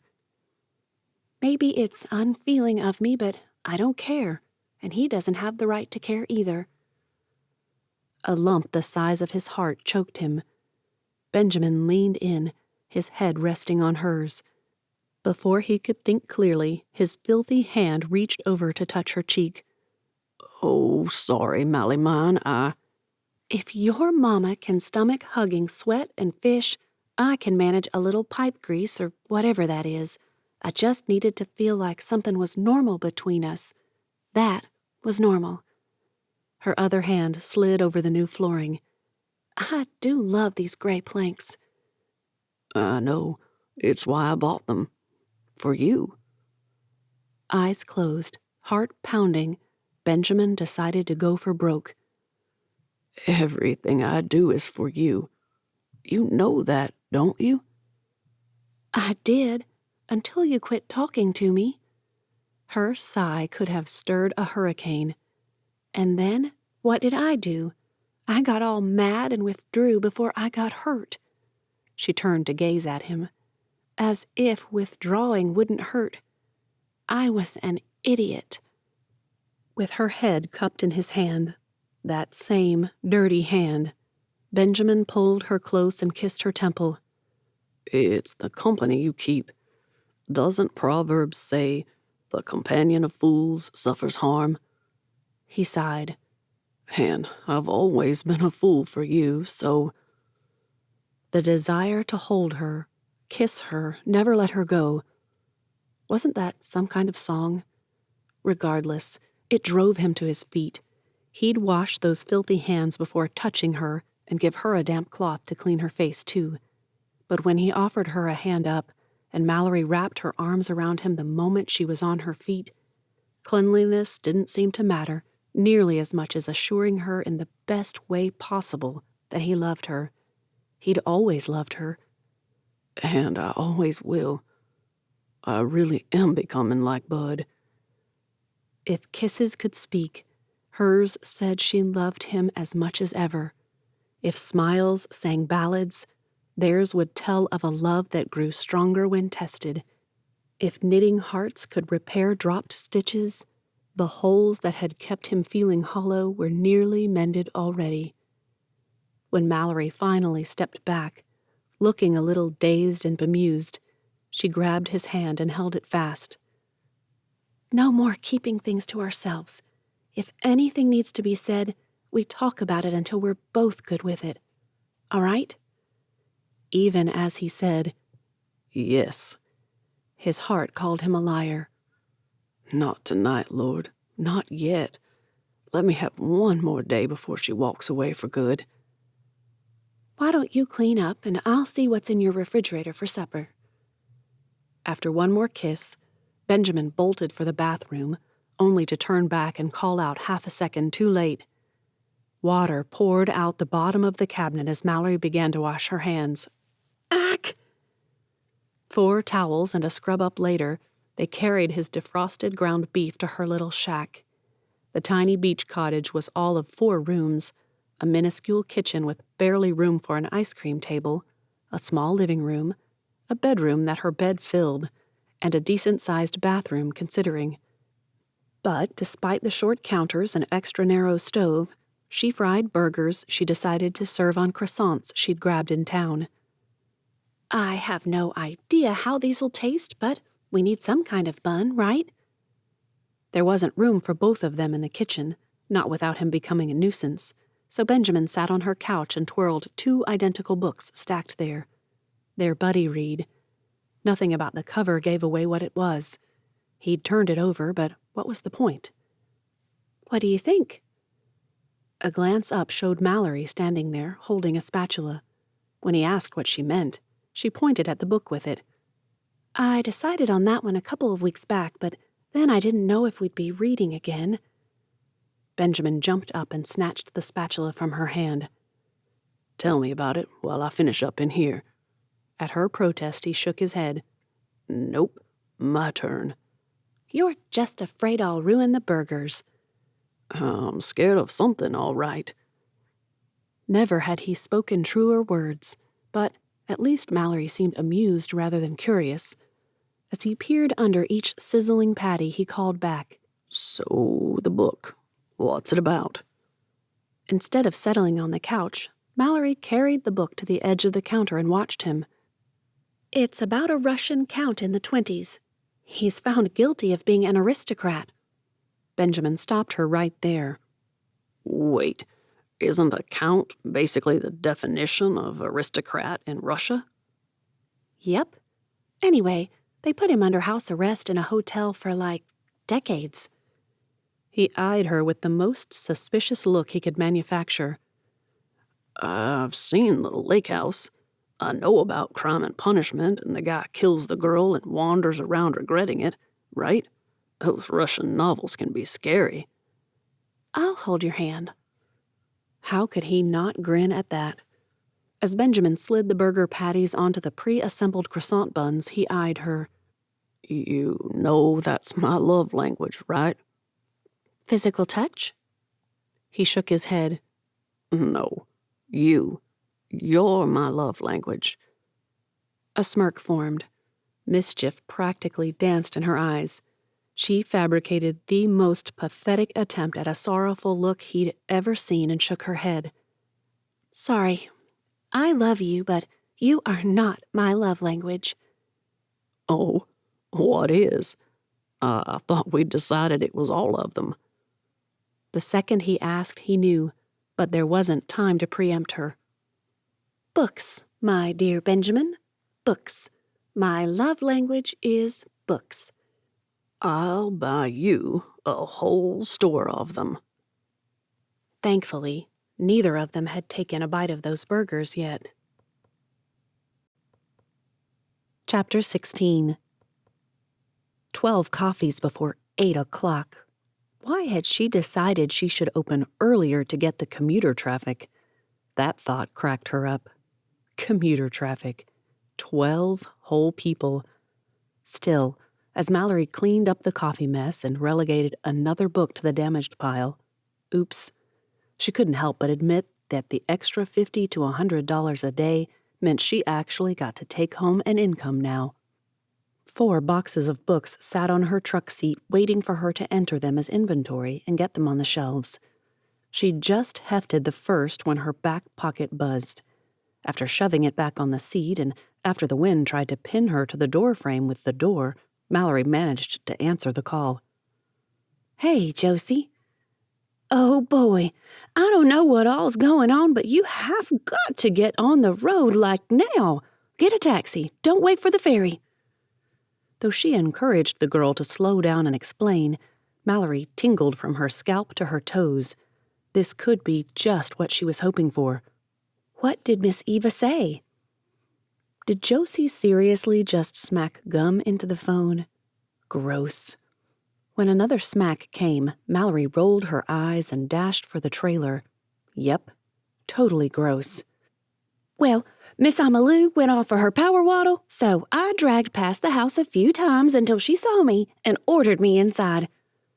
The girl was tenacious. Mallory had to give her that. While she waited for Josie to get to the point, she made herself a cup of blackberry tea, added some sugar, and a tiny bit of half and half to give a hint of berries and cream. Showed her my notebook with all the blank pages and almost nothing on them. I told her how I was letting you down and all you wanted to do was do right by Bud Barrows, and I promised to find out where his whole wife's family is, and I couldn't. No one knew anything about them anymore. All that stuff. Impressive. I'll give you that. And she just opened up. Have I got information for you? But you need to get a taxi while we talk. You are going to Ringgold. Ringgold? Isn't that over by Chattanooga? Family moved there after Old Man Saunders got pretty much run off the islands when his meanness pretty much killed his wife with overwork. Mallory couldn't help an internal, would that be pretty much all?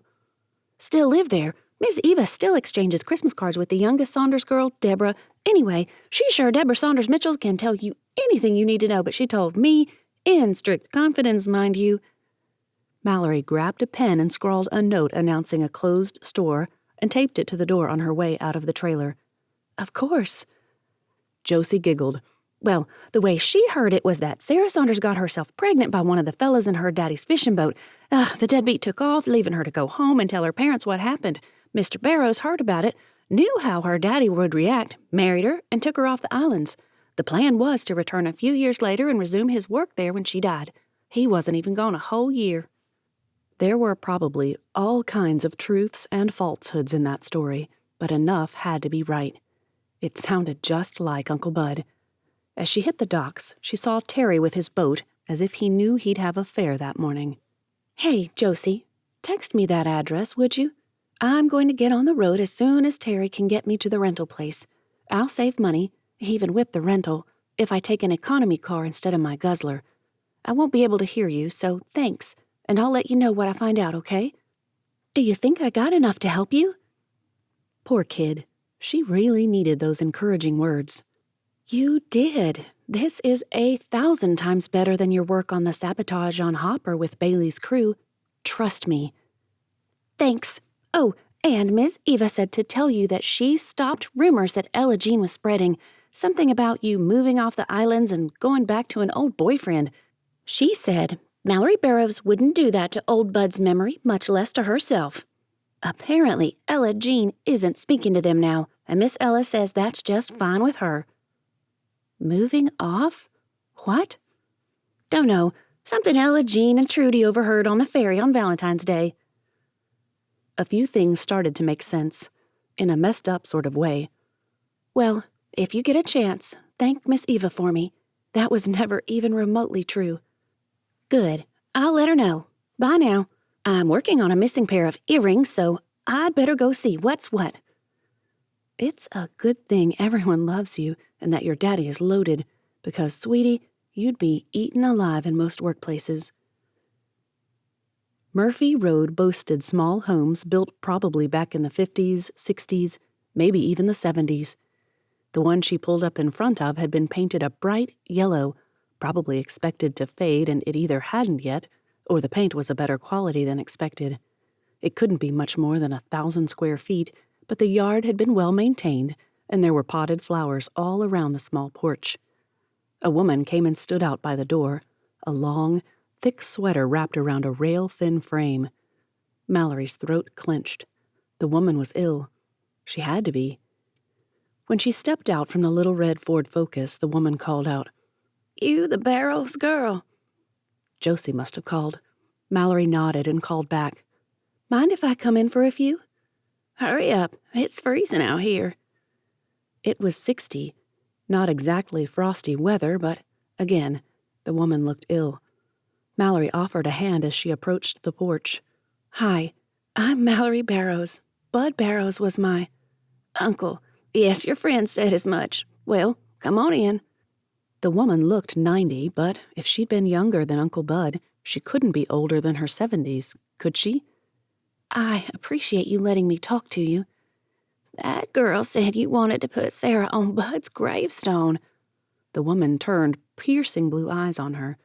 "That true?" "If he was really married to her, she should be named, don't you think?" A glassy sheen covered the woman's eyes in an instant.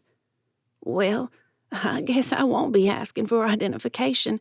That sounds just like him." She peered closer. "You've got his eyes, you know." All her life, Mallory had thought she looked a bit like her uncle around the eyes, but no one had ever said anything, so she chalked it up to wishful thinking. Now tears formed despite herself. "Thank you, Miss Mitchell." "Well, I suppose you want to know what happened with Sarah and Bud, don't you?" Mallory nodded. "I never knew he'd gotten married," she admitted. "He just never seemed interested in women, and then I learned about the girl who'd stolen his heart as a boy, and Emily Sue Bartlett. She married out in Fenwick, the idiot. I mean, Alton was a nice man and all, but he wasn't anything compared to Bud. Everyone said so." Deborah Mitchell's voice turned soft and dreamy, like so many people's do when they start reminiscing. More tears welled up in her eyes, and the woman pulled a square box of Kleenex toward her. "What you have to understand is that our father was as slimy as a 3-day-old fish and twice as nasty." The man sitting in a boat, obviously rented from Josiah's over at Tybee, looked like Trevor. Benjamin carried 4 market sacks in each hand as he exited the ferry, unwilling to take the time to investigate with 20 pounds of food dangling from each arm. The guy approached just as Benjamin turned up Jacoby Road. "Do you know where she is?" Benjamin didn't bother pretending not to know who she was. Instead, he addressed the more important issue. "What are you doing here again? Mallory said she made it quite clear that she wanted you to go away and stay away." "I just wanted her to know that the guy in the hospital gets to come home tomorrow. Maybe." "She can find that out on her own." The bags pulled on his arms, and while he lifted heavier things every day, the lack of movement and the way the handles cut off his circulation left Benjamin uncomfortable and decidedly grumpy. The way the man deflated at those words made Benjamin relent a little. Almost. Instead, his ire recharged, but not before Trevor tried to explain. "I know. My sister, that is, said that I was going about this all wrong. She said I was trying to fix my past mistakes and just making new ones." "Sounds about like I've heard it."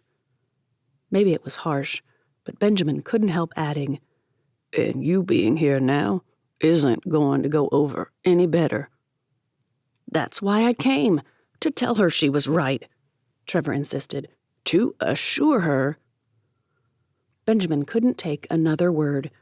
Even as he started up the road and away from Trevor, he said, "So you came back here to tell her you were wrong to keep coming back when she said to go away?" Angst overrode compassion. He stopped, turned, and glared back at an astonished-looking Trevor. "That'll earn her a restraining order against you. I'll be sure to let one of the deputies know." "Wait." Every instinct said to keep walking, but of course, he didn't. He didn't turn around, however. Some things he just couldn't do. "Look." Trevor came around to face him. "I really need to ask her a question. Maybe you could ask her for me. Then she wouldn't have to talk to me anymore." Against his better judgment, he asked the question. "I'm not promising to do it, but ask away." Suddenly, the man couldn't meet his gaze. And with that, he strode off back toward the docks. "Have a question? Sure you do." Benjamin had felt just a little guilty being so hard-nosed and suspicious. Now, not so much. Though he'd meant to go home and get supper in the oven, Benjamin turned back to where Mallory parked her store, just to make certain Trevor didn't go over there and bother her after all. A sign on the door saying she was closed for the day both reassured and concerned him. "First, meatloaf in the oven. Then call her." But that didn't happen. Before he'd finished mixing milk into the rest of the mixture and wondering about that Old Testament restriction on cooking meat in milk, Mallory burst through the door. "Benjamin?" "In here." The dream of his lifetime happened. The woman he loved appeared in the kitchen doorway, gave him that smile she only had for him, and charged into his arms. Truth be admitted, he hadn't dreamed of hands covered in gooey ground beef as he held her and tried to keep the mess out of her hair and off her clothes, but it was close enough for him. "I had a crazy busy day. I left early, drove to Ringgold." That made Benjamin pause and step back. "Wait, isn't that way over by—" "Chattanooga, yes, but listen, this is important. I talked to Deborah Mitchell, Sarah Saunders Barrow's sister. She didn't know as much as I hoped she would, but I got her opinion and where to go for answers." Mallory grinned at him. Want to hear? The sight of his nasty hands made her pause. Tell me that's not stuck in my hair. Not that I can see. I tried my best to hold off and hold on at the same time. My hero. She gave what might have been meant to be a wink or a smirk. He couldn't tell. Okay. Mallory hopped up on the counter, crossed her ankles, and leaned back on her hands. So, first off, this is one of those life on the islands stories. Huh? You know how people always say, well, that's life on the islands. You have to take the good with the bad or you won't make it around here. She sighed and rubbed her temples as Benjamin formed the meatloaf in the pan. This time, it's the way people get all up in everyone's business but won't interfere at the same time. If you don't embrace that, life here can be hard. His gut clenched. Was she saying, kind of like the way some of us never really lived here but came back and dug in as if we did. The islands hold you as firmly as they hold that lighthouse out there, if you embed yourself in them. Like you did? She grinned. Yep, I'm back.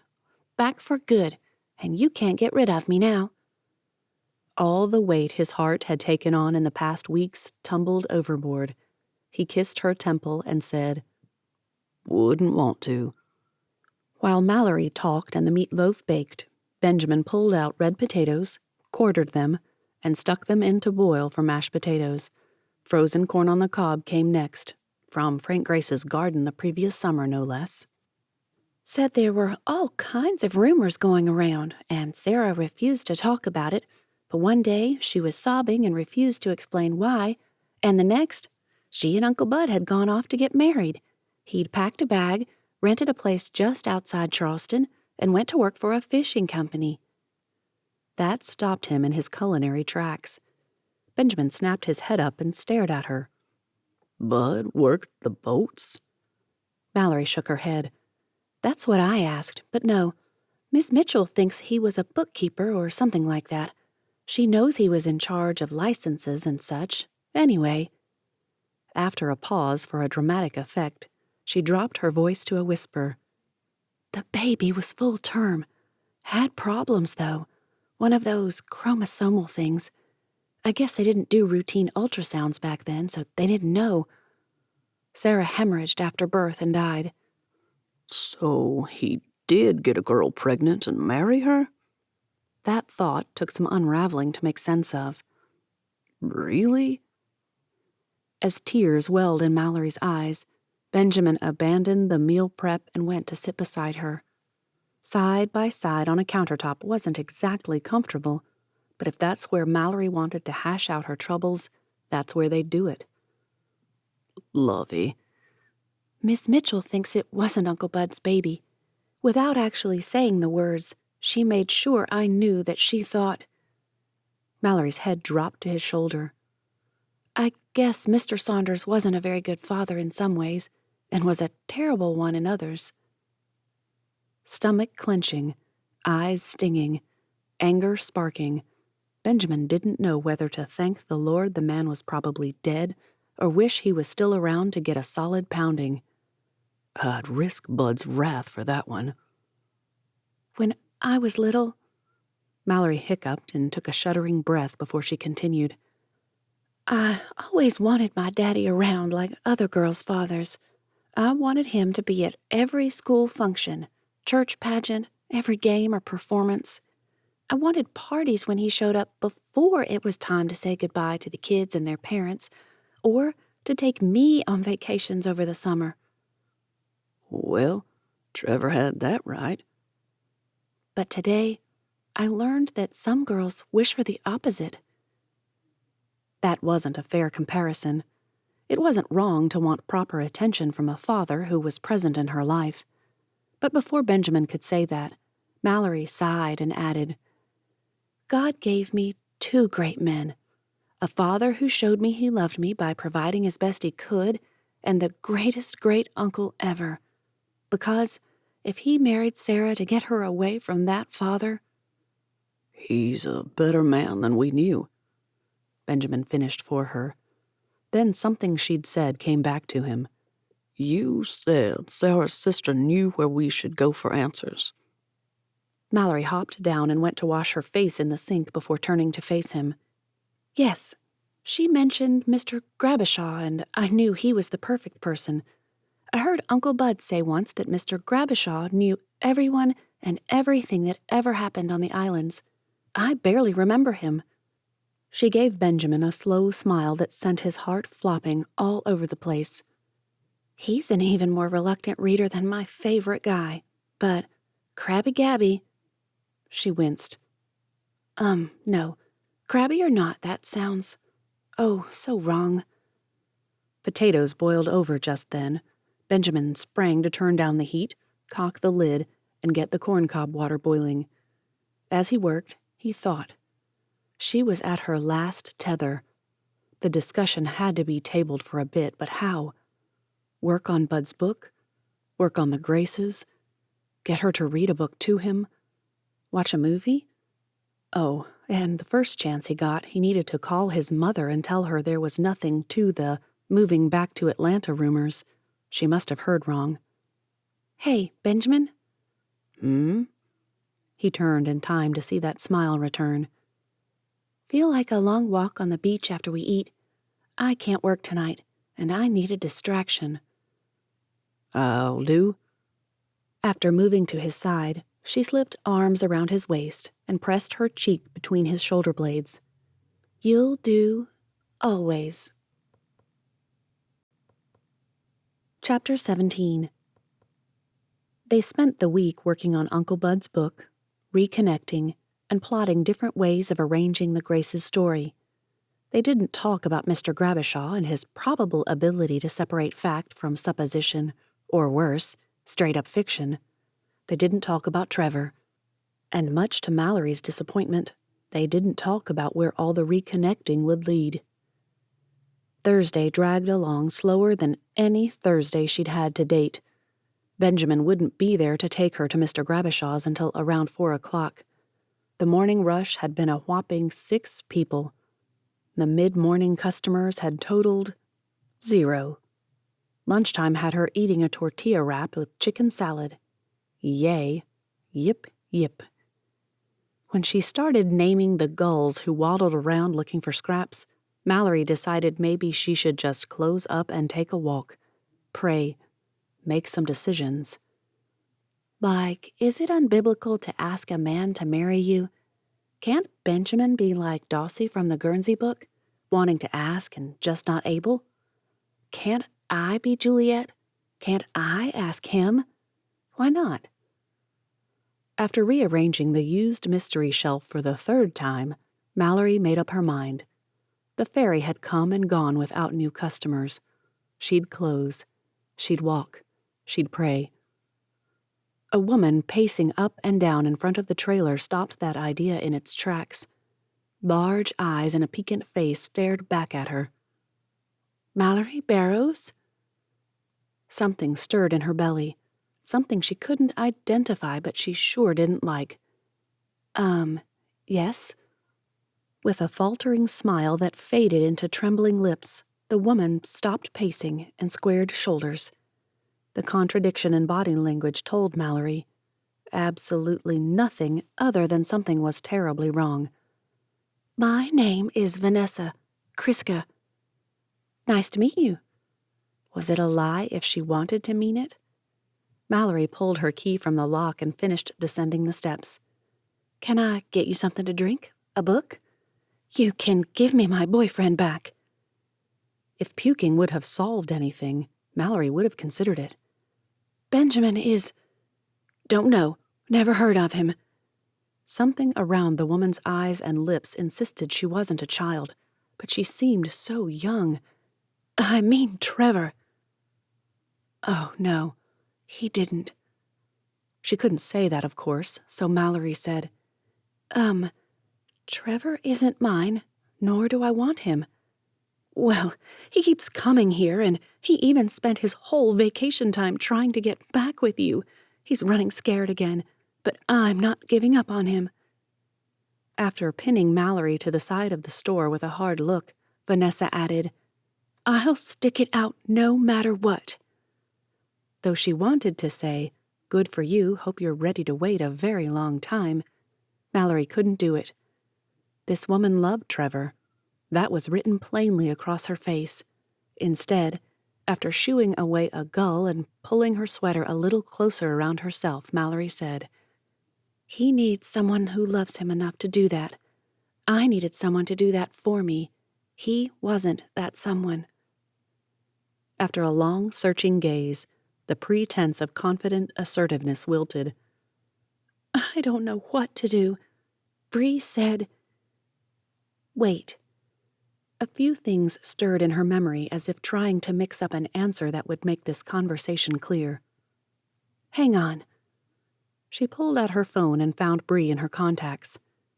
Bree answered on the fourth ring. "If this isn't an emergency, I should call you back after work. Vanessa is here. On Sparrow." That seemed to do the trick because Bree gasped and said, "Give me 5 and I'll call you back." "She's calling us back. Why don't you let me make you a coffee or tea or something?" This time, Vanessa nodded. "Okay, thanks. I can pay." The woman, why, oh why did Mallory want to call her a girl, reddened. "Trevor said you were struggling. I wouldn't want—" As has been the case since he showed up in February after I told him not to come, he's wrong. I'm actually doing well. Not today, of course. She hastened to add at the, oh hang it, the girl's dubious expression. "Sparrow is tiny. I never have good days here. I use it for admin stuff." Vanessa didn't look like she believed a word of it, but all that changed as she climbed the steps and entered Mallory's book haven on wheels. Oh, wow. It wasn't eloquent praise, and yet again, it was. "Thanks." One perfectly manicured finger ran along a row of spines, pausing several times. This girl was a reader, or Mallory would eat a shrimp head. "You have such a great selection. I like how you put the used copies with the new ones. So many stores keep them separate, and then you have to traipse all over the place to find everything. Then there's no time for browsing." She wheeled on Mallory and cut off any hope of a reply. "And don't tell me it's how they get people to peruse the whole store. I buy more impulse books when they don't waste my time looking for the copy I want of what I went in for. I think we're going to be friends." Where that statement had come from, Mallory couldn't hope to explain, but the milk steamer screamed for a moment, saving both women the need for further comment. By the time Mallory handed Vanessa a cup, she expected the phone to ring. And it did. She answered, put it on speaker, and let Bree know she'd done so. "Vanessa came here to ask me to let Trevor go, but you and I both know that I told him to go away and stay away. I'm on the verge of getting a restraining order. So what's going on, Bree?" "Hey, Vanessa, do I tell her or do you want to?" The question reverberated in the small space, and Vanessa wilted again. Mallory answered for her. "If her expression means anything, I think she wants you to take over. He went to a renewal summit thing at church back in early January. As Trevor puts it, he fully surrendered to Christ in it. Since then, he's become, well, very literal about his faith. He dumped me because he proposed to you," Vanessa said. "I thought it was a commitment issue thing again, but—" "It is," Bree insisted. "It's just a commitment to Jesus now. It's weird, but he's so serious. He insists that he gave his word and he has to keep it." The room spun in slow, lazy circles until Mallory grabbed a shelf and hung on. "Are you kidding me?" "Nope." The reply came in two-part harmony, if not in unison. Vanessa continued, "He's so sure this is what God wants of him." "Well, I'm just as sure that God does not want me to marry him, so he'll be single indefinitely if he doesn't snap out of it." "Not if you get married." Both Mallory and Vanessa stared at the phone. Mallory found her voice first. What? Once you marry someone else, he'll feel free. Right now, he just has to try to make up for his mistakes or whatever. Incredulity gave way to irritation. What church was this? Didn't this preacher point out that we do not have to atone for our own sins? We can't. That's up to God. You know, that supreme being who let himself be slaughtered for us. Once started, she couldn't seem to stop. There's this holiday coming up next week, all about it. Not funny, Mal. I'm not trying to be, Bree. Why isn't someone telling him to cut it out?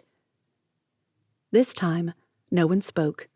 Even the waves outside seemed to quiet a little. Dumb question. They had, obviously, and this is why Bree had called. Why didn't you just tell me what was going on? Again, neither of the women spoke, and again, Mallory figured it out on her own. They all hoped he'd get over it. And as misguided as his reasons were, there seemed something terrible about wanting a guy to stop trying to do what the Bible said, or what he thought it did. Uncle Bud's voice filled her mind. Never interfere with someone's convictions, Lambkin, even if they're wrong. Pray for clarity, but never encourage someone to violate his conscience. James 4:17. She had to do something, and fast. Look, I'm not going to interfere with what Trevor thinks he should do. That's between him and the Lord. If looks could kill, or at least seriously maim, Mallory would need either a mortuary or a hospital. Seriously, Vanessa, it is. And I'm not interfering with a guy's conscience. And neither am I going to propose to my boyfriend just so you can have yours. I won't do it. I mean, I would in a heartbeat if I thought he'd say yes, but not so you can have your man. Bree broke through this time. Yeah, she's right, Nessa. We'll keep praying and add Mallory's love life to our prayer list while we're at it. Part of her wanted to tell the women to forget it, but considering she'd been praying for pretty much the same thing before Vanessa arrived, she decided that if they could get answers from the Lord sooner than she could, they were welcome to pray all they wanted.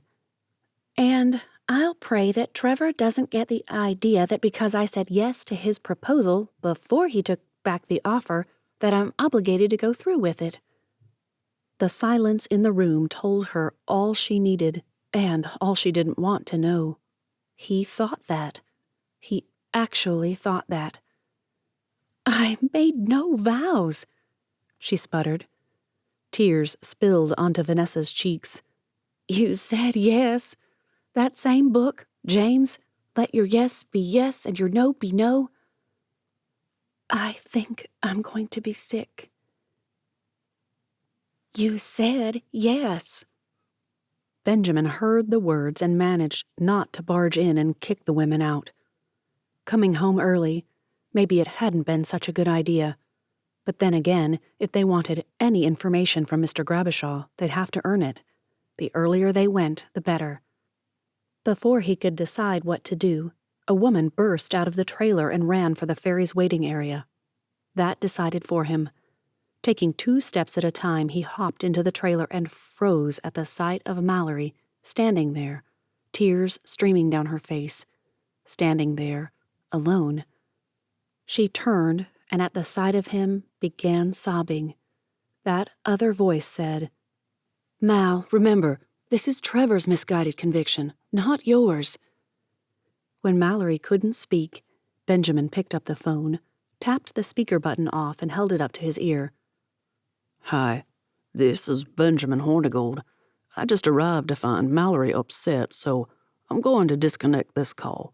I hope you understand. Without waiting for a response, he tapped the red handset button and set the phone down again. Truly alone, he relaxed, pulled her close, and held her. Do you think? Mallory shuddered and gasped back another sob. She's right. Her shoulders shook again. About what? He knew the answer, but he also needed time to think. The name choked out in a sob so violent it shook both of them. Trevor. That this is his conviction rather than yours? What is? He'd heard enough to get the gist of what he thought, but maybe, if she said it aloud, Mallory would hear how messed up it was. Wasn't it? The tears and sobs gave way to a Mallory he didn't recognize. She became rigid, detached, and emotionless. Trevor thinks that because he asked me to marry him, he has to go through with that marriage. Well, what about me? Does that mean because I said yes 3 years ago that I'm bound to it today? Everything within him said no, but he couldn't prove it. A dozen arguments clamored for preeminence. She'd never made vows, but that thing about keeping your word, you had to do the right thing even if someone else didn't. Divorce was forbidden in most cases, but they'd never married. They'd never made vows. He kept coming back to that thought. You think I am, don't you? Pulling her back to him, cradling her head against his chest, holding her fast, Benjamin whispered, No. So why? I wanted to be sure what I thought agreed with what God says. He felt his shirt grow damp with fresh tears. Benjamin. His name came out strangled, anguished. If my saying yes over 3 years ago to a guy who abandoned me before I could even tell anyone he'd proposed means I have to marry him, I'll go crazy. I swear I'll go absolutely bonkers.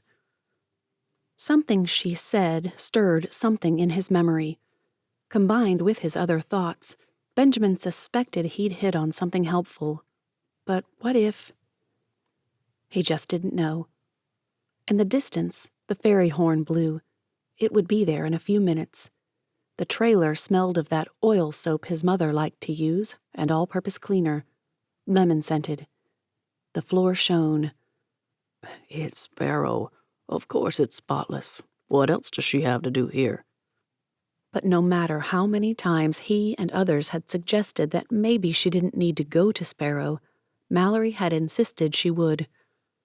It's not their fault they're the smallest. Sure, it's a pain, but if I lived there, I wouldn't want to be overlooked just because I don't have many people around. They'd even pointed out that Sparrow, having that little one-day-a-week library, meant it had what most of the other islands didn't. Mallory refused to listen. Besides, it's a good catch-up day. I can clean, organize, wrap, and ship books. Everything. Benjamin, if you don't talk to me... He snapped back to the present and pulled her jacket from a hook near the back door. Let's head over to Mr. Gravishaw's and I'll talk on the way. That little suggestion gave him a bit of a reprieve.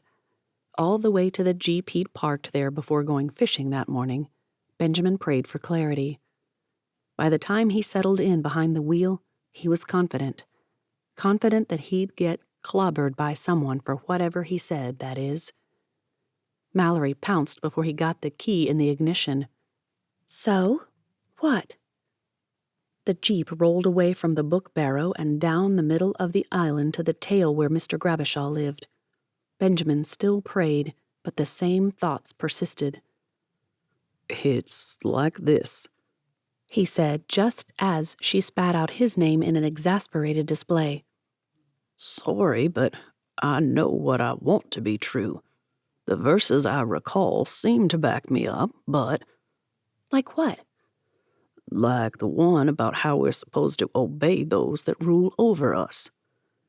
A glance her way showed her face screwed up like a toddler trying to remember something. Finally, she sighed. Like in Hebrews, where it's talking about the elders? That would work too. No, I was thinking about the submitting to laws and authorities. Here, the law says you are not married without a signed license. But the other verse would be good too. We could talk to the elders on Hopper and see what they have to say about it. He drove another mile before Mallory spoke again. I suppose.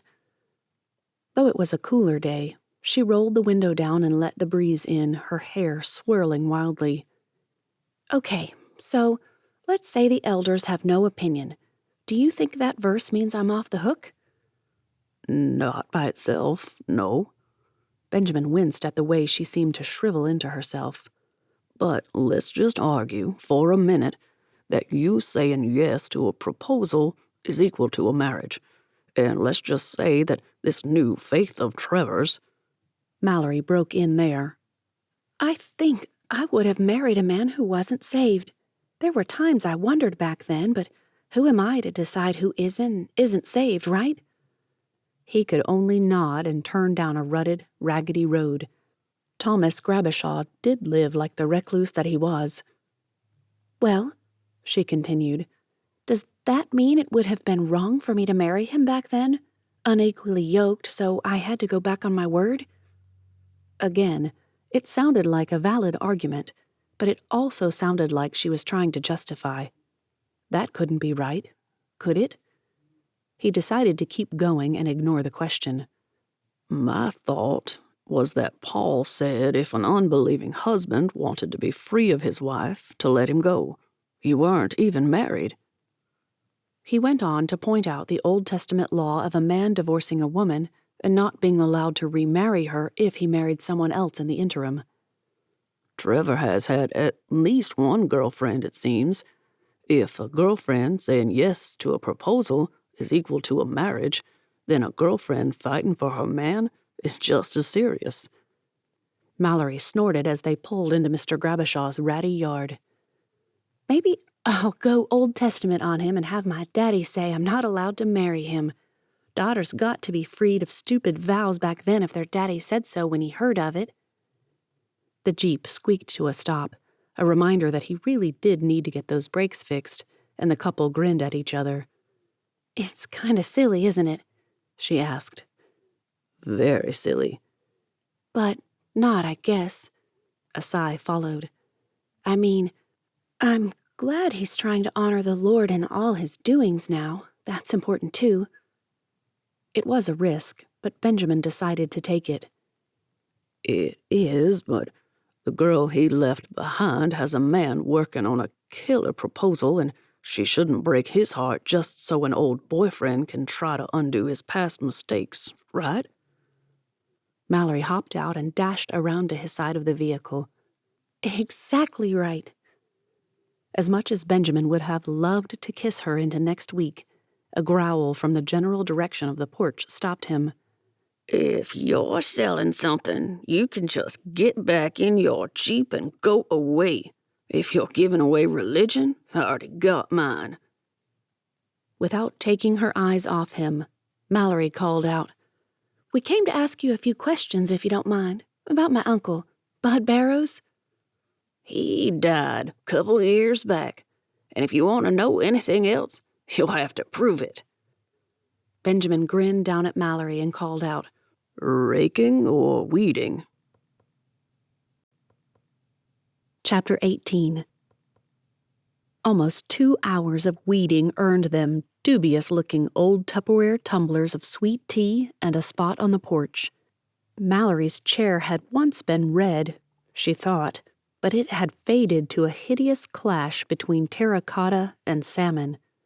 Benjamin's rickety-looking Adirondack was the exact color of once white undies that had been washed with a new pair of black jeans, which probably meant that at one time it had been blue.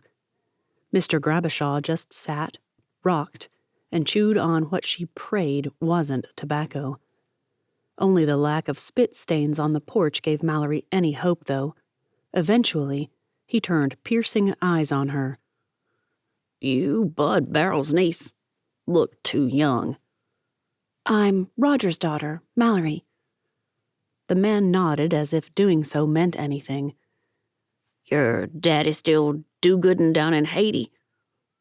As much as she wanted to tell him that there was a difference between doing good and do-gooding, Mallory just smiled. He and Mama love the work with the children down there. Always thought he needed to spend more time with his own kid. Always off chasing dollars and cents as if he didn't have any. Did he mean to be funny? A play on words with sense and sense? Or did he really think her father didn't actually make any money in his job? Benjamin piped up before things got awkward. We found something that no one seems to know much about. You're the logical one to ask about it, so what'd you find?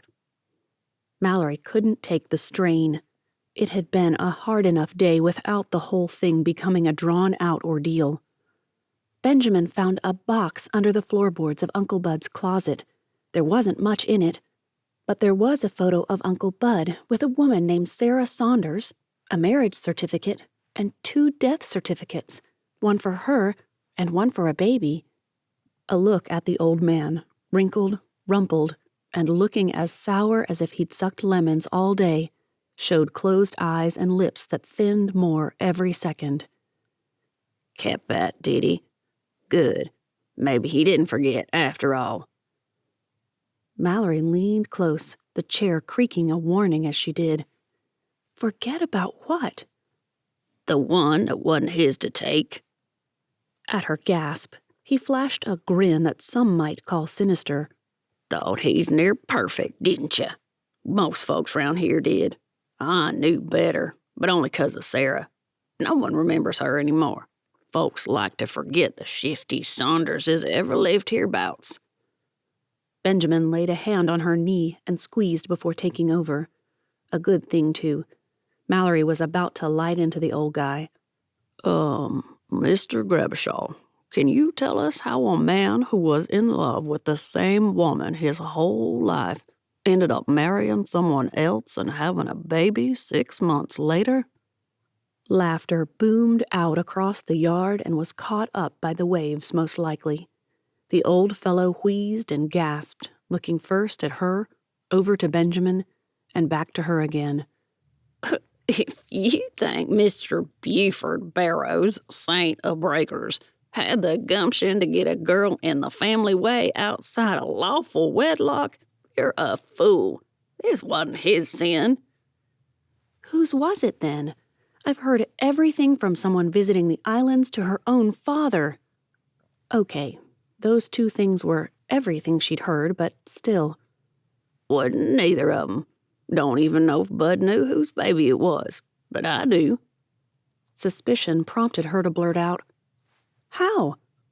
The man's eyes grew cold, and his face hardened until it looked frozen in stone. Then he turned and stared right at her, right through her. In a voice that held bitterness brewed until it bit before touching the lips, he snarled, "Because that baby was mine. Sarah never gave me the chance to do the right thing. The way Bud told it, he found her up by the rocks over at the point on Breaker's Head. She was trying to get the courage to jump." Of all the things Mallory had been told or imagined, that one she'd tossed aside as too Victorian to be possible. Why? I mean, it was the 80s, the 1980s. Old man Saunders. That's why. He'd have beaten her until she or the young'un died. I'd have stood up to him, though, if she'd have given me the chance. Here Benjamin stepped in. Did she know that? Did she have reason to believe you'd take care of her?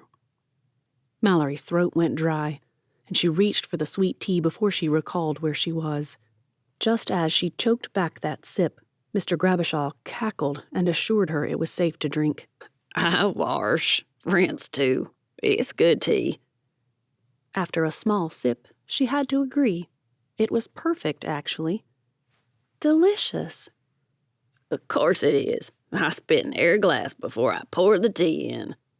The man's cackles filled the night air again, and a few chuckles from Benjamin's side joined the crickets as they began their evening chirps. Why female crickets found that alluring, she couldn't hope to understand. And it didn't matter that Mr. Grabashaw was joking. She couldn't drink it now. To answer your question, boy, she should have. If she'd have given it any thought, she'd have known. But when a girl's scared of her daddy, she don't always think straight, does she? Maybe it was a stupid question. No maybe about it, actually, but Mallory had to ask, "Do you really think her father would have tried to kill the baby himself?" If not her, too. Apparently her incredulity showed because he leaned forward, one gnarled finger pointing at her. Did old guys have to point with their middle fingers? As he said, Mark my words, little Miss Barrows. Sure as bean farts, one or both of 'em would have died. He'd done it to one of the older girls a few years earlier. Everyone knew it. No one did a thing about it. "Sure as bean farts? Really? Oh, gross." Did you say if Bud ever found out you were the daddy? Benjamin gave her knee another squeeze. She hoped this one said, "I'll get the info and we can go fast." No, I said I don't know, and I don't. He had no call marrying one woman when he was in love with another man's wife. It wasn't his only sin, of course, but it was one of the few most folks got to know about.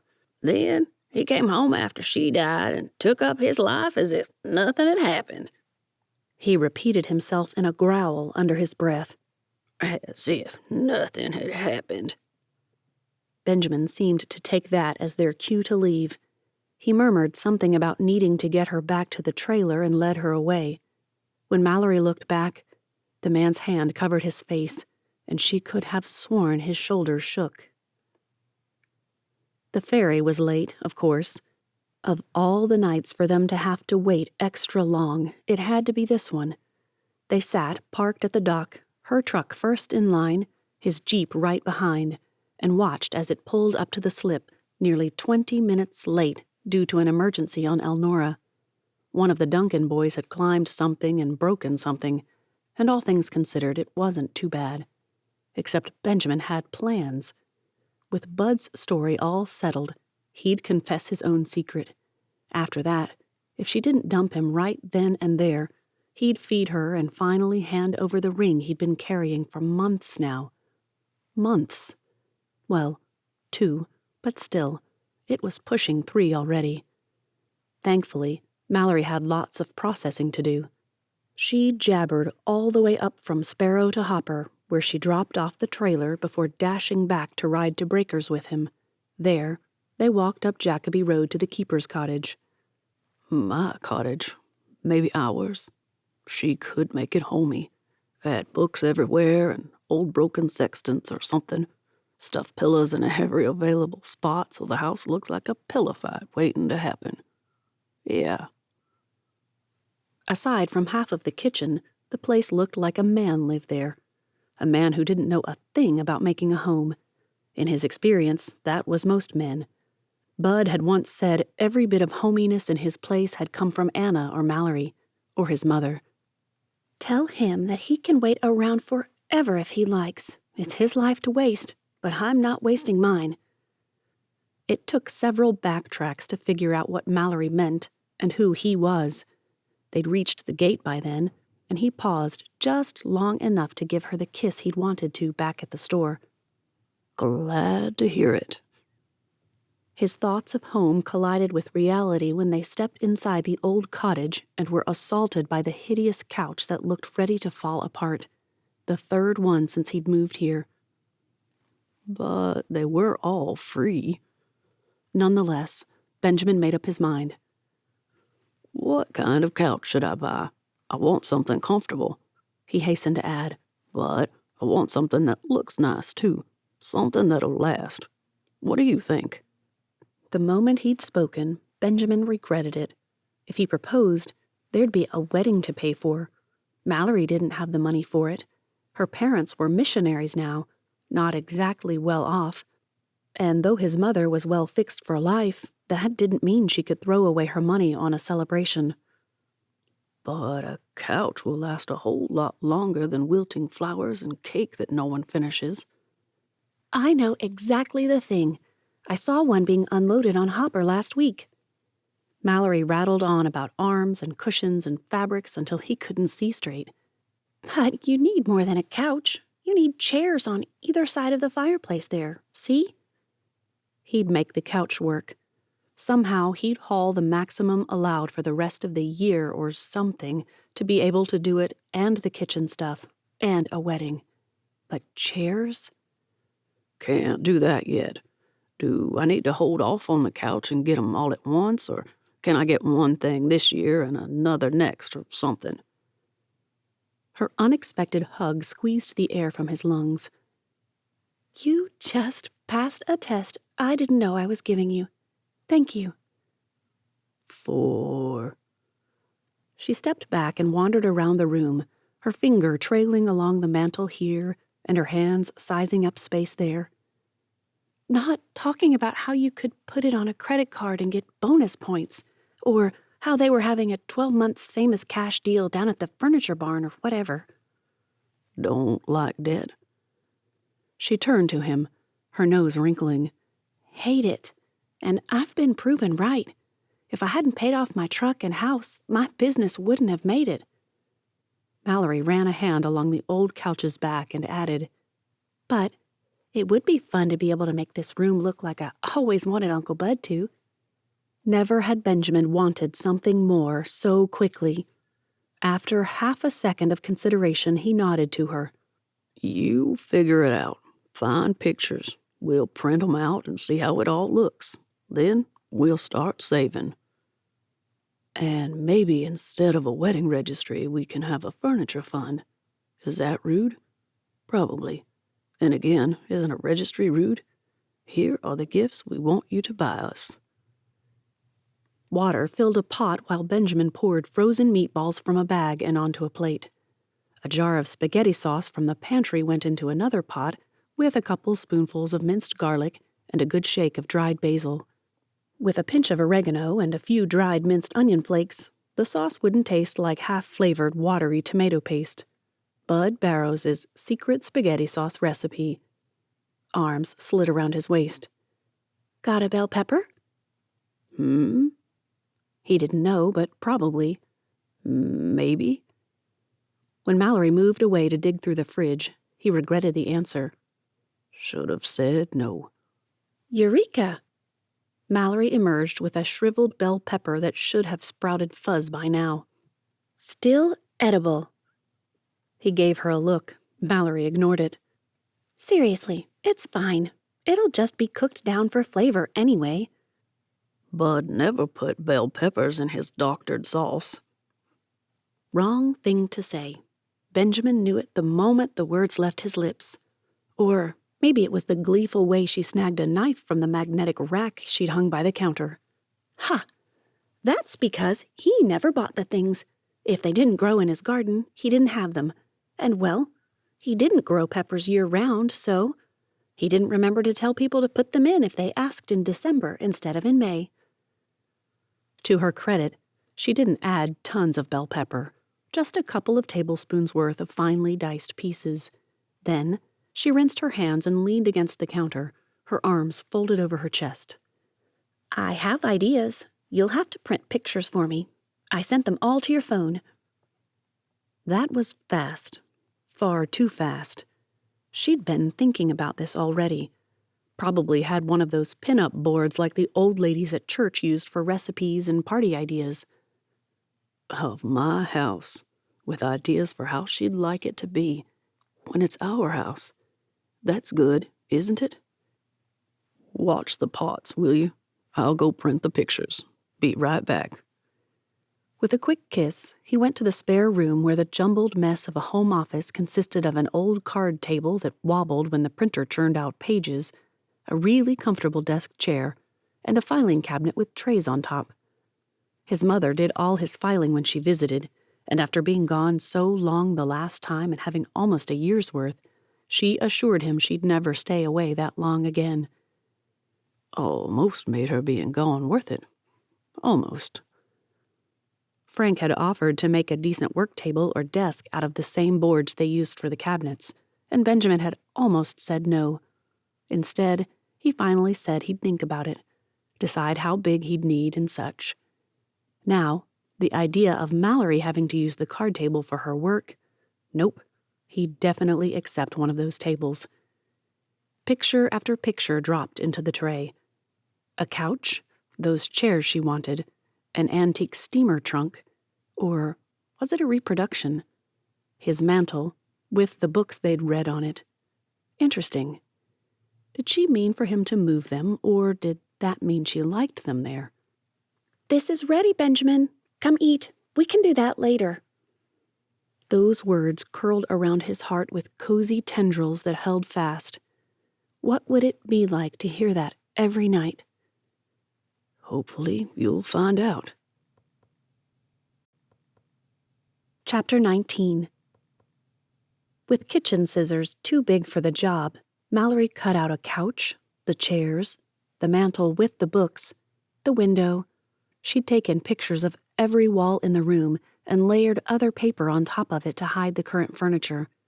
It didn't work quite right, but it wasn't bad either. While she worked, Benjamin did the dishes and listened to her ideas as if he really cared. Instinct told her he did, because he wanted to know her opinions. He wanted to know what she wanted. He wanted the house to reflect her, because he wanted her in it. "But you kind of have to ask, Benji, my beau." Every now and then he'd call her Mally mine or Mally my love, and though she wasn't ready to risk his reaction, she'd created her own nickname for him. If Miss Patty could call him Benji, why not her? A man Mallory hardly recognized came to the door and asked Benjamin for a jump start on his car down by the docks. Benjamin agreed, of course, and started to follow. He backtracked, handed her his phone, and said, My password's 1477. If Frank texts back, see what he says about the desk, will you? Standing in the center of a living room stuffed with memories, Mallory surveyed every wall, the built-ins, the windows, the fireplace, and that mantel. It really was amazing. But would it sand down into a nice wood under all that paint? Her fingers itched to try it. To test the hardness of the paint, she dug a fingernail into the underside and sighed. Not even a dent. Uncle Bud must have painted it himself.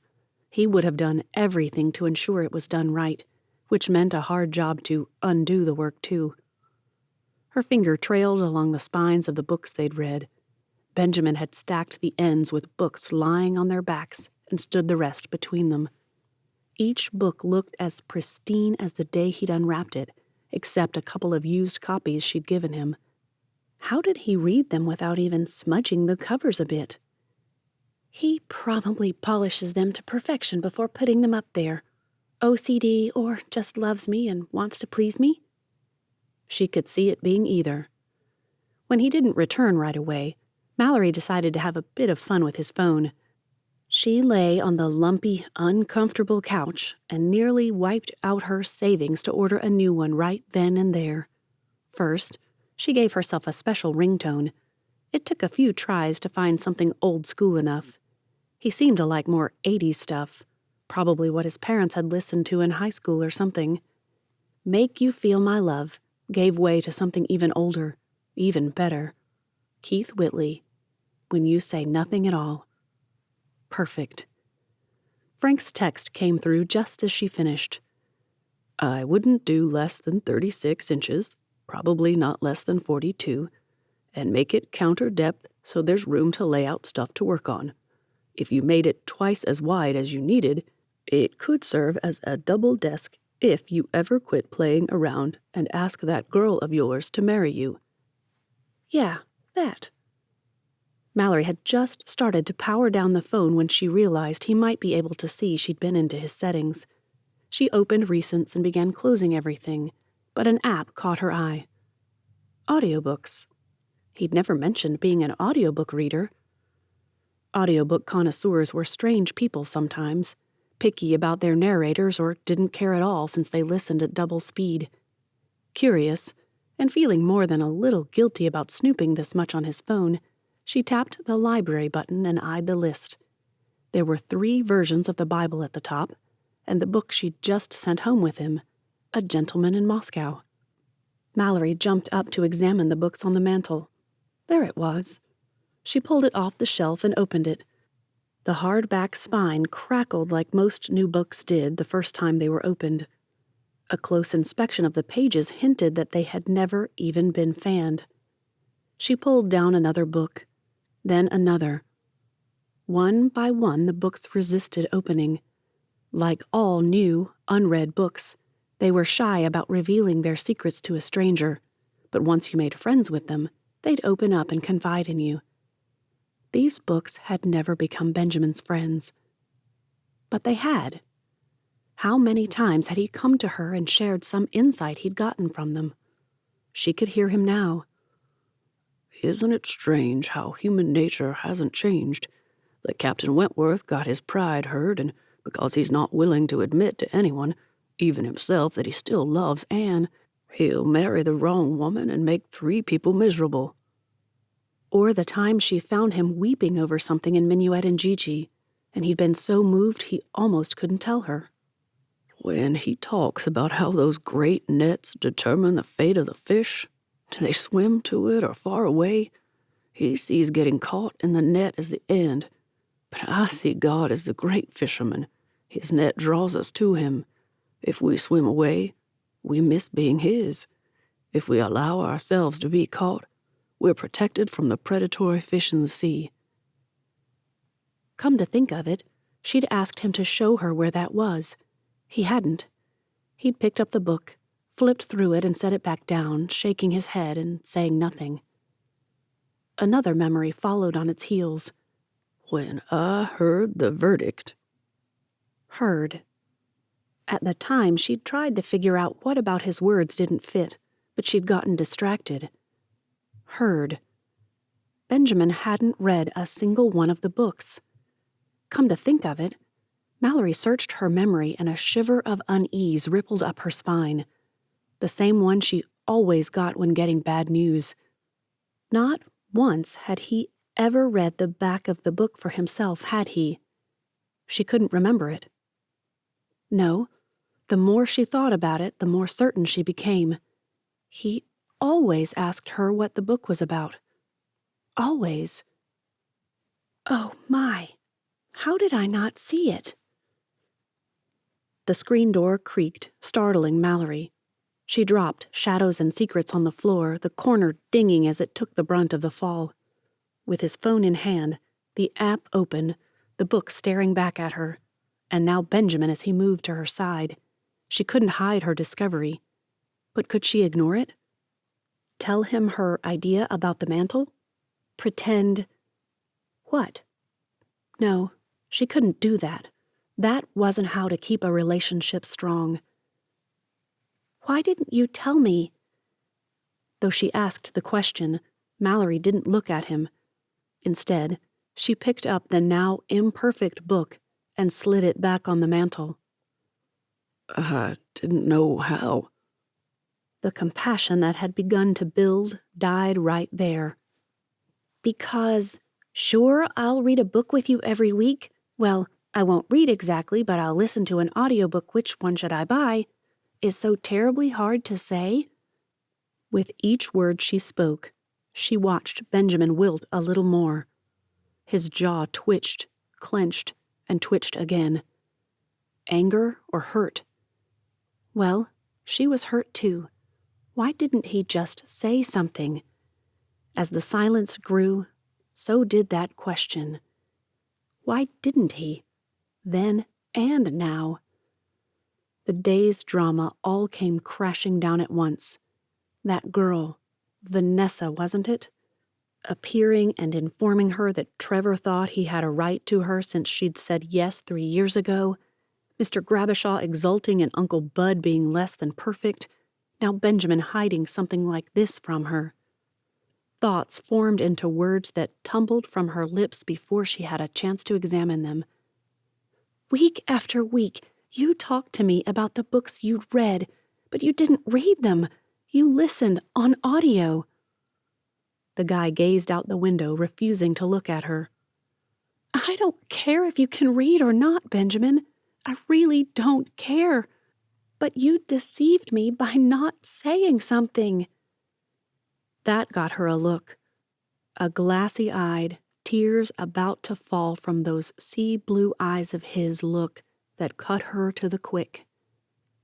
I didn't think of that.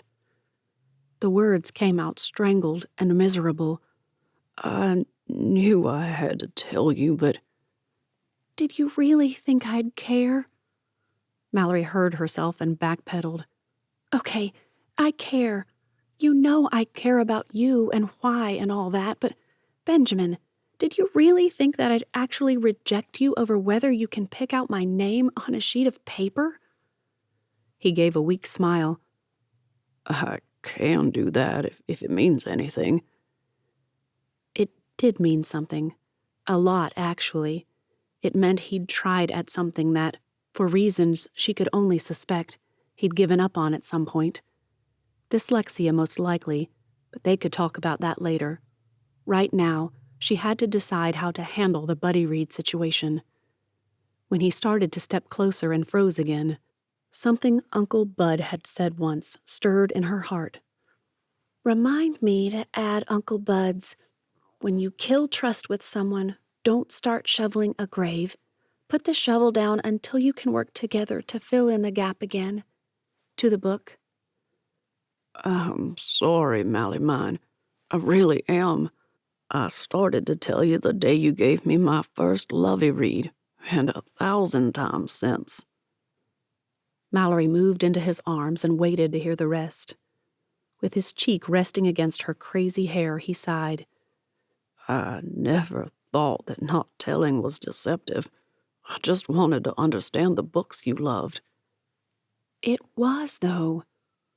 She heard Benjamin swallow before he said, I know. Now I know.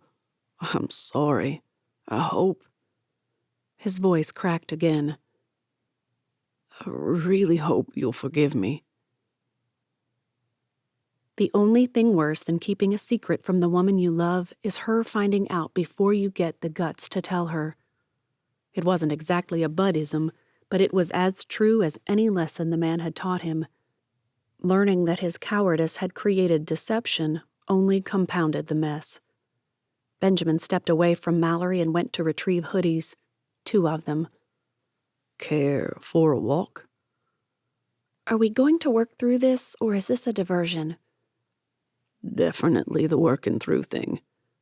He held out the jacket he knew she liked most and shot a look at the mantel.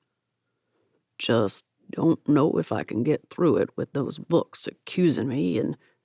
Mallory cut him off with a snatch of the soft gray fleece and a quick, much, much too quick kiss. Good, because you're not getting rid of me that easily, but you're not getting off that easily either. Fair enough. And it was. An idea had formed. A movie she loved that might make her understand how it had happened, but would it feel like justification or an explanation? Benjamin just wasn't certain. I can feel it. You're torn about something. The way that girl could read him should strike terror in his heart. Yeah. I have an analogy to show how it happened, but I don't want to make excuses. I just want you to know I was ashamed to tell you, but it wasn't a conscious effort to deceive. Not how it looks. Give it to me. Just so you know. Benjamin, I'm not going anywhere. I've got a book scenario to run past you when you're done with this topic, so I get it. Story helps things make sense. I really do get it. With that, she dragged him through the kitchen, out the back door, and down past the rocks to the shore. They struck out slowly, deliberately. Each step seemed to lead them somewhere more than up the sand toward her tiny beach cottage. They were going somewhere. That was all he knew. Somewhere. So, come on, out with it. What is not telling me you can't read like? Well, He swallowed hard. it's not the reading part, of course, but the way things got out of hand without knowing where it was going or how bad it was. Her hand squeezed his, and Benjamin took that for keep going. So he did. While you were sleeping. The argument about how they weren't even remotely parallel began before he got out the word sleeping. However, before he could get a word in edgewise to assure her that he knew it wasn't a perfect analogy, she began making his points for him. Then again, Lucy outright lied without meaning to. She was just vocalizing a wish. You made a wish come true in a way. You wanted to support me and do the buddy reads, so you found a way to do it. Lucy couldn't figure out how to correct something she'd never actually told to anyone, and you couldn't figure out how to actually tell me something. There, Mallory choked. I think I'm most upset about you thinking it would matter to me. Why shouldn't it? Mallory stopped in her tracks and stared at him. He couldn't see much of her face, but he could feel her stare. It matters to everyone who knows. My whole life, if anyone figured it out, it became a divider. Either because they made me feel like an idiot over every single thing, as if I couldn't figure out which restaurant was Jake's, or because they were so obvious about avoiding anything remotely related to reading. Oh, let's just pray tonight. We don't need to read the passage. Uncle Bud knew, didn't he? Benjamin shrugged. Didn't talk about it, but I always assumed he did. Miss Patty knows. Mama, of course. Why didn't she get you help? It's dyslexia, isn't it? He nodded, realized she probably couldn't see it inside. Yeah, Mama says it's even worse than Dad's. Needing connection, Benjamin reached for her hand and ended up pulling her into a hug. Lambkin, my dad wouldn't let her get help. Maybe it was just because he was ashamed himself, but I think he really thought that since he'd done well all his life without it, why put us through that? Did you ever talk to someone later? He knew what that later meant. After Dad died. He hadn't. No, a fella figured it out one day while I was helping you. Gave me his card and said he thought he could help, but... Mallory's reply disappeared somewhere between his shirt and the breeze that carried the rest away. He got the gist of it. Why not call? Benjamin had reasons, more than just the lack of time with his newfound desire to work as much as he could while Mallory was working. He only mentioned one of them. Listen, I need you to understand something. The urge to call her Marsh Mallory was strong and persistent, but he'd already used half a dozen with her in the past hour. There needed to be a limit, surely. What's that? Benjamin pulled her out into the brightest part of the moonlight. A quarter moon, but still, he'd take what light he had to offer. Half a moon was better than no moon, right? I need to know that if you accept the ring I bought for you, the one burning holes in my pockets for the last couple of months, that you accept it with me as me, who I am today. If I decide to talk to someone about the reading thing, then I do. If I don't, that's gotta be okay too. A twitch near her eye told him she'd almost argued, or at least that she wanted to. Then it disappeared, and a look he'd never seen before, but hoped to often, replaced it. I was going to argue, but I get it. It wasn't the plan he'd begun arranging. No surprise basket on the beach, no candles buried in the sand marking their place, none of the pin-up board ideas he'd trawled through until he found just what he thought fit her. Even the book he'd hollowed out to hold the ring wasn't finished gluing yet. But maybe. When they began walking again, he didn't know. One moment they'd passed her cottage, and the next they were close to where he'd planned to hide that basket. Her hand fit so perfectly in his that he'd almost forgotten he held it. His conscience struck again at the memory of her accusation. But you deceived me. You said you had a book scenario for me. Can you do that while I try to figure out how to fix this? You can't fix it. His heart dropped onto the sand and dissolved. But you can start fresh, like Anne Shirley. A new day with no mistakes in it. His mercies, Benjamin began. They are new every morning. Exactly. She wrapped her other arm around his and leaned against him as they trudged along the upper sand now. Remember the Guernsey book? Benjamin just nodded and wondered why quarter moons weren't called half moons.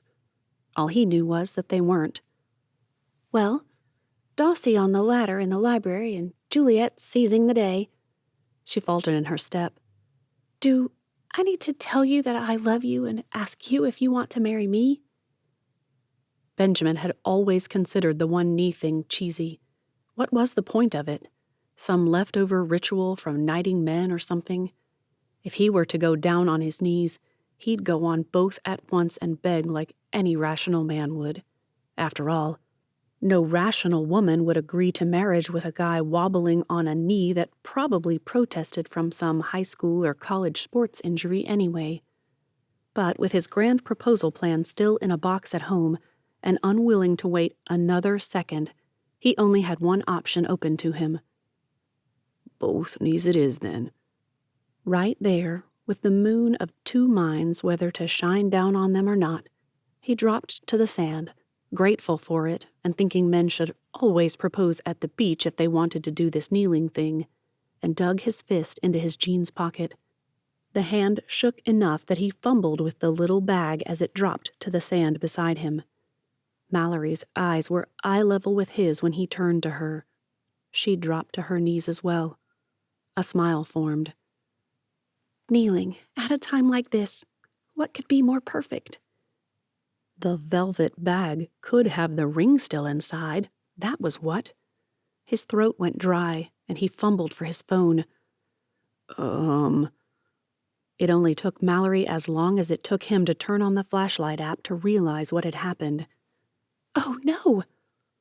Cautiously, they dusted the sand all around him, careful not to move and bury the ring deeper. After a full dusting, Mallory ordered him to sit still while she sifted sand through her fingers. She found a shell, a twig, and a gum wrapper. You could fold it into a ring, I suppose. The joke fell flat. Maybe it fell out somewhere. In your other pants? Maybe now in the washer? When was the last time you saw or actually felt it in that bag? I reached for it when I heard Vanessa say, "You said yes." Oh, Benjamin. Her eyes widened. Check your pocket. Maybe there's a hole. It could be anywhere. Stomach churning, heart aching, Benjamin shoved his fist in his pocket and felt his fingernail scrape against something. The ring. He gave Mallory what had to be the sheepish of sheepish looks ever manufactured by someone not a sheep. Why is it called sheepish, anyway? In there? He nodded. Well? She gazed up at the moon, out over the water, and back at him. Before God, the man in the moon, and all the sea creatures out there, do you have something to ask me, or do I go all Juliet on you? Why, when he knew her answer and her eagerness to give it, was asking so hard? Benjamin took her hand, slid the ring into place, squeezed, prayed for them, aloud even, and still the words wouldn't come. What would Uncle Bud say? He'd tell me that if I couldn't man up enough to ask a simple question, then I wasn't ready to lead a family. That did it. Mally mine, marry me? Yep, she smiled. That didn't hurt, did it? They learned quickly that kissing while kneeling was awkward, uncomfortable, and held a sweetness that might just get it repeated. Maybe every year on their anniversary. Or on this anniversary, April 21st, the day I conned the sweetest girl on the islands to say yes to me. Chapter 20. If anyone had told Benjamin Hornigold that the first miserable business of getting married would be to squeeze onto Mallory's couch with an iPad and meet the parents 1,000 miles away with a dozen adorable children crying for Mate and Mally, he would have considered the suggestion of an elopement along with the proposal. Mallory looked a lot like her mother aside from eyes that definitely favored her father. While Mallory chatted with the children before they were shooed off to play and leave the adults to their video call, Mrs. Barrows watched him. Benjamin squirmed. She knows. I suppose Mallory has talked about how close we've gotten, but he didn't want to finish that thought, but it came unbidden. After all, it was only natural to talk with your parents about what's going on in your life. He hadn't hidden his hopes for and the progress of their relationship with his mother. But this is more nerve-wracking. For me, anyway. The Barrowses sat in a white office with old but sturdy furniture, a desk, a couple of chairs, and a side table. Benjamin was trying to decide if that side table had been affixed to the wall when Mallory nudged him. "Daddy said it's nice to finally meet you."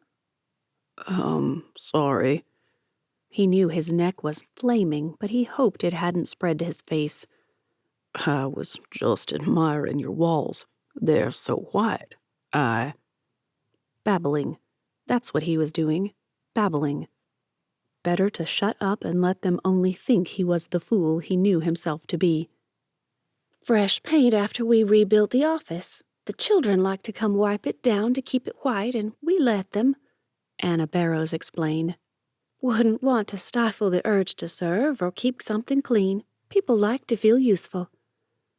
Beside him, Mallory stiffened just a little, but her parents didn't seem to notice. After taking a sip from her water bottle, she curled her arm around his, smiled up at him, and flashed her other hand to her parents. "Benjamin asked me to marry him." While her mother beamed and peered closer at the screen to see the ring Mallory kept playing with, her father leaned back and watched him.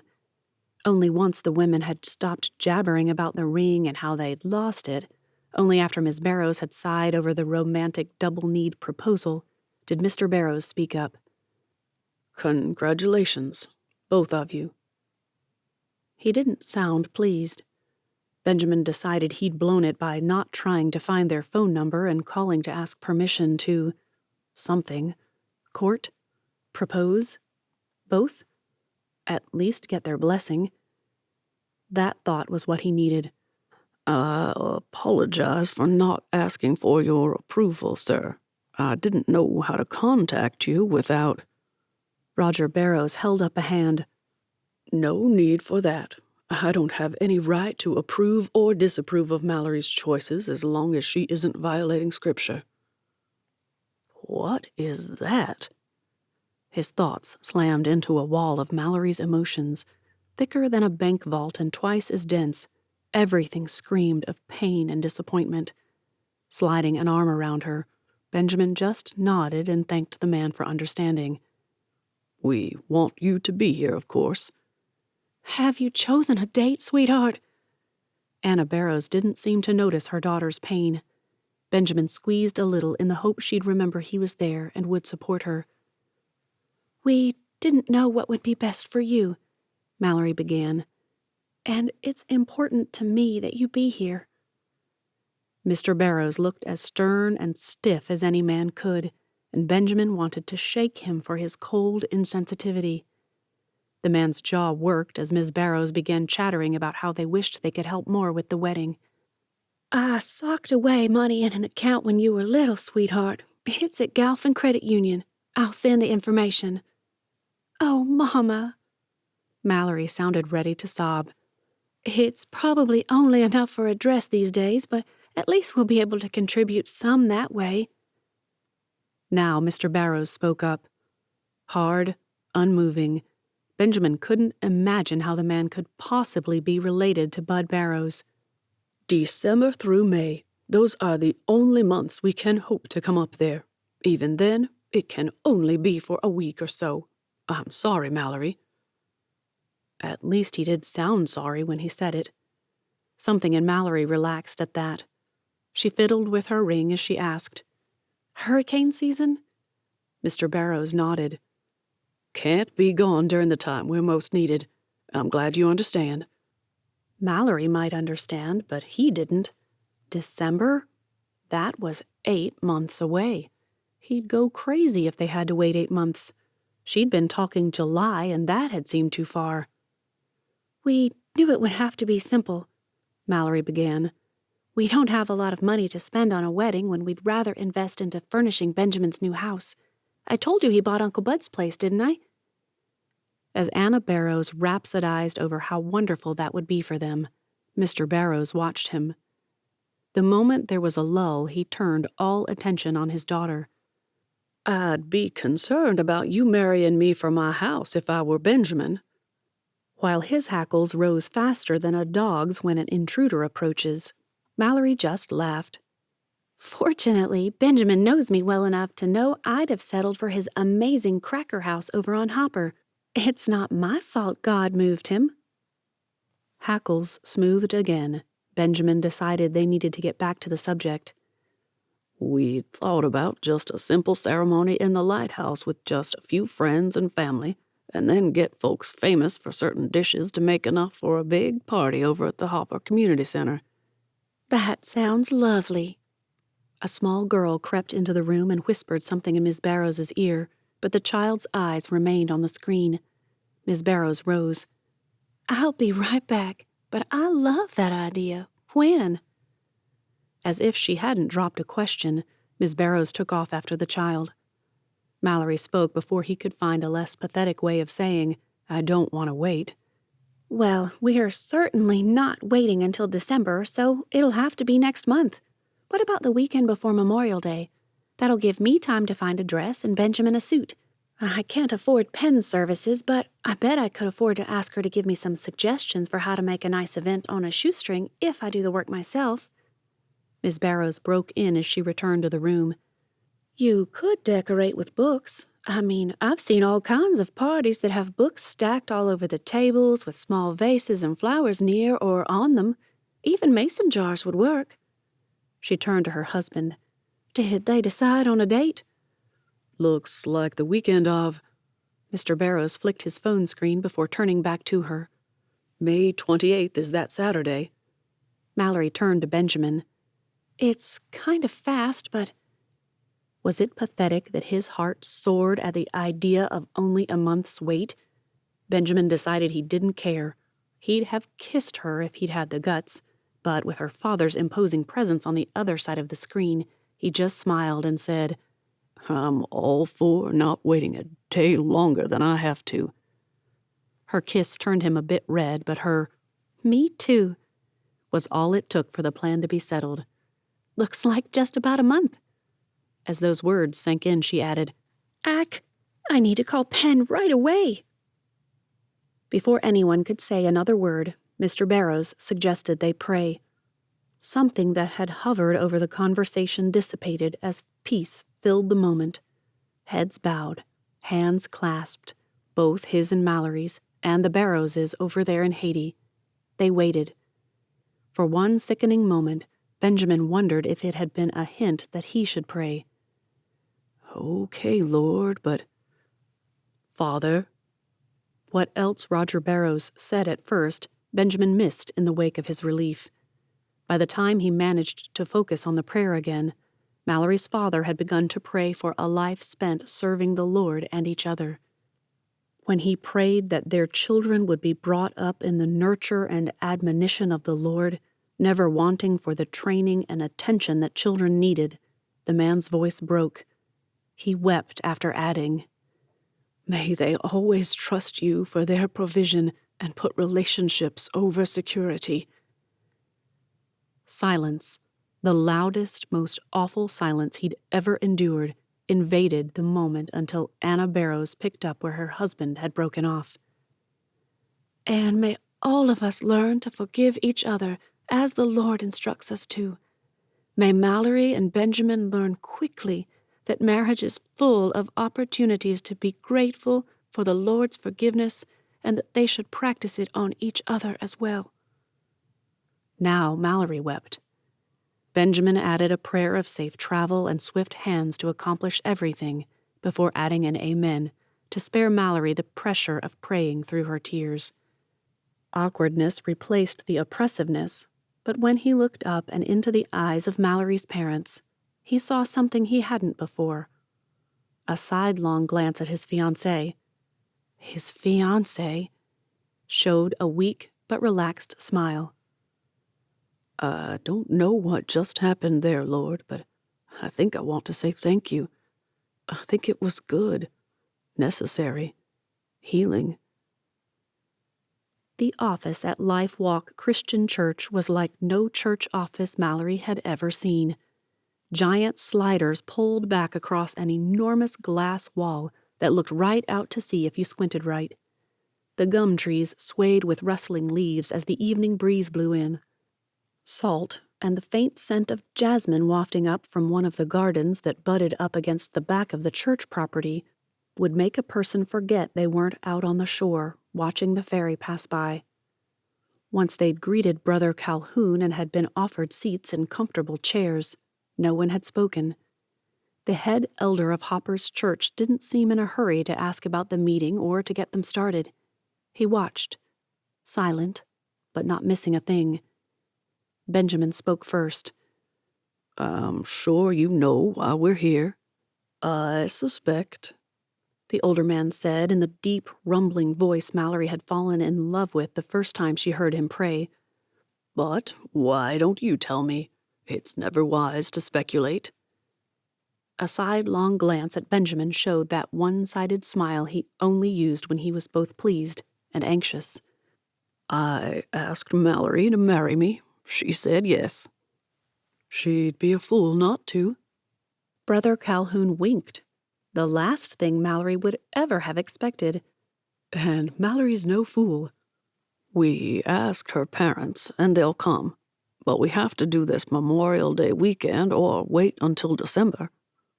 Now Benjamin's neck turned red. His face followed. I won't pretend that I'm sorry it's so quick. The man leaned back and folded his dark, smooth hands over his slight belly. For a man his age, he really should have more wrinkles. And December's not a good idea because... Benjamin went 3 shades darker. Mallory took pity. I think the scripture reference Benjamin is probably straining to remember is, 1 Corinthians. Her brain screamed for her to remember. After all, she'd looked it up when the press of wedding plans had smothered her after the call to her parents. I think it's chapter 7, but... It is, verse 9. Are you saying this is a problem today, or you're trying to prevent one? This time, Benjamin sat up, took her hand, and met the elder's gaze without faltering. We're not confessing to moral failure, sir. But I won't pretend that the idea of 7 more months doesn't make me wonder if engaged men shouldn't enter monasteries until their rehearsals. A snicker turned into a snort, which gave birth to chuckles.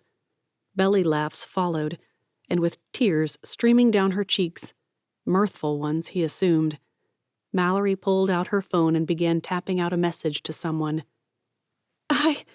She gasped between words, trying to control herself. I can't. Forget that. It's going in a book. I don't know who will write it, but don't care. Too funny. Sounds like we need to figure out which one of us will be here that weekend so you have someone to do the honors. Have a preference? Mallory shot Benjamin a look. The way he squeezed her hand told her he understood and agreed. I don't have any objections to any of you, but I know Uncle Bud trusted and respected you, as do we. If you'd be willing...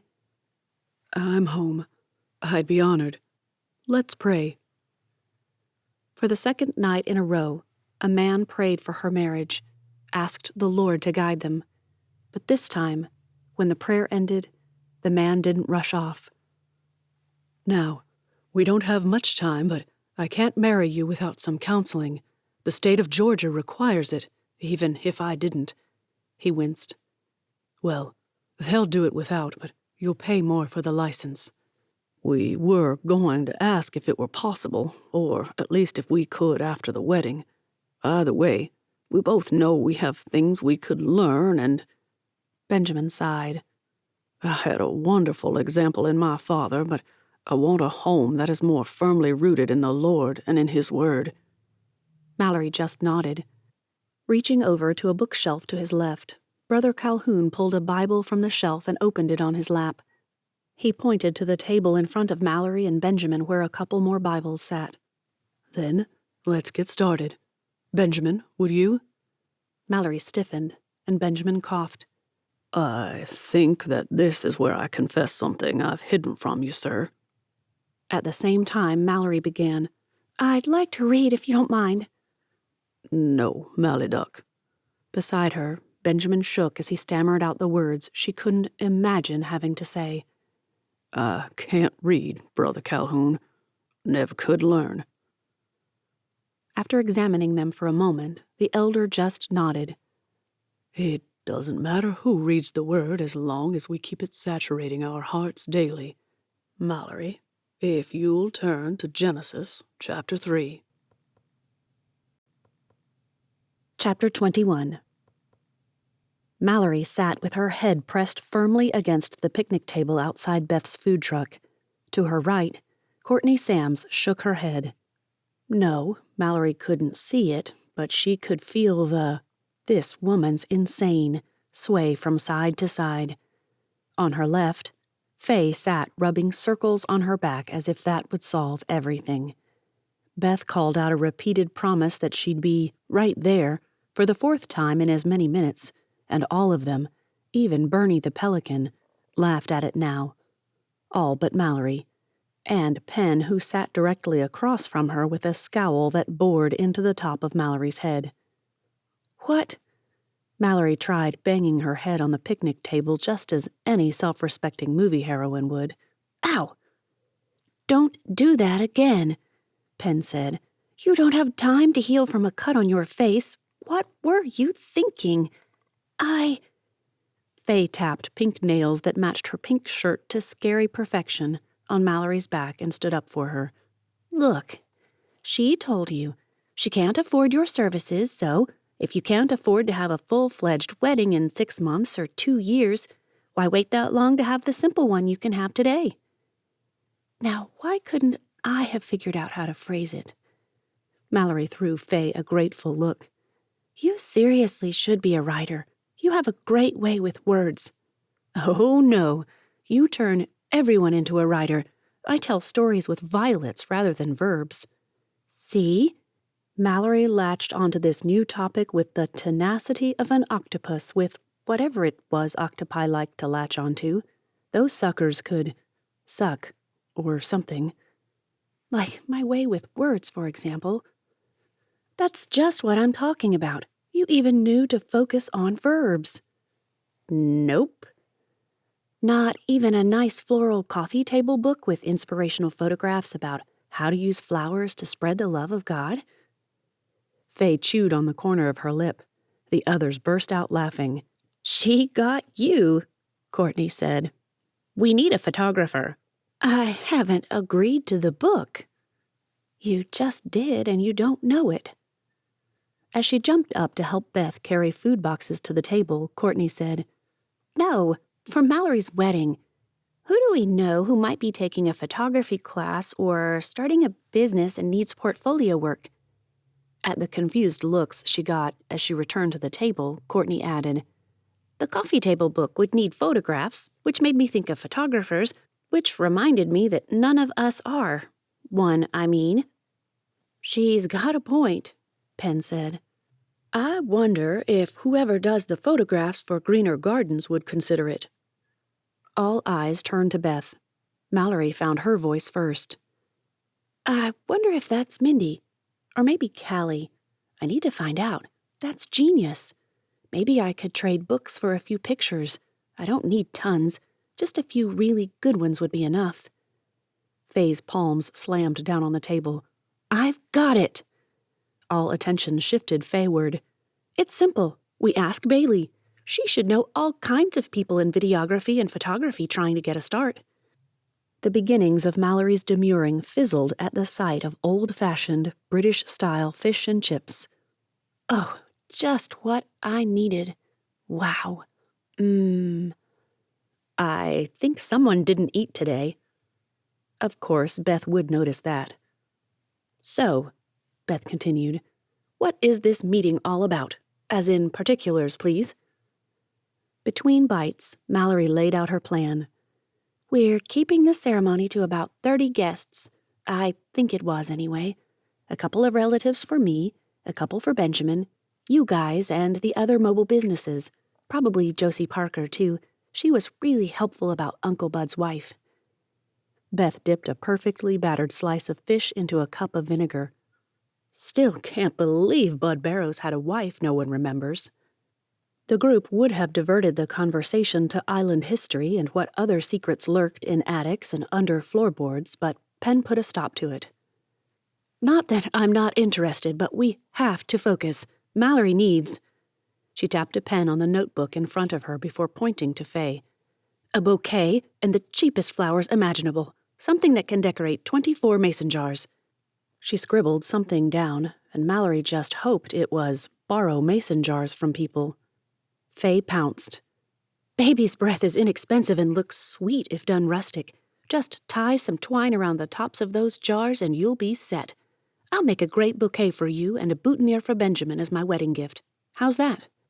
Throat aching with repressed emotion, Mallory hugged her gratitude and nodded as she whispered, "Thanks." Penn's pen shifted to Courtney. "What's the least expensive cake option that doesn't look pathetic?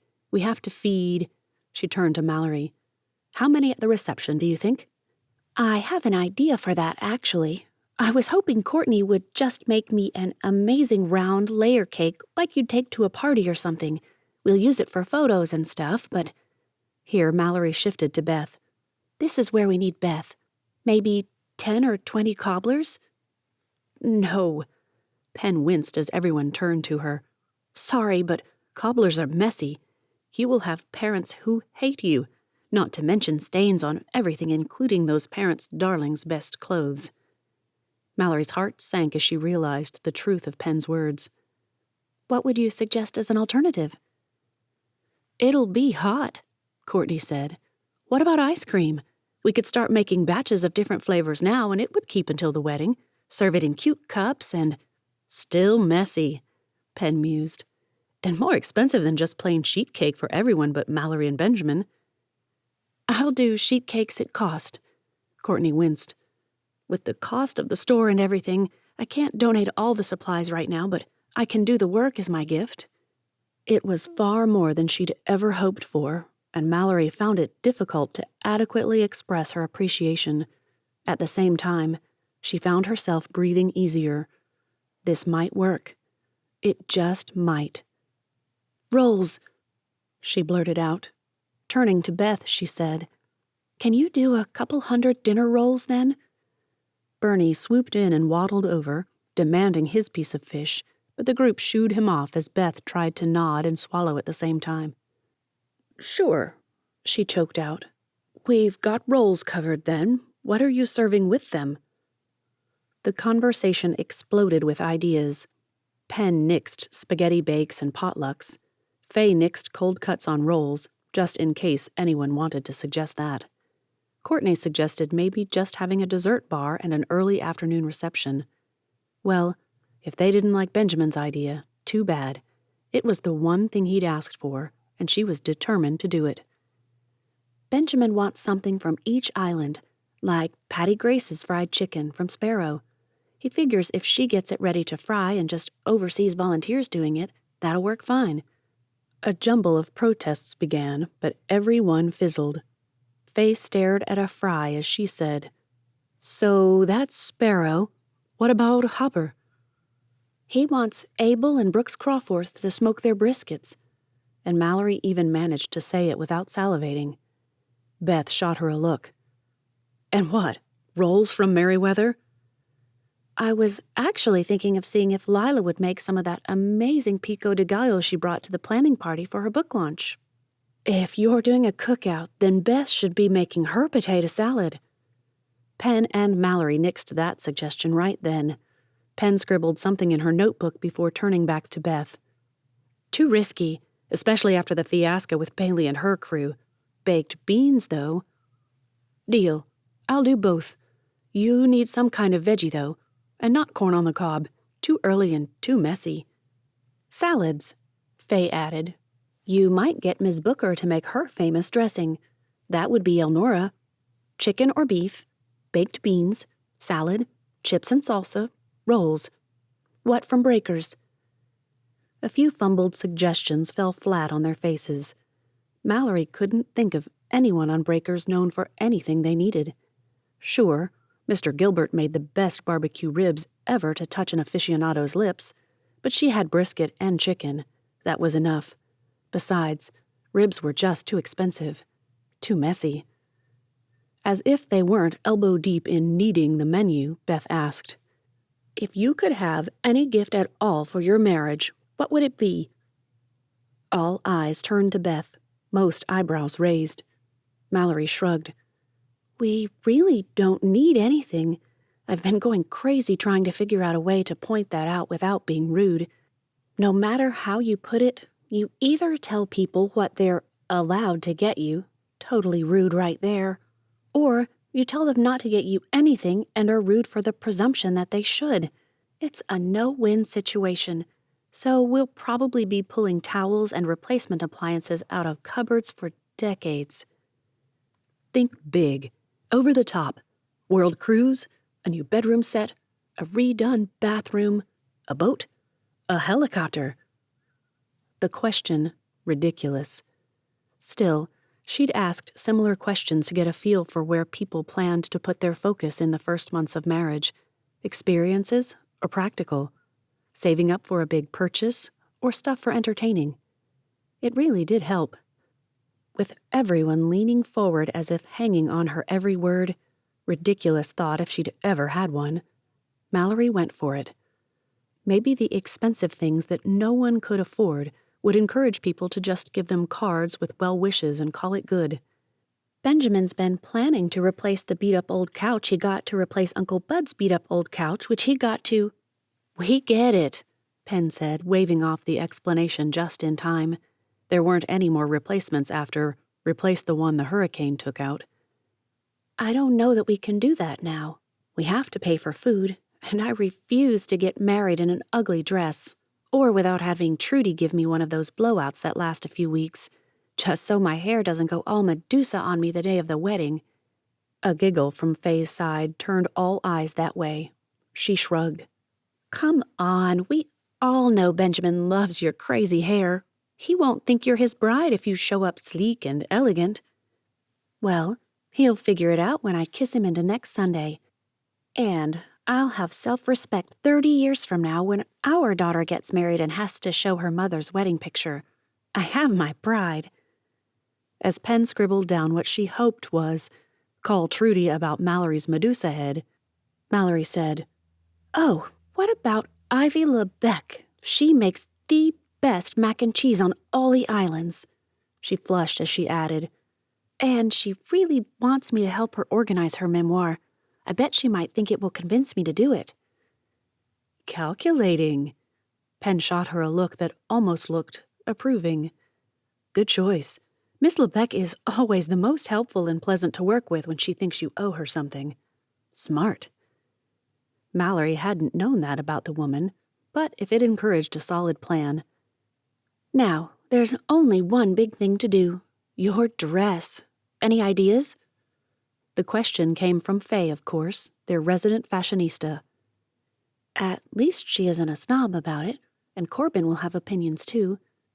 But something that had been poking at her since the first second she'd thought about dresses, 6 months ago at least if she were honest, prompted her to throw it out there and get a feel for what the others thought. "I was thinking about asking Ms. Marissa to go with me. Mama can't, but we could call and do a FaceTime with her when we find something." A few of the women exchanged glances that could mean anything from, "Is she nuts?" to, "Isn't that the sweetest thing?" "Ms. Marissa only had the one child, and she's been suit hunting with Benjamin before. He still has it. We're going to get it cut down to fit him now." "Cut down?" Penn's eyeballs bugged. I've never seen Benjamin Hornigold in anything but top physical form, if you don't mind my saying so. I don't, but they bought him a second-hand suit a few years back. Pleated front slacks, no less. Too bulky. We're going to have them remake it in a more flattering cut if it can be. Otherwise, we'll just go get one at the mall. The fabric is really nice, though," she added as if it would wipe the incredulous looks off their faces. After a second and then a third look at Mallory, Pen flipped open her planner and tore a sticky note from a stack stuck to the inside. "Call this number. Tell them I sent you and that I would consider it a personal favor if they could fit you in. Can't promise anything, but I send them a lot of business, so—" Mallory took the number, stared at it, peeled her phone off its case, and stuck the paper to the back of her phone. "I'll call first thing tomorrow. Thanks." Just as she would have asked again about Benjamin's mother going with her to do dress shopping, something jabbed her backside. She turned, ready to tease a small child, and found Bernie's demanding eyes staring at her. "Fine." She tore a chunk from her last piece of fish and flung it away from them. "Now, leave us alone." Beth glared at her until Mallory began to apologize. Then, just a twitch at the corner of her mouth gave it all away. "Gotcha." "The dress?" Courtney spoke first. "I wouldn't want to do it, of course, but I think it's sweet that you do. Call her." A few murmurs, several nods, and Pen's "I concur," prompted Mallory to hop up and start scrolling through her phone. "Be right back," she said. Ms. Marissa answered on the first ring. "Is everything okay?" That seemed like an odd question, but Mallory chose to roll with it. "Well, it will be, if you'll agree to go wedding dress shopping with me." If a sniffle was good, Mallory was golden. If not... Chapter 22. Seated in the otherwise empty room, Benjamin couldn't help but take in the decor.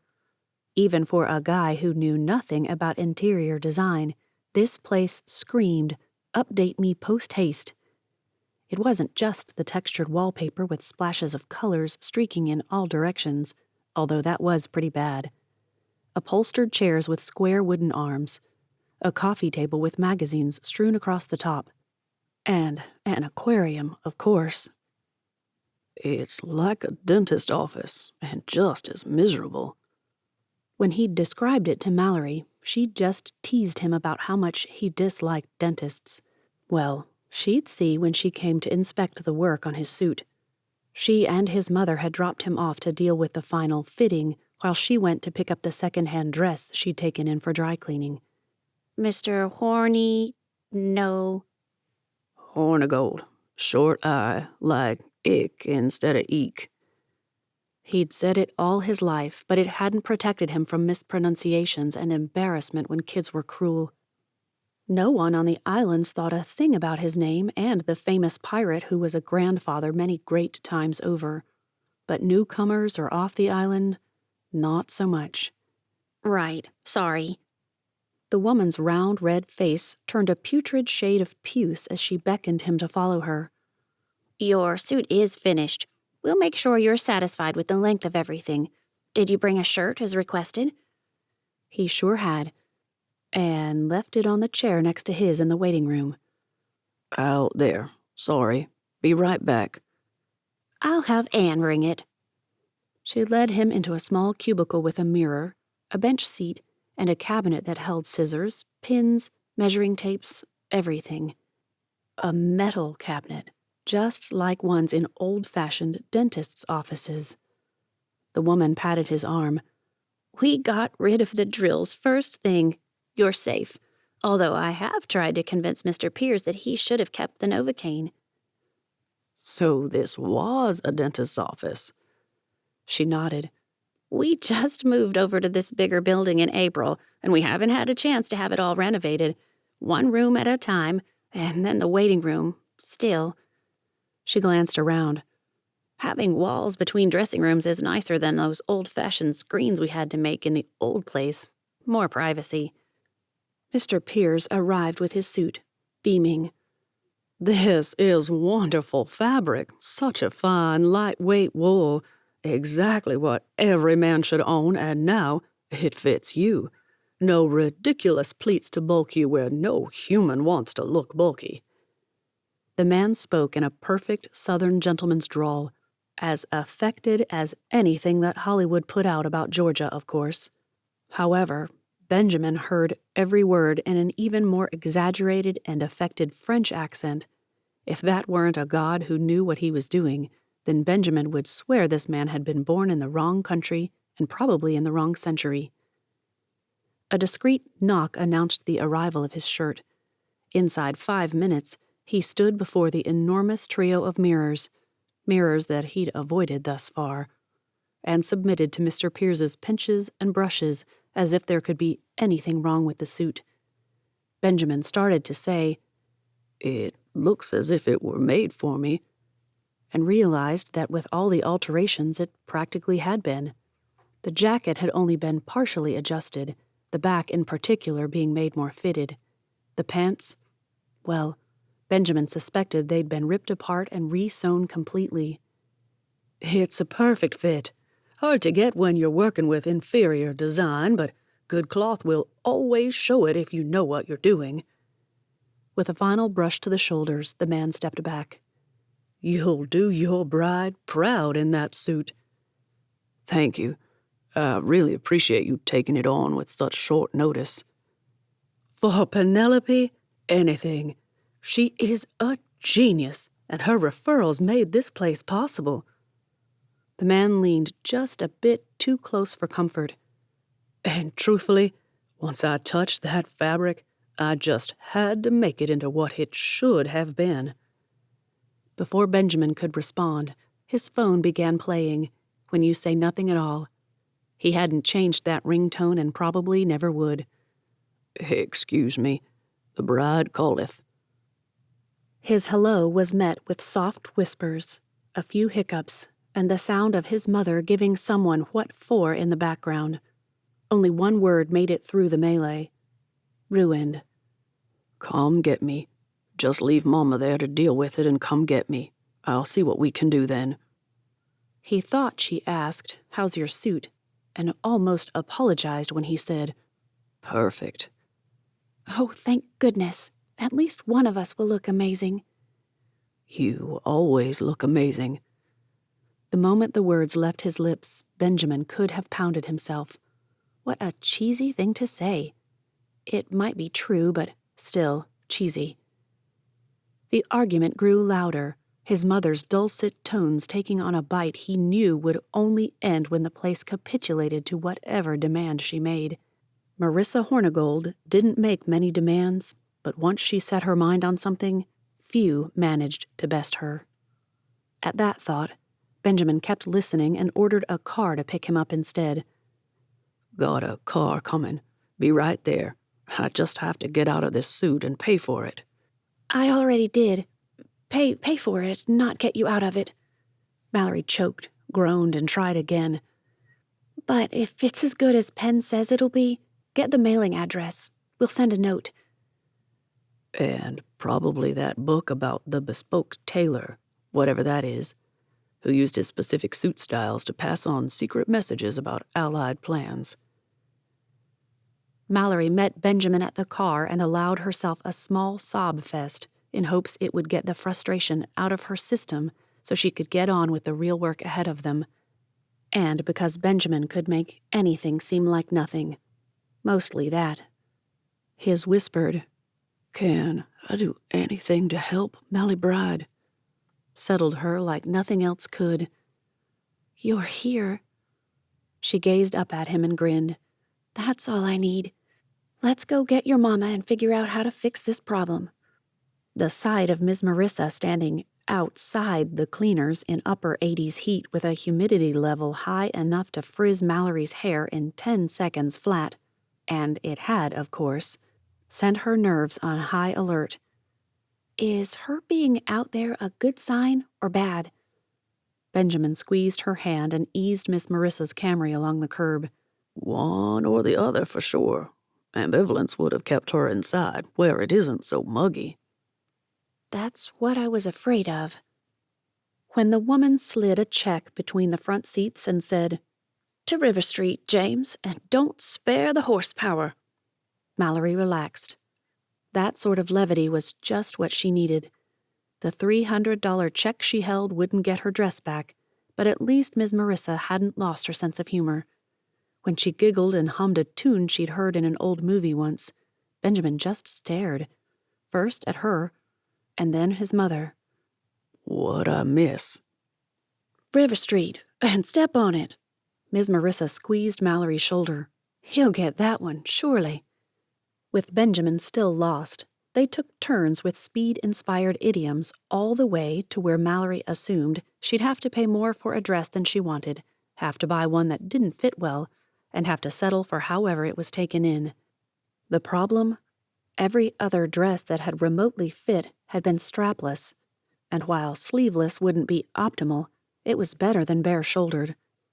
"I figured out how to solve 2 problems with 1 dress." That caught her attention. Mallory twisted in her seat to stare into the back. "Oh?" "The dress you loved the most, aside from the weird, pointy, strapless bodice?" That one. She remembered it. She'd loved it until the shop assistant had pulled it off the hanger and held up the bodice ripped straight from the 40s or 50s, complete with dagger-looking points above the bust.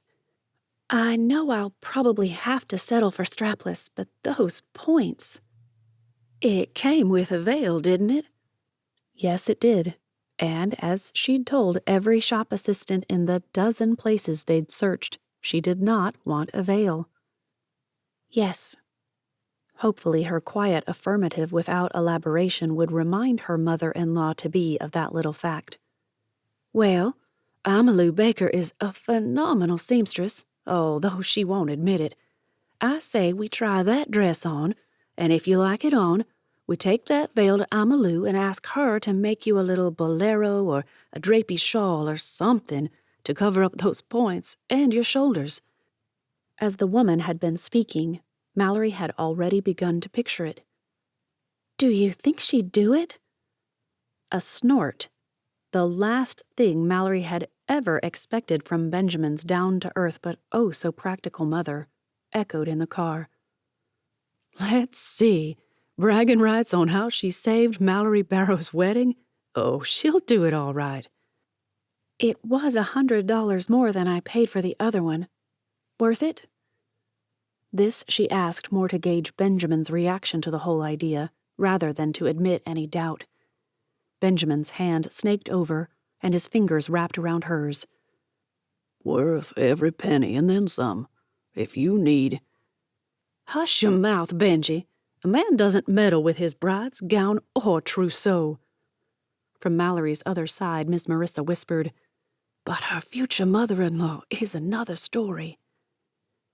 While Benjamin went down to Huey's to get them a lunch table, Miss Marissa led Mallory into the shop and found the assistant they'd worked with before. Beaming, the woman nodded. "I just knew you'd be back. That dress was made for you, and all the girls wear strapless these days. You'll be stunning." "I'd like to look at the veil, if I may." "Oh?" The woman shot a look at Ms. Marissa before turning back to Mallory.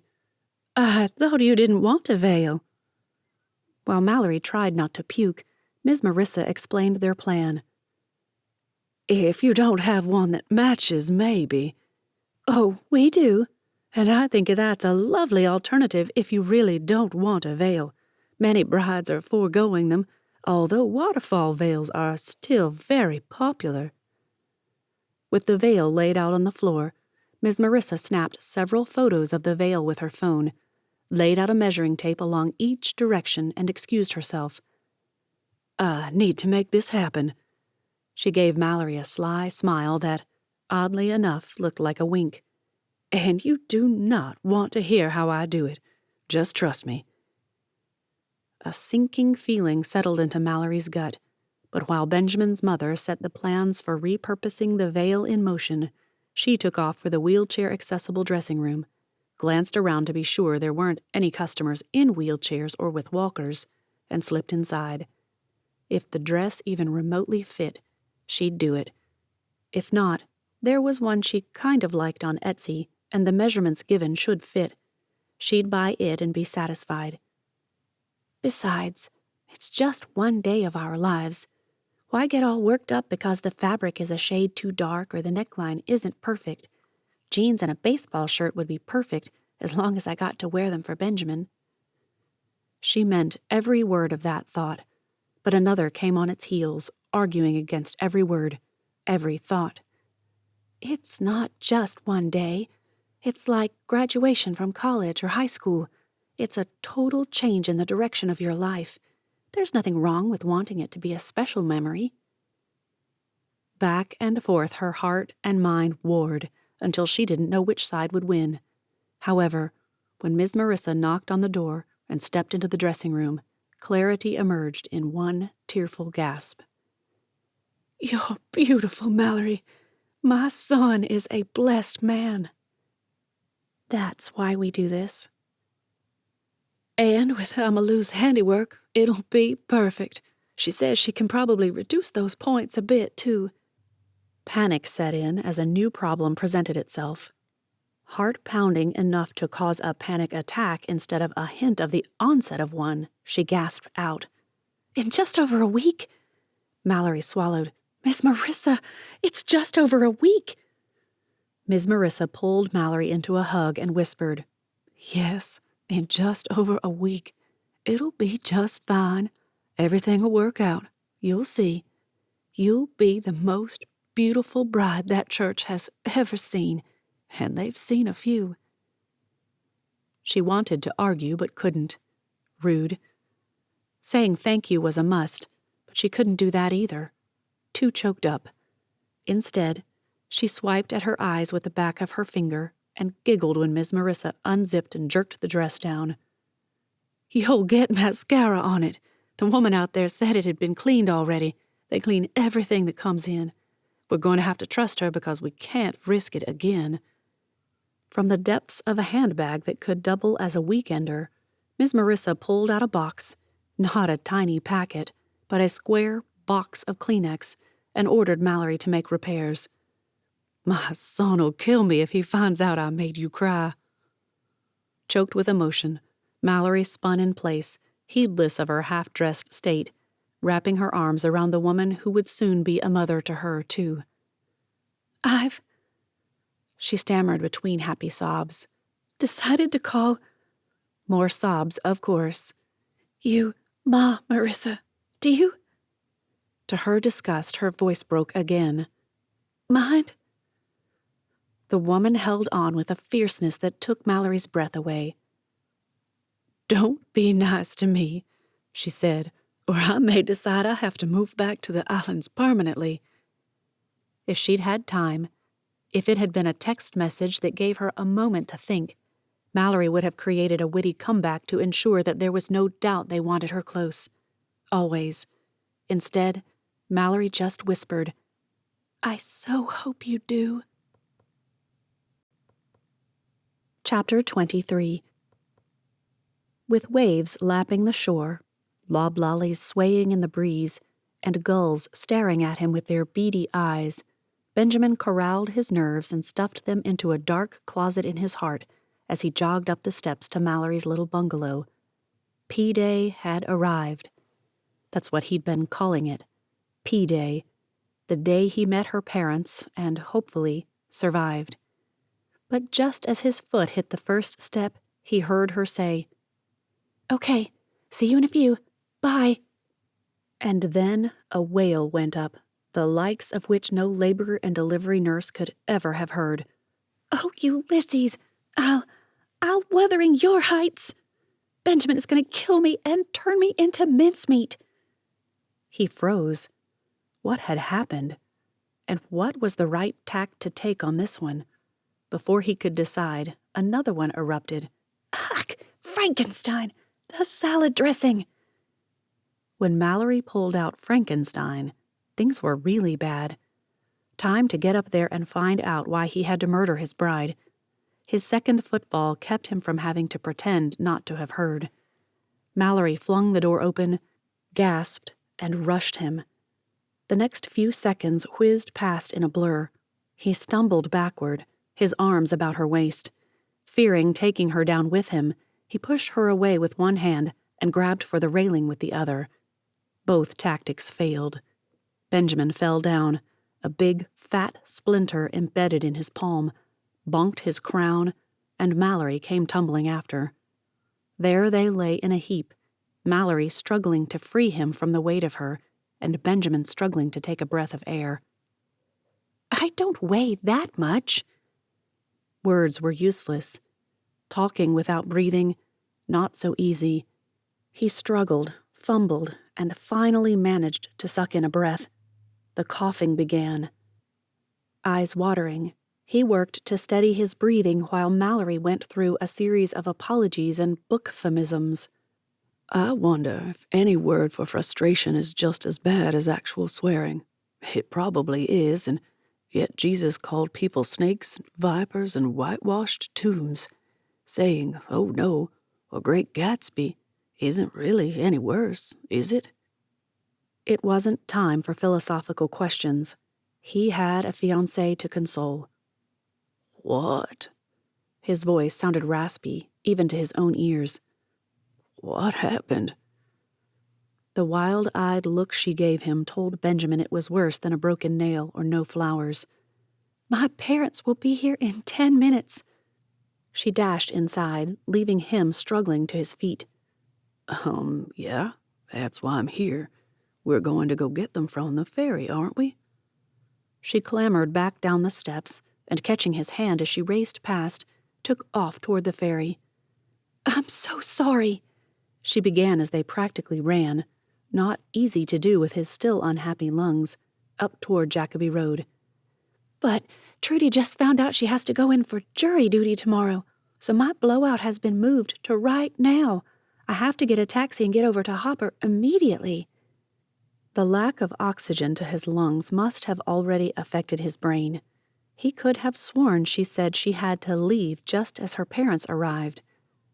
"Mama and Daddy don't bite. Just tell them I had to go and we'll be back in time for dinner. I hope." She paused, which meant Benjamin narrowly missed flattening her this time. How long does this blowout take anyway? He didn't know, but right now he suspected 6 hours. Hours in which he'd have to sit on his rickety couch and smile at two people who probably expected him to prove himself worthy of her. He wasn't, and the minute they found out... "Oh, well, I'm determined. It's a stupid, crazy expense, but it's the only thing that matters. I'll wear cut-off sweats and a holy t-shirt before I let my hair be a frizzball on Saturday." Prayers began. Prayers for a slow-water taxi that would arrive after the ferry so she could at least introduce him and explain herself. 3 minutes later, the Lord gave his answer. A big, fat no. Terry's taxi rumbled in the water near the far docks, waiting to zip her over to Hopper. She kissed him, dashed off with a, "Don't wait supper for me," and seconds later raced back. They stood there, nearly toe-to-toe, for several seconds before she whispered, "I never want to rush off with a thoughtless kiss. It could always be our last." The second kiss didn't last any longer, but Mallory had a point. It definitely meant something more this time. "Love you, Mally mine," he called after her as she half ran, half skipped her way down to the docks. Her wave and air kiss soothed the loss of her company and her support. Barely. But when the ferry whistle blew as the enormous ship came around the breakers and toward the slip, all that support melted into a puddle of misery. That's a book-phemism. I can hear her now. Oh, Les Miserables. Only a dozen vehicles and 2 people left the ferry. Dragging wheeled suitcases, the Barrowses looked like they'd just stepped off a golf course rather than flown over from a Haitian orphanage. Mr. Barrows in his chinos and polo with silvery hair at his temples and a killer smile for his wife. Ms. Barrows wearing cropped slacks and a summer top his mom would love. Ms. Barrows noticed him first. "Benjamin!" She waved and said something to her husband. Mr. Barrows waved as well and took the handle of her suitcase so she could hurry forward to greet him. "Where's Mallory?" Hairy situation. The words blurted out before he could consider the wisdom of cracking jokes with people he didn't know. Laughter bubbled over. "Hair giving her fits? Like we don't know it. I used to have to spend hours brushing that mop of hers. Even getting it thin didn't help." Her hair appointment got changed to right now. She's having Trudy blow it straight or something. Supposedly it'll last a couple of months. Ms. Barrows chewed her lip before glancing over her shoulder. She leaned close and said, "Don't tell Roger about that if you can help it. He's gotten frugal in retirement." Louder, she said, "So, what are we supposed to do while my beautiful girl is off trying to improve what God already called very good?" I see you take my view of it. Benjamin stepped forward to take one of the suitcases from Mr. Barrows. I have sweet tea, lemonade, and cokes at the house. Mallory said not to wait supper for her, but... Of course we'll wait. Where is she? "Her hair appointment was rescheduled to right now, Roger. She'll be back in a couple of hours. We can eat, we can rest, or we can just ask Benjamin for a small snack and save supper for when Mallory returns." Just as they reached his gate, the decision was made. A few melon balls to tide them over until Mallory returned, and a quick nap for Mrs. Barrows. Benjamin had decided to suggest a walk down to the beach for Mr. Barrows, but when the door to his room shut, the man leaned against the kitchen counter and said, So, what makes you think you'll be a good husband for Mallory? Chapter 24. Hair commercials, the bane of every frizzy girl's existence. Those sleek, glossy manes that spilled from hats like spun gold, molten fire, or liquid ebony. Lies from the pit, every one of them. Or so Mallory had believed. But when she ran her fingers through the silky strands for well, she hadn't been counting, thank goodness. Suffice it to say, her hair felt like it belonged in a Pantene commercial, something she'd foolishly said to Trudy. "Don't use that stuff on your hair. I'd probably get sued for saying what I think about it, so I'll just say that I've got a list of recommended product on my Beauty and the Beach website. Of course, I sell them there, but I won't pretend you can't get 'em cheaper from a supply store or the Zon." The way she'd trailed off at that point hinted at one thing. Buy from her. Period. After all, she'd been the better person by mentioning the possibility of savings. Not doing it at that point was just greedy. Oh yes, Trudy Lauder might look like a bushwhacker, but she knew her hair and sound marketing too. So not fair. As she rounded the curve onto Jacoby Road and away from the ferry, she saw Miss Marissa's Camry sitting outside Benjamin's gate. The Barrows. That's what Joni and her friends called it. People are starting to call it Keeper's Cottage again. I like that better, especially since the Hornigolds doesn't have the same feel as the Barrows. These thoughts kept her mind occupied and off the impromptu addition of Miss Marissa to the dinner. For a good 3 or 4 seconds. Had things really gotten that bad with her parents? Had she forgotten some plan or another? The impulse to pull her hair back into a messy bun sent her scrambling for her ever-present scrunchie and hair tie. First the tie, then twist and hold down with a scrunchie. Pencils worked better with her frizzies, but this wasn't bad. Probably wasn't nearly as messy as bun. By the time she made it up the steps of the porch, Mallory had come to her senses. Messy bun indeed. What was she thinking? Her mother would have something to say about it, and that would draw even more attention. She'd reached up to pull out the scrunchie when the screen door flew open and arms enveloped her. Had she been blind, she still would have known her mother's hug. How did Mama always smell like ivory soap? "So glad you made it safe. Sorry Shh. Weddings are crazy affairs. We didn't expect you to sit around crocheting doilies until we arrive." Mallory leaned back and eyed her mother. "Doilies, Mama? Really? Isn't that what those Victorian debutantes did?" Mama was probably right, but before Mallory could say a word, she felt herself pulled away and into a hug. "Daddy!" When Daddy hugged, all doubts about how much he loved her vanished. He might not show it how she'd prefer, but no one could accuse him of not being a loving father. Thought you'd never get here. Benjamin doesn't bite. A silhouette appeared in the doorway behind them as her father said, Glad to hear it. If it weren't for the chuckle underneath the words, Mallory might have gotten nervous. He reminds me of his father. Winston was a good man. That got her. Mallory stepped back and eyed him. Winston? Who's Winston? The silhouette in the doorway spoke. My dad's first name was Winston, but he went by Ben. Can you blame him?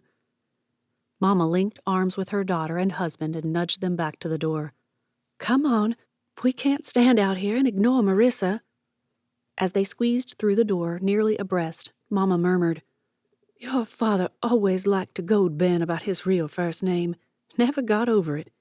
I never knew Daddy was acquainted with Mr. Hornigold, Mallory hissed back. I can't hear you. Daddy eyed Benjamin. Those two always think if they just whisper that no one can hear them, even if they're half a centimeter away. Mama rolled her eyes with skills that would have gotten Mallory grounded as a teen. Don't listen to him, Benjamin. He always thinks that we do it so he won't hear, instead of so he will listen. As the women laughed, Daddy clapped a hand on Benjamin's shoulder. I think having another male in this family is going to be a very good thing. He shot Ms. Marissa a glance and sighed. Of course, we're still outnumbered, but at least someone has your back now, and you'd better have mine. Yes, sir, Benjamin coughed. Except when I need to have Mallory's. You've got it. The table had been set, everything so perfect that Ms. Marissa had to have done it, not to disparage Benjamin or anything. And the moment they crossed the living room, both Hornigolds broke for the kitchen to begin carrying out dishes. Gumbo, of course, with shrimp. Daddy made a joke about there still being heads on them. Benjamin promised there weren't, this time. But if you'd like... Although the table talk progressed as relaxed and natural as if they had been doing it for years, something felt wrong, missing. Mallory couldn't put her finger on it as she speared and released the same piece of andouille sausage until it fell apart. Everything all right, Mallory? She shot Ms. Marissa a smile. Yes, thank you. I'm just distracted. Mama pushed her bowl back just a tiny bit and rested her hands in her lap. I'm going to be both rude and foolish and excuse myself. I've been stifling yawns for the past 2 hours. It's just been a long day. She leaned across the table and squeezed Benjamin's arm. Thank you for meeting us at the ferry today, and thank you for being so good to our girl. My pleasure. For both, he assured her. As if taking his cue from his wife, Daddy stood, kissed her on the forehead, and excused himself as well. I'd better follow Anna's fine example. Y'all take care. Good night. Mallory looked at Benjamin, who stared at his mother. Ms. Marissa shot Mallory a panicked look and said, Did we offend them? Don't think so. Something Uncle Bud had said once came back to her. I think Mama always crashes hard when they leave the orphanage. I don't think she rests enough down there. Makes sense. Anna always was an overachiever. That comment unsettled Mallory as much as her mother's about Benjamin's father. I can't get used to the idea that you knew my parents. I didn't know. It was Ms. Marissa's turn to look shocked. You didn't? Oh, The woman's eyes grew wide. I almost forgot. Jumping up, she hustled to the kitchen and returned with a plate of cookies. I thought island cookies were a perfect complement to the gumbo, and I know how Brother Bud loved them. Thought he should be here tonight. As she fought back tears, Mallory turned her fiercest expression on Benjamin. Don't you ever let anyone try to talk me into a vow renewal. Ever. If I'm this emotional over a simple wedding, what would I be like when I'm menopausal or something? With a cookie in one hand and a small container of the gumbo in another, Miss Marissa declared it was time for her to go too. You both have things to talk about, so you just enjoy the rest of the evening, and I expect you at my house on Wednesday. They stood on the porch, eating their cookies and waving her off before Mallory said, "Would you hate me if I went home too? I'm suddenly exhausted." She shot him a look. "Or did you drug the soup so you wouldn't have to deal with any of us tonight?" Benjamin didn't answer, but he did reach up and pull the scrunchie from her hair. It slipped out without more than a tiny tug. Mallory pulled out the hair tie, too. "Isn't it amazing?" He hooked one lock around his finger and stroked the hair. It's like a wig or something. Right? It's just amazing. Her varied vocabulary would astound people. "If I had heaps of money, I'd get it done every quarter just like Trudy said." How long does it last? Mallory had started down the steps, but she paused, twisted, and nearly lost her balance in the process. "I just said 3 months or so. It could be a little less with crazy hair like mine, but Trudy is sure it'll be fine for at least that long." It only lasted a moment, not much more than a second, but she saw it. Benjamin didn't like her hair like that, although she now suspected he'd never say so. She could pretend not to have noticed or just accept it, for both their sakes. Yeah, that. "The good news, for you anyway, is that we're not crazy rich, so this likely won't ever happen again. It was stupid expensive, but—" She smiled up at him as she wrapped her arm around his as they continued down the steps. "I want wedding photos that don't make me look like I just rolled out of bed. For once, I want to look put together." If this is what you want, Mallory could have sworn she heard him swallow a gulp. then we can find a way to make it happen. I'll work more or... "Nope. We've got a house to furnish, children to pray for and pay for, and retirement where I can finally chop it into a granny frizz without worrying about my vanity anymore. Not throwing away that kind of money every year, no matter how much I'd love to." Speaking of money, Benjamin pulled a folded envelope from his back pocket. Mama gave us her wedding present. Seems she's been saving since you moved to the islands. In the envelope, printouts of airline and hotel reservations and a check for $2,000. "What? Benjamin?" She said, the groom's family gets off light in the wedding department, so I decided years ago to help my boy have a fine honeymoon. He wrapped his arm around her and kept them going. Seems Mama talked to Ezra about it when she was here, and Ezra did all the arrangements. Until that moment, Mallory hadn't seen the destination. "Wait, what? Swameli?" Ready to get truly tropical for the next couple of weeks? Another look at the tickets showed they wouldn't be home until June 9th.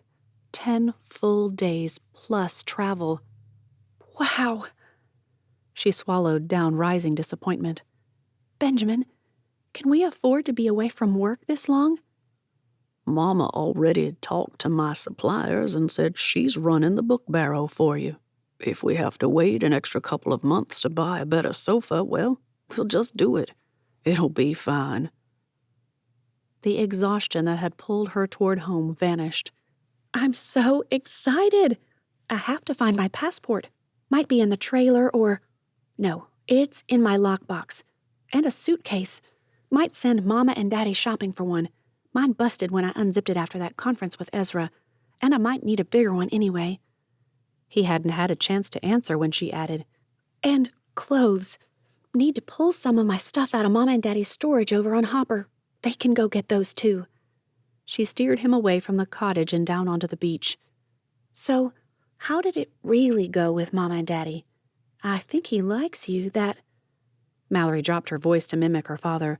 "We men have to stick together." Stuff made it sound like it. I think we get along fine. Although when he asked me why I thought I'd be a good husband to you, I was sure he decided against me already. That sounded just like Daddy. Put someone off their game and see how they react. Maybe giggling wasn't the kindest thing to do, but she couldn't help it. What did you say to that? Benjamin stopped them beside a clump of sea oats and pulled her into a hug, one that rivaled any she'd ever had, and just held her before finally saying, I told him I didn't know if I would be or not, but I'd made it my ambition to serve the Lord by serving you and trusting Him to make up my deficiencies. Chapter 25. Seated beside him, Mallory fidgeted, her mind probably racing with all the things she shouldn't forget, things he probably wouldn't have ever thought of. Bows on something or a song to accompany some toast or other, things like that. So what had he done?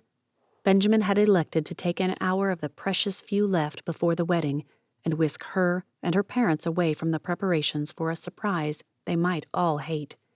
He'd taken his last marble and thrown it into the sea. Still, once he'd convinced her to tell her parents about what they'd learned, one thought had dominated nearly every other. Make it right as it could be.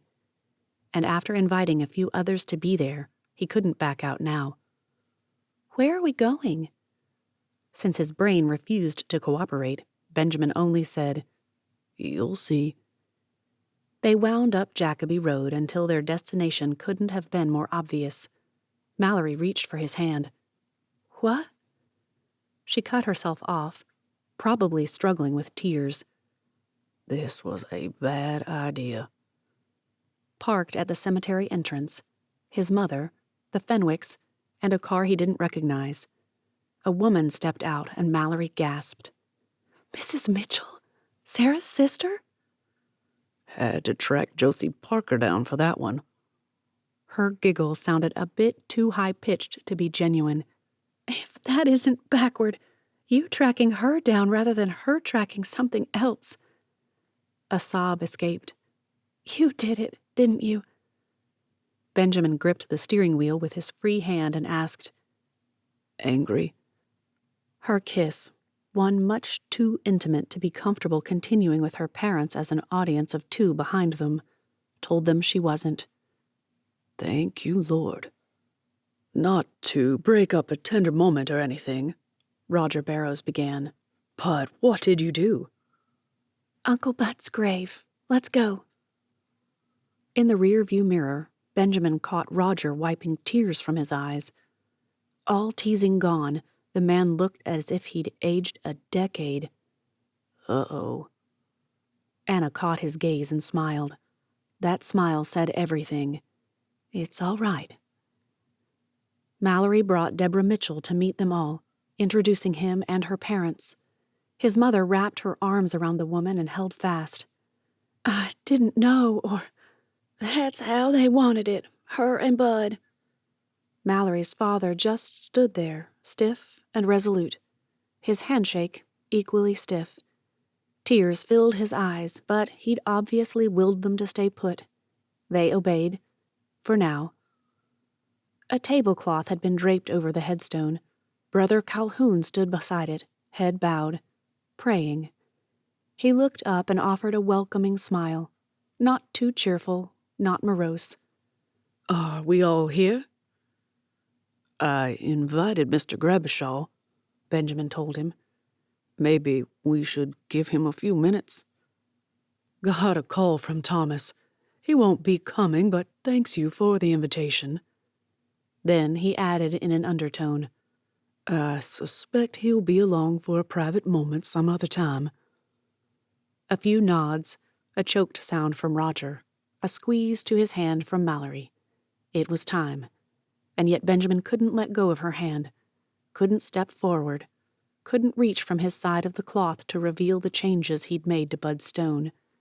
Instead, he stood there taking in the loblollies and gum trees that shaded half the cemetery and listening to the rustle of their leaves in the trees and the cry of a seagull. Someone had mowed recently. The scent of fresh grass mingled with the ever-present perfume of the sea.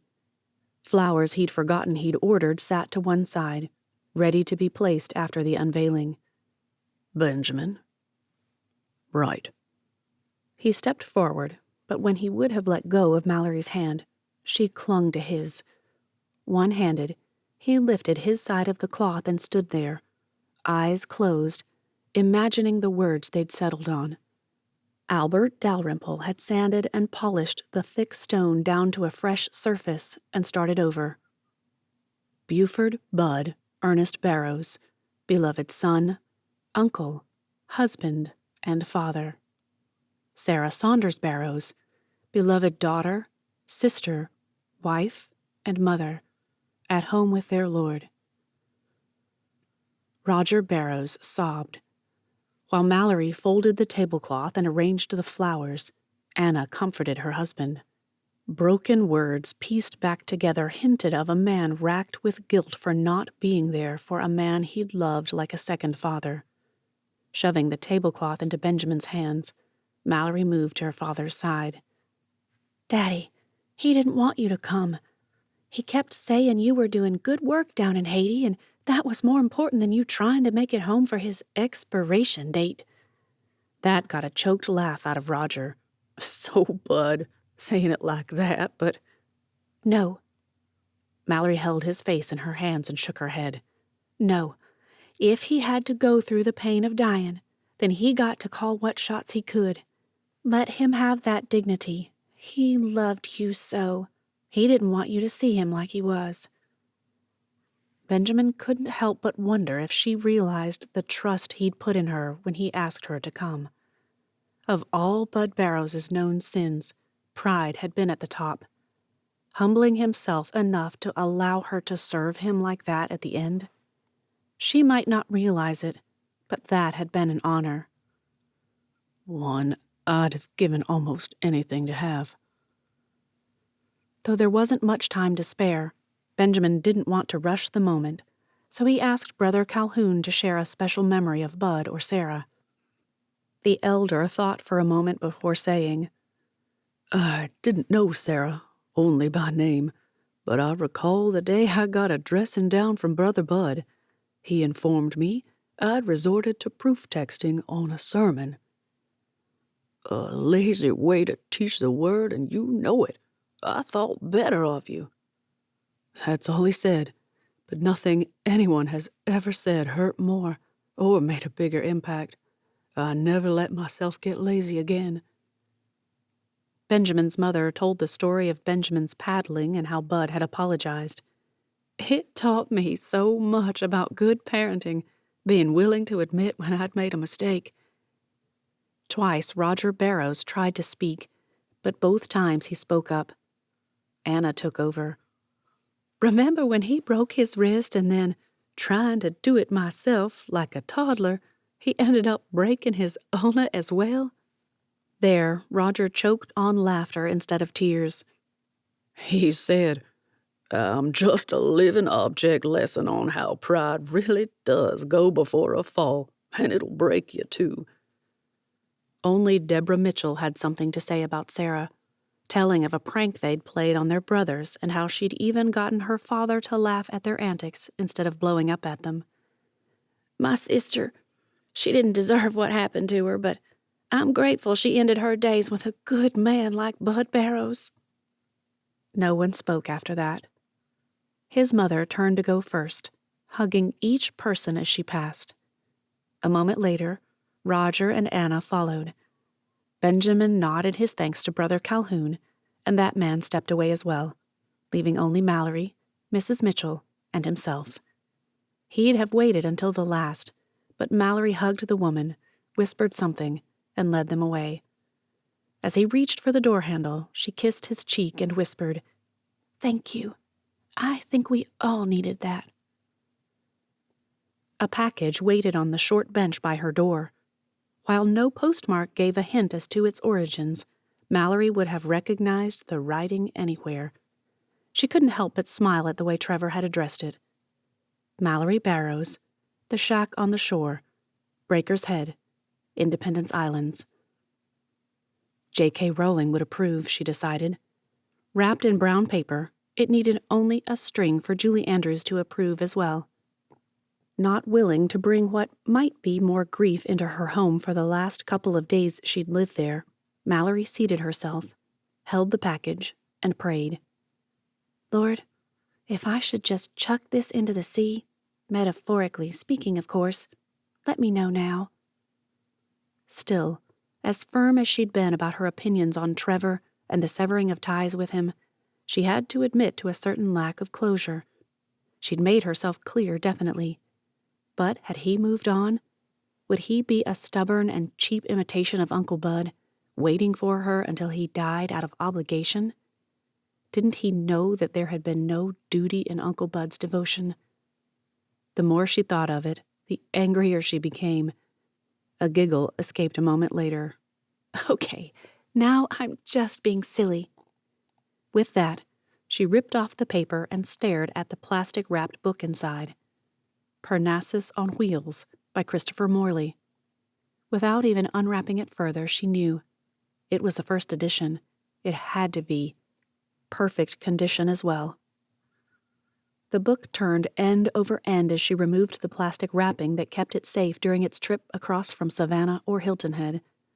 The book cracked just a bit as Mallory opened the cover. Her breath caught. Signed and unread. Wow. When she pulled the plastic away, a card dropped to the porch floor. It might have been silly, but Mallory cradled the book against her chest as she bent to pick up the card.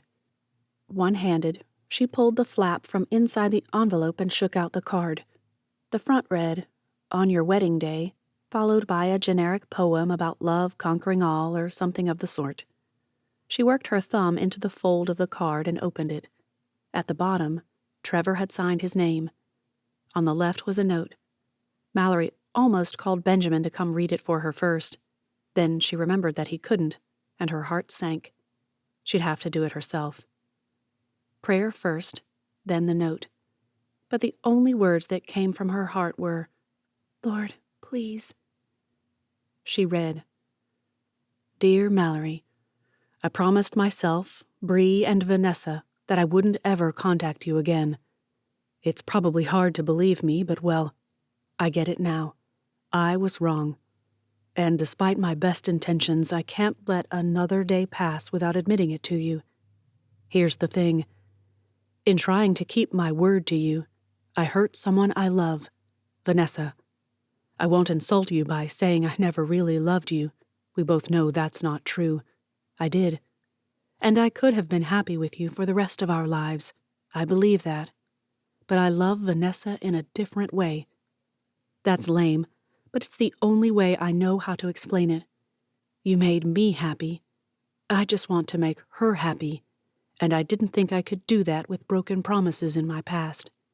I wanted to please the Lord and thought the only way to do that was to honor a vow I thought I'd made. I learned 3 things this week. First, I made no vow.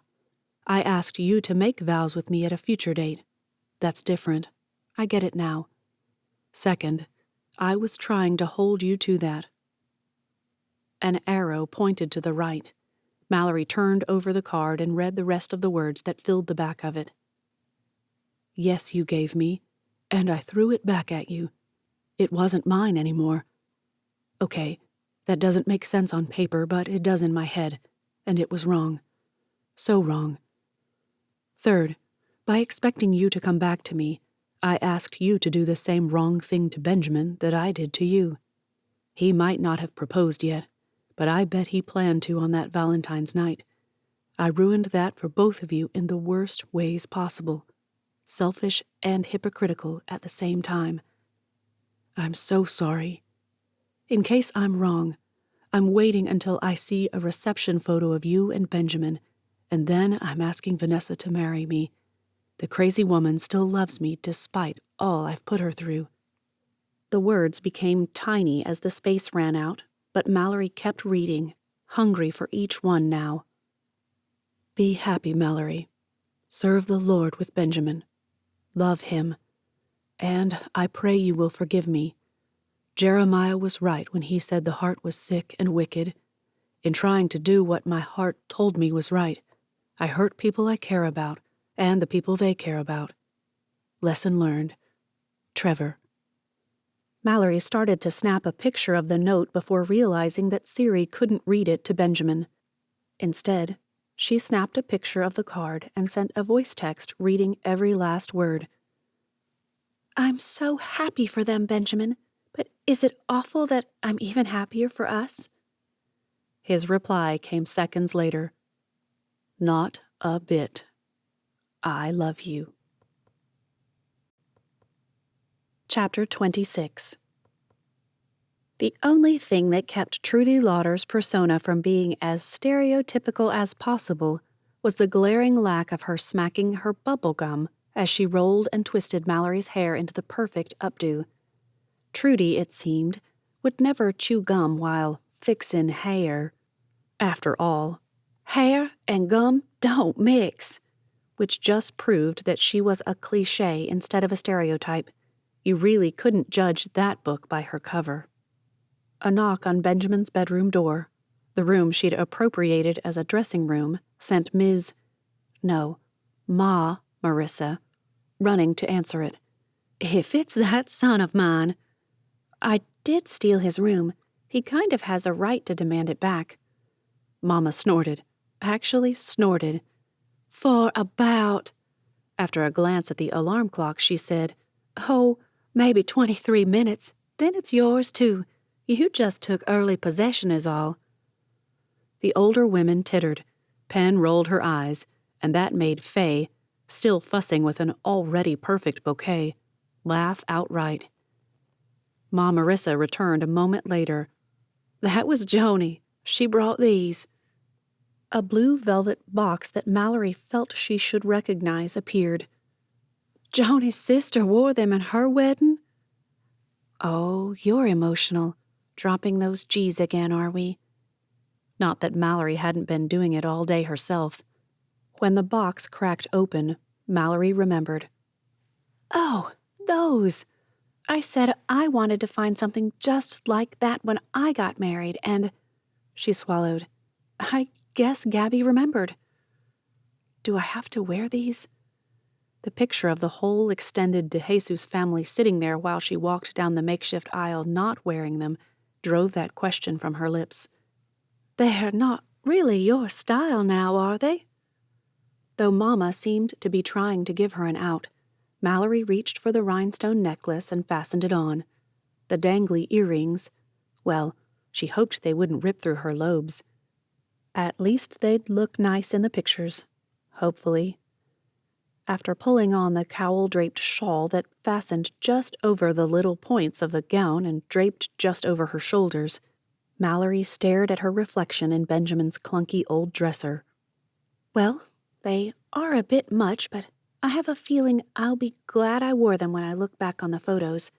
They'll remind me of the De Jesus family, of Joni and Jeff.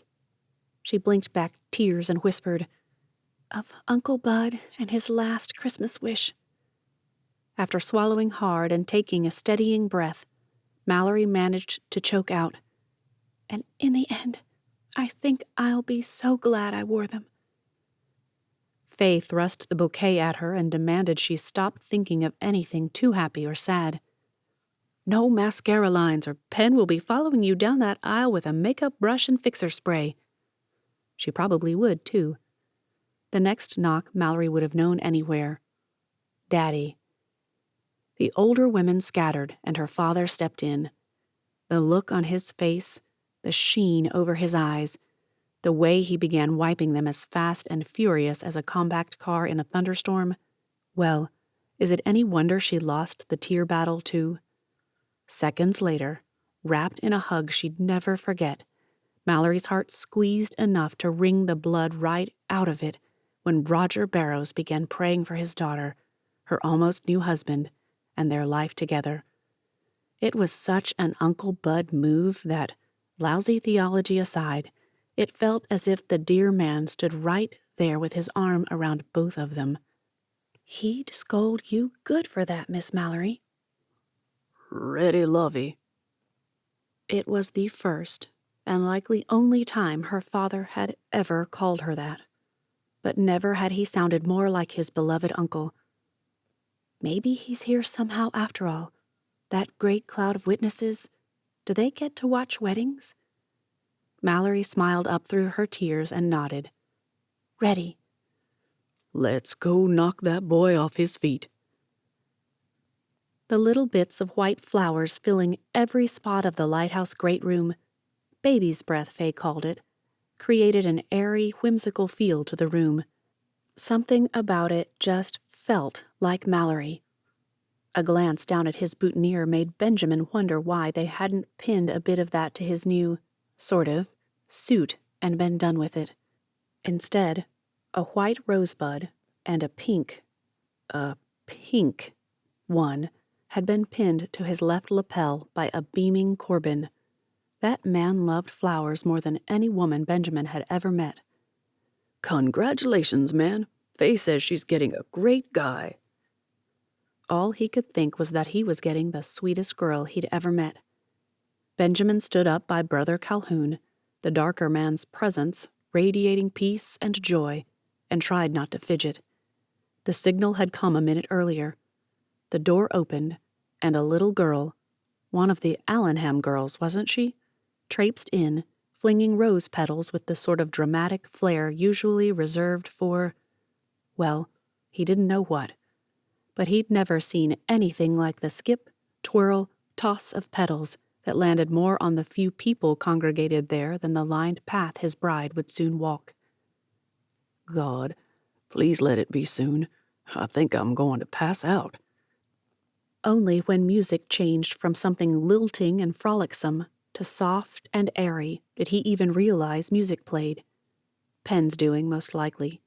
She'd probably hunted down every little girl on the islands until she found one with a dress that would work and conned the parents into agreeing to their child being in the wedding. Pen certainly had a way with people.